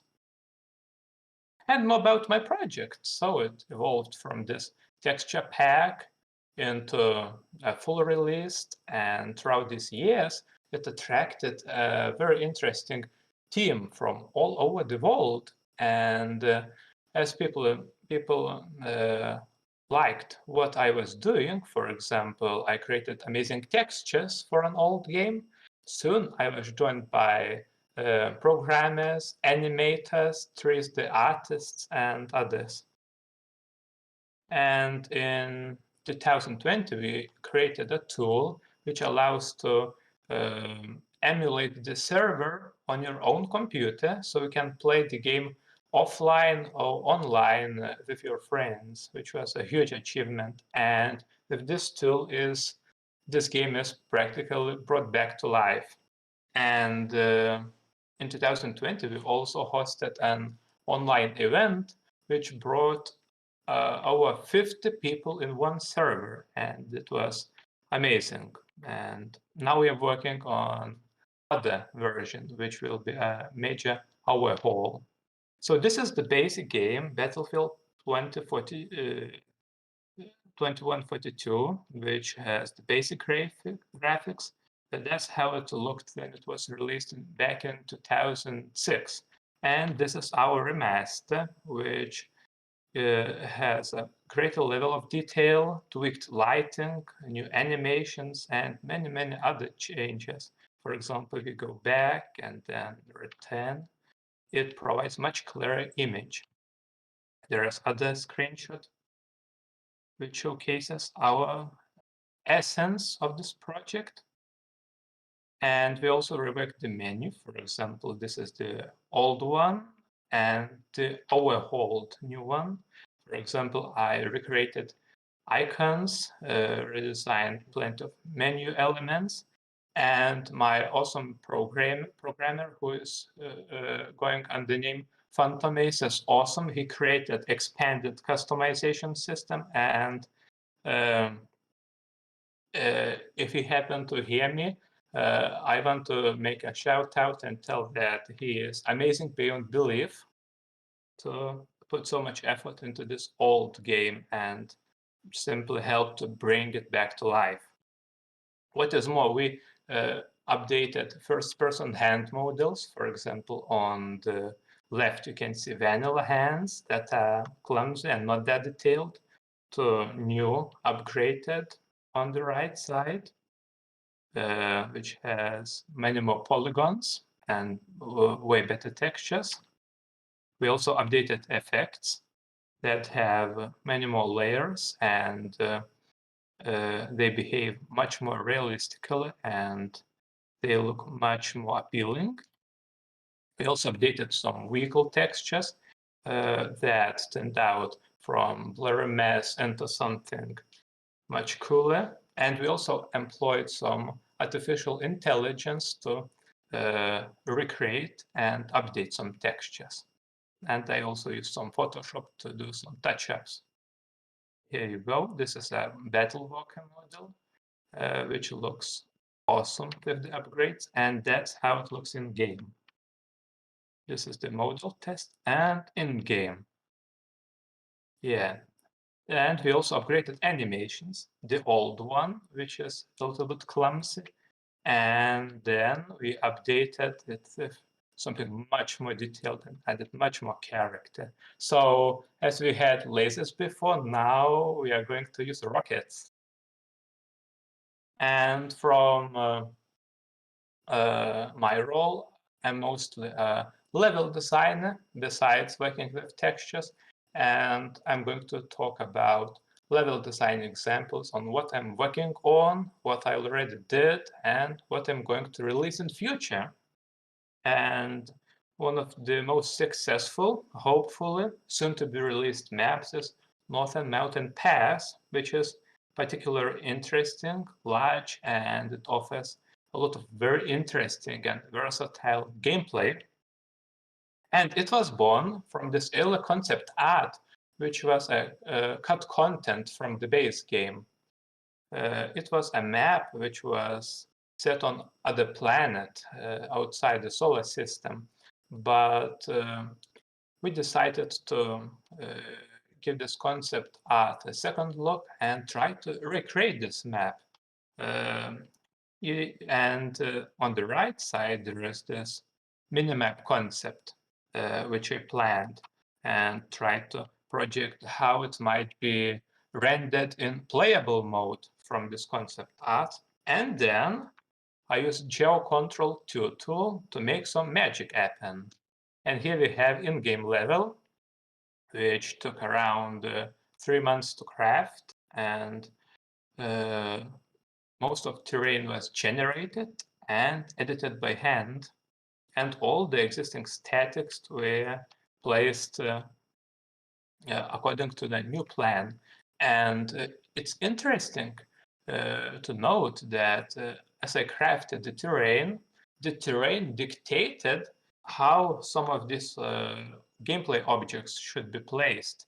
And it went very, and it changed a lot in comparison to the concept art and this basic plan. But it ended and resulted into something much better. Yeah, and it's a scientific base of Pan-Asian coalition set in Alaska. Just as this our vision of this map, it wasn't set on the planet, but on Earth. And that's how it looks on gameplay map, which helps to showcase how it can be played. So here we go. Here we have flags. This is a conquest mode where two competing teams have to capture flags and hold them for as long as they can.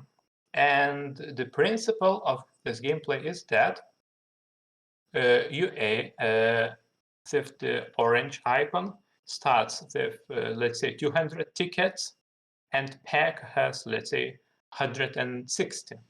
And if you have more than half flags, your tickets stop bleeding, and team who has less than half active flags captured, then they are slowly losing their tickets, and if they won't do anything about it, they are going to lose the game. So their plan is to capture at least half flags to stop the ticket bleeding. And once a soldier dies, the team loses the ticket as well. So there are two approaches. Either capture as many flags as you can, ideally more than half, or eliminate as many soldiers of enemy team as you can. So here you go. The first part, let's say, of this gameplay is that players from UA fraction can use, let's say, more vehicles and more concentrated power than PAC, the Pan-Asian Coalition, to capture flags. But since PAC has their flags more like spread out, they will be having a much more difficult time defending all of them. And it's more likely that UA faction will capture all three that are marked. And then we'll move to the second stage of the gameplay. For example, if at least one of the farm flags will fall, either this one or this one, it will unlock a possibility for UA to go around the map and capture other flag from behind. And that's how evolves the gameplay. And the other way is to go higher into the mountain and capture the following flag. And at this very point, gameplay evolves and becomes more like King of the Hill mode, which looks like this. The game becomes much more linear, and both teams have less options, and that's where the gameplay becomes much more intense. And then the final mode is to take the last flag. It is also possible to make very interesting assault lines game mode, where enemy cannot recapture the flag, and it really adds extra flavor to gameplay. There is another map called Backstab, which is already finished, and we are working on bot support, which will simulate players, and it can be played offline. So this one is set in Middle East. It is much more interesting and much more alive and bright and full of vegetation. So if you don't really like this inclement and cold winters, you might prefer this map. And I was responsible for making this terrain from scratch. It was a little bit improvised, but it turned out quite well. And we will be testing it online very soon. Yeah, and it can be fun with vehicles as well. And there are multiple modes. For example, this is a more linear mode for this map. For example, UA has 4 flags, which can be recaptured. And it's not that impressive. And there is this more like semi-open world map, which is much larger, and you have up to 7 flags, and you have to try to capture as many of them as you can and hold them for as long as you can as well. So it spawns pretty much this kind of tactic. But it's called backstab for a reason, because you can capture one flag and practically move around and strike enemy from behind.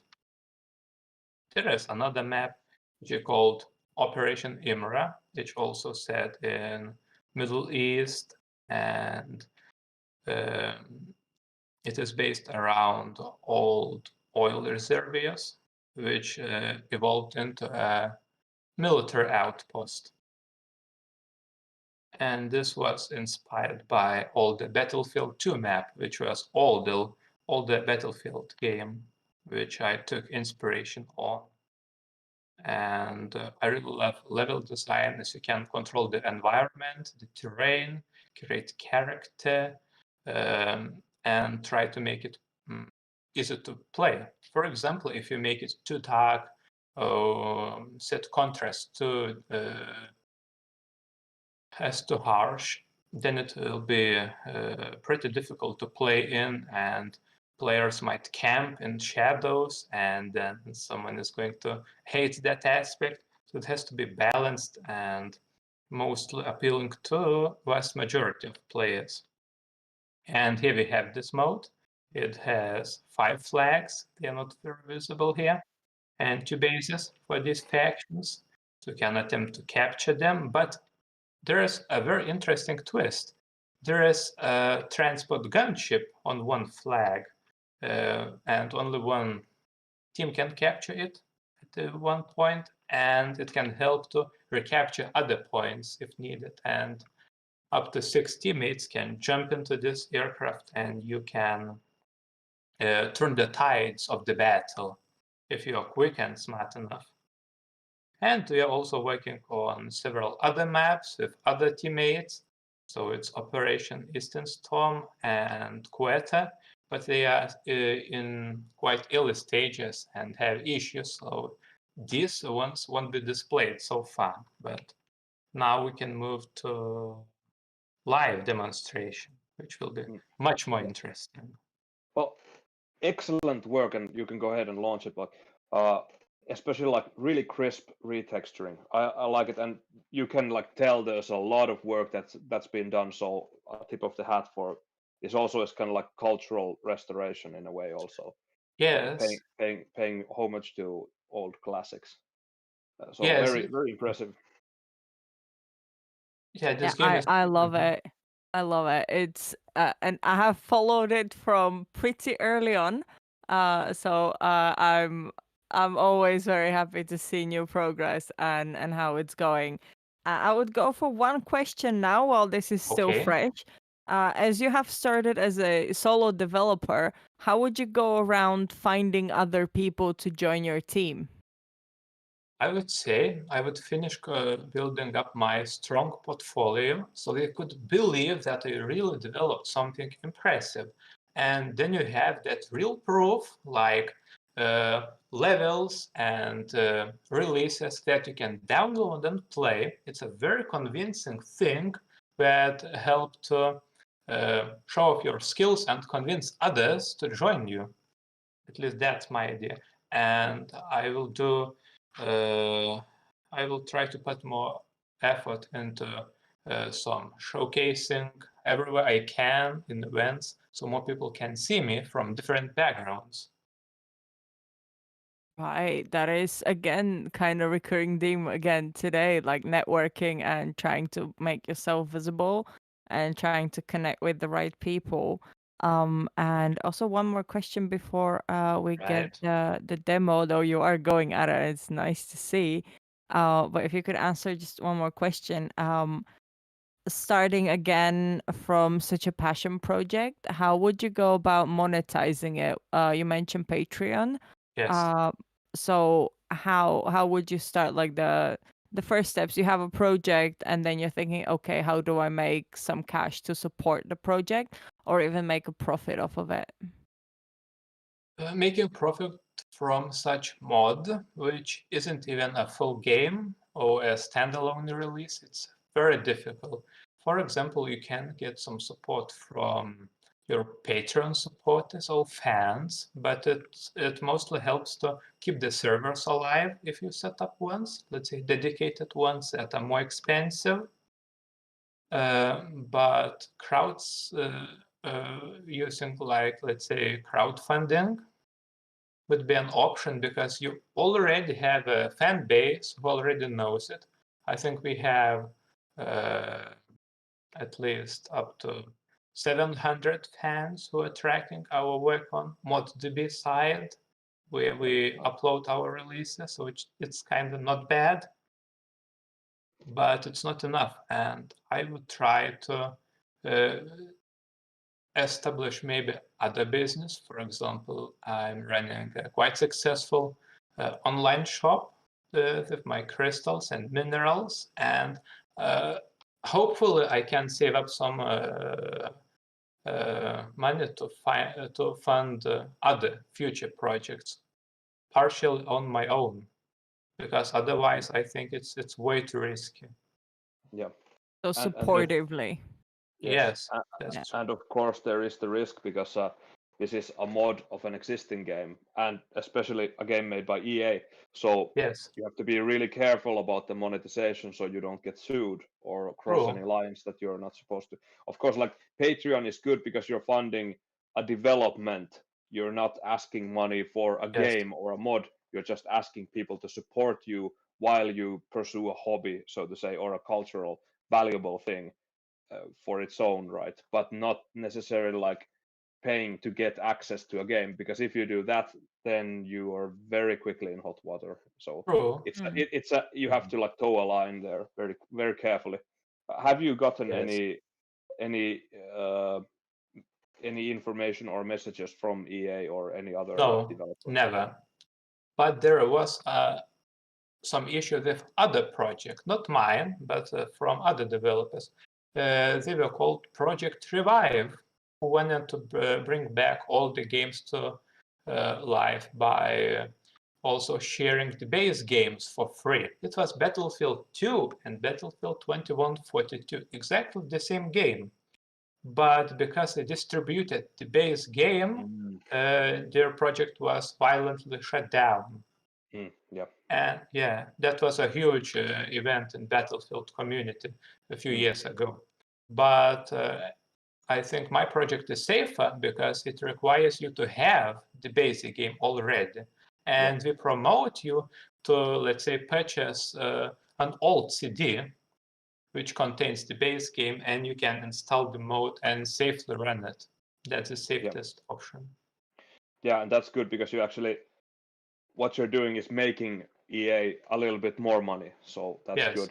But that's, of course, like that's a difficult subject in many cases. Like most of the game is like it's done. No one will really buy it anymore, like to like effective sales. But of course, like distributing a game that is proprietary, it's technically piratism, so it's illegal, so they get shut down very easily, and they have lots of legal power, so they can really like snap you up in that way if they feel like it. Yeah, and they're a big powerful organization, so you really have to be careful in these kind of things. But it seems like you've crossed all your T's and dotted your I's, so you should be safe. Yeah, let's hope so. I think I'm playing safe enough so far. Yeah. All right, let's see the action then. I'm kind of itching to see how it goes. Very well. So you can also customize your inventory. We offer expanded inventory with a couple of new extra weapons that were not present in the base game. Everything is animated, and you practically build your inventory by dragging down the items into the box. Oh, it was so difficult to overhaul it. It was like a pure development hell. It took years to find it out. You can equip heavy body armor for extra protection, but it slows you down, so you cannot run that fast for that long compared to light body armor, for example. You have also different weapons. That's also very cool, and I wish I could showcase them all, but we'll see. All right. Let's spawn and see how it goes. So we are in the base. This is a nice in engine footage. We have this futuristic rifle. You can also zoom. You can sprint as well, which is nice. It also has nice animations. It also has character, and it also has a installed grenade launcher. And you have these typical red boxes that you probably know what they can do. They will explode, as usual. And also, why Battlefield is awesome, because it's more like sandbox experience. So you play how you want. For example, you can jump in any vehicle, anytime, and practically you can wreak a havoc with it. I love mechas. Yeah. Yeah, they are fascinating. Mayhem. Absolutely. Let's go. Property damage. Yeah, you also trample your enemies with it if you can step correctly. Oh yeah.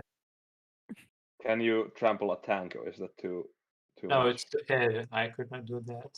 Yeah. And for example, mech can squeeze you to death and then you die.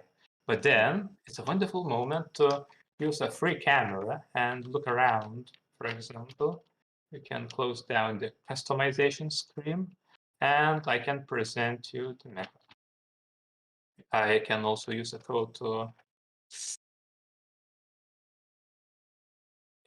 remove HUD. So it will provide us a perfectly clear image. So this map is Backstab, which I made with a lot of effort and went through a lot of development horror, but it paid off, and we'll be testing it online very soon, probably with a new event. Yeah. That Well, is a that's- lot of the challenge coming from working on an already made game and already outdated game. So you kind of had to retrofit everything to that engine and then bring it back to the modern day with textures and modern gameplay and make sure that it is still very current rather than simply developing a game from scratch that would not have a lot of those hurdles of just outdated technology. I would say retrofittation is way much easier as long as you are familiar with the engine.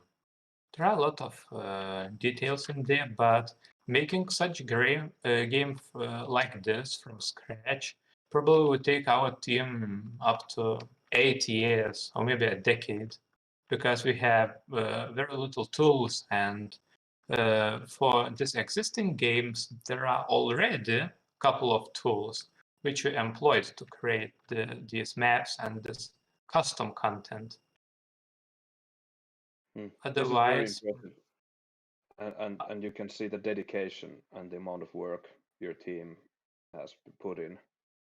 yes, and It's awesome. and that's what I really love. I'm very happy to have that team, and otherwise, if I worked on my own, this project would be nothing but a texture pack, and that's it. And then you have this interesting team. They kind of encourage each other, and then you're inspired to start improving different areas. For example, animations, models, and even start creating levels. We also had some assets donated from other mods that were for Battlefield 2, but we also, with permission, we used them there because they fit the level extremely well. Yeah. That's fantastic. I'm really happy to see it live, and I'm really happy to see how far it has gone. Because I think there is something special in revamping older games and keep playing them. There is a huge community behind a lot of the Battlefield games that are more niche that maybe didn't do as well when they were released.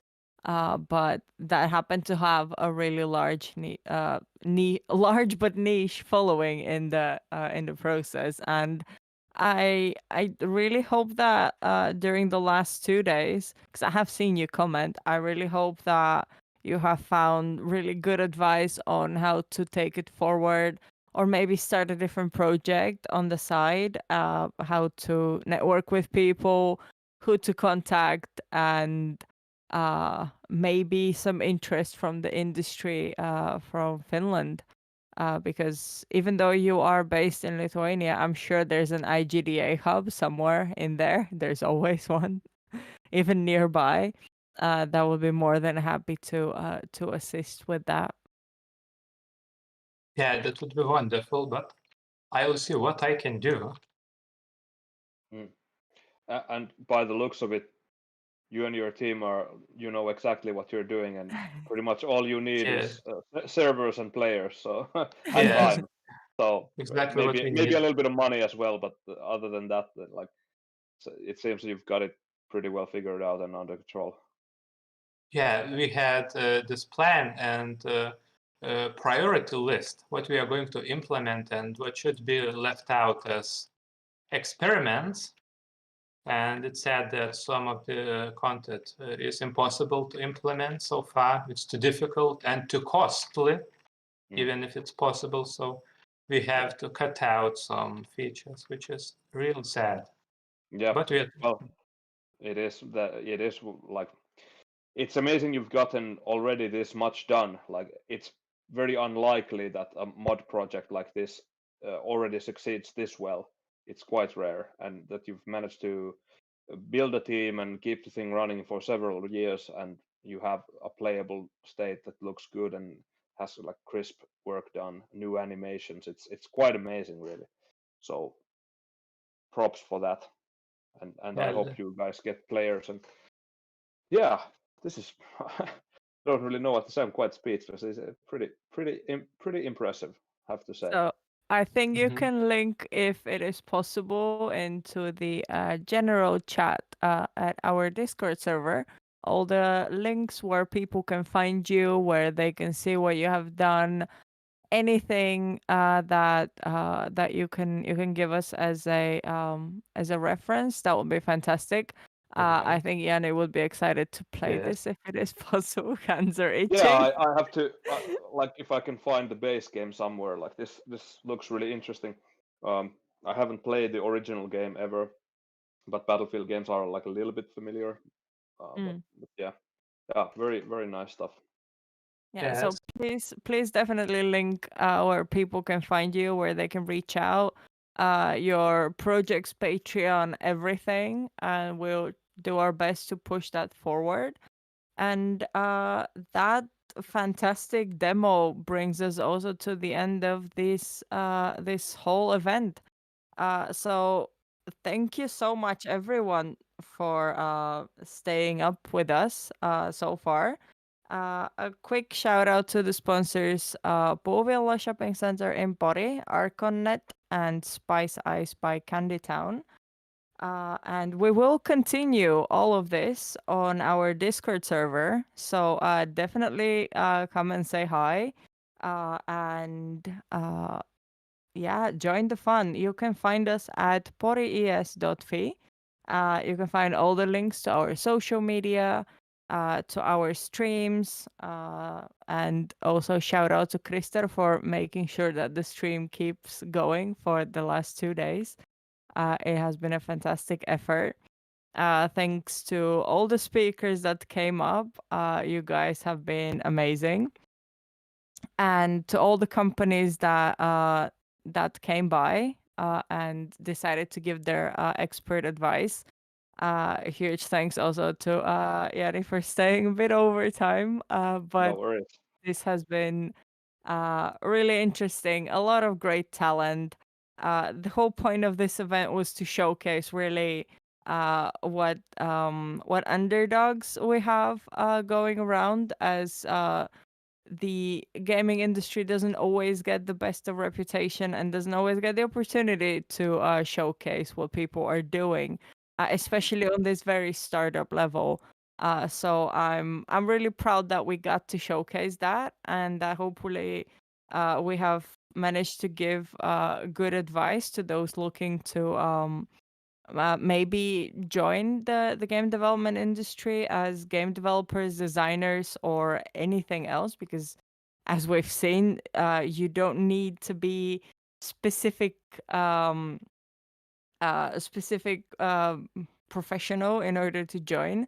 You just need to have a passion for games and to just be able to work with people very well. I hope we managed to help you all with that.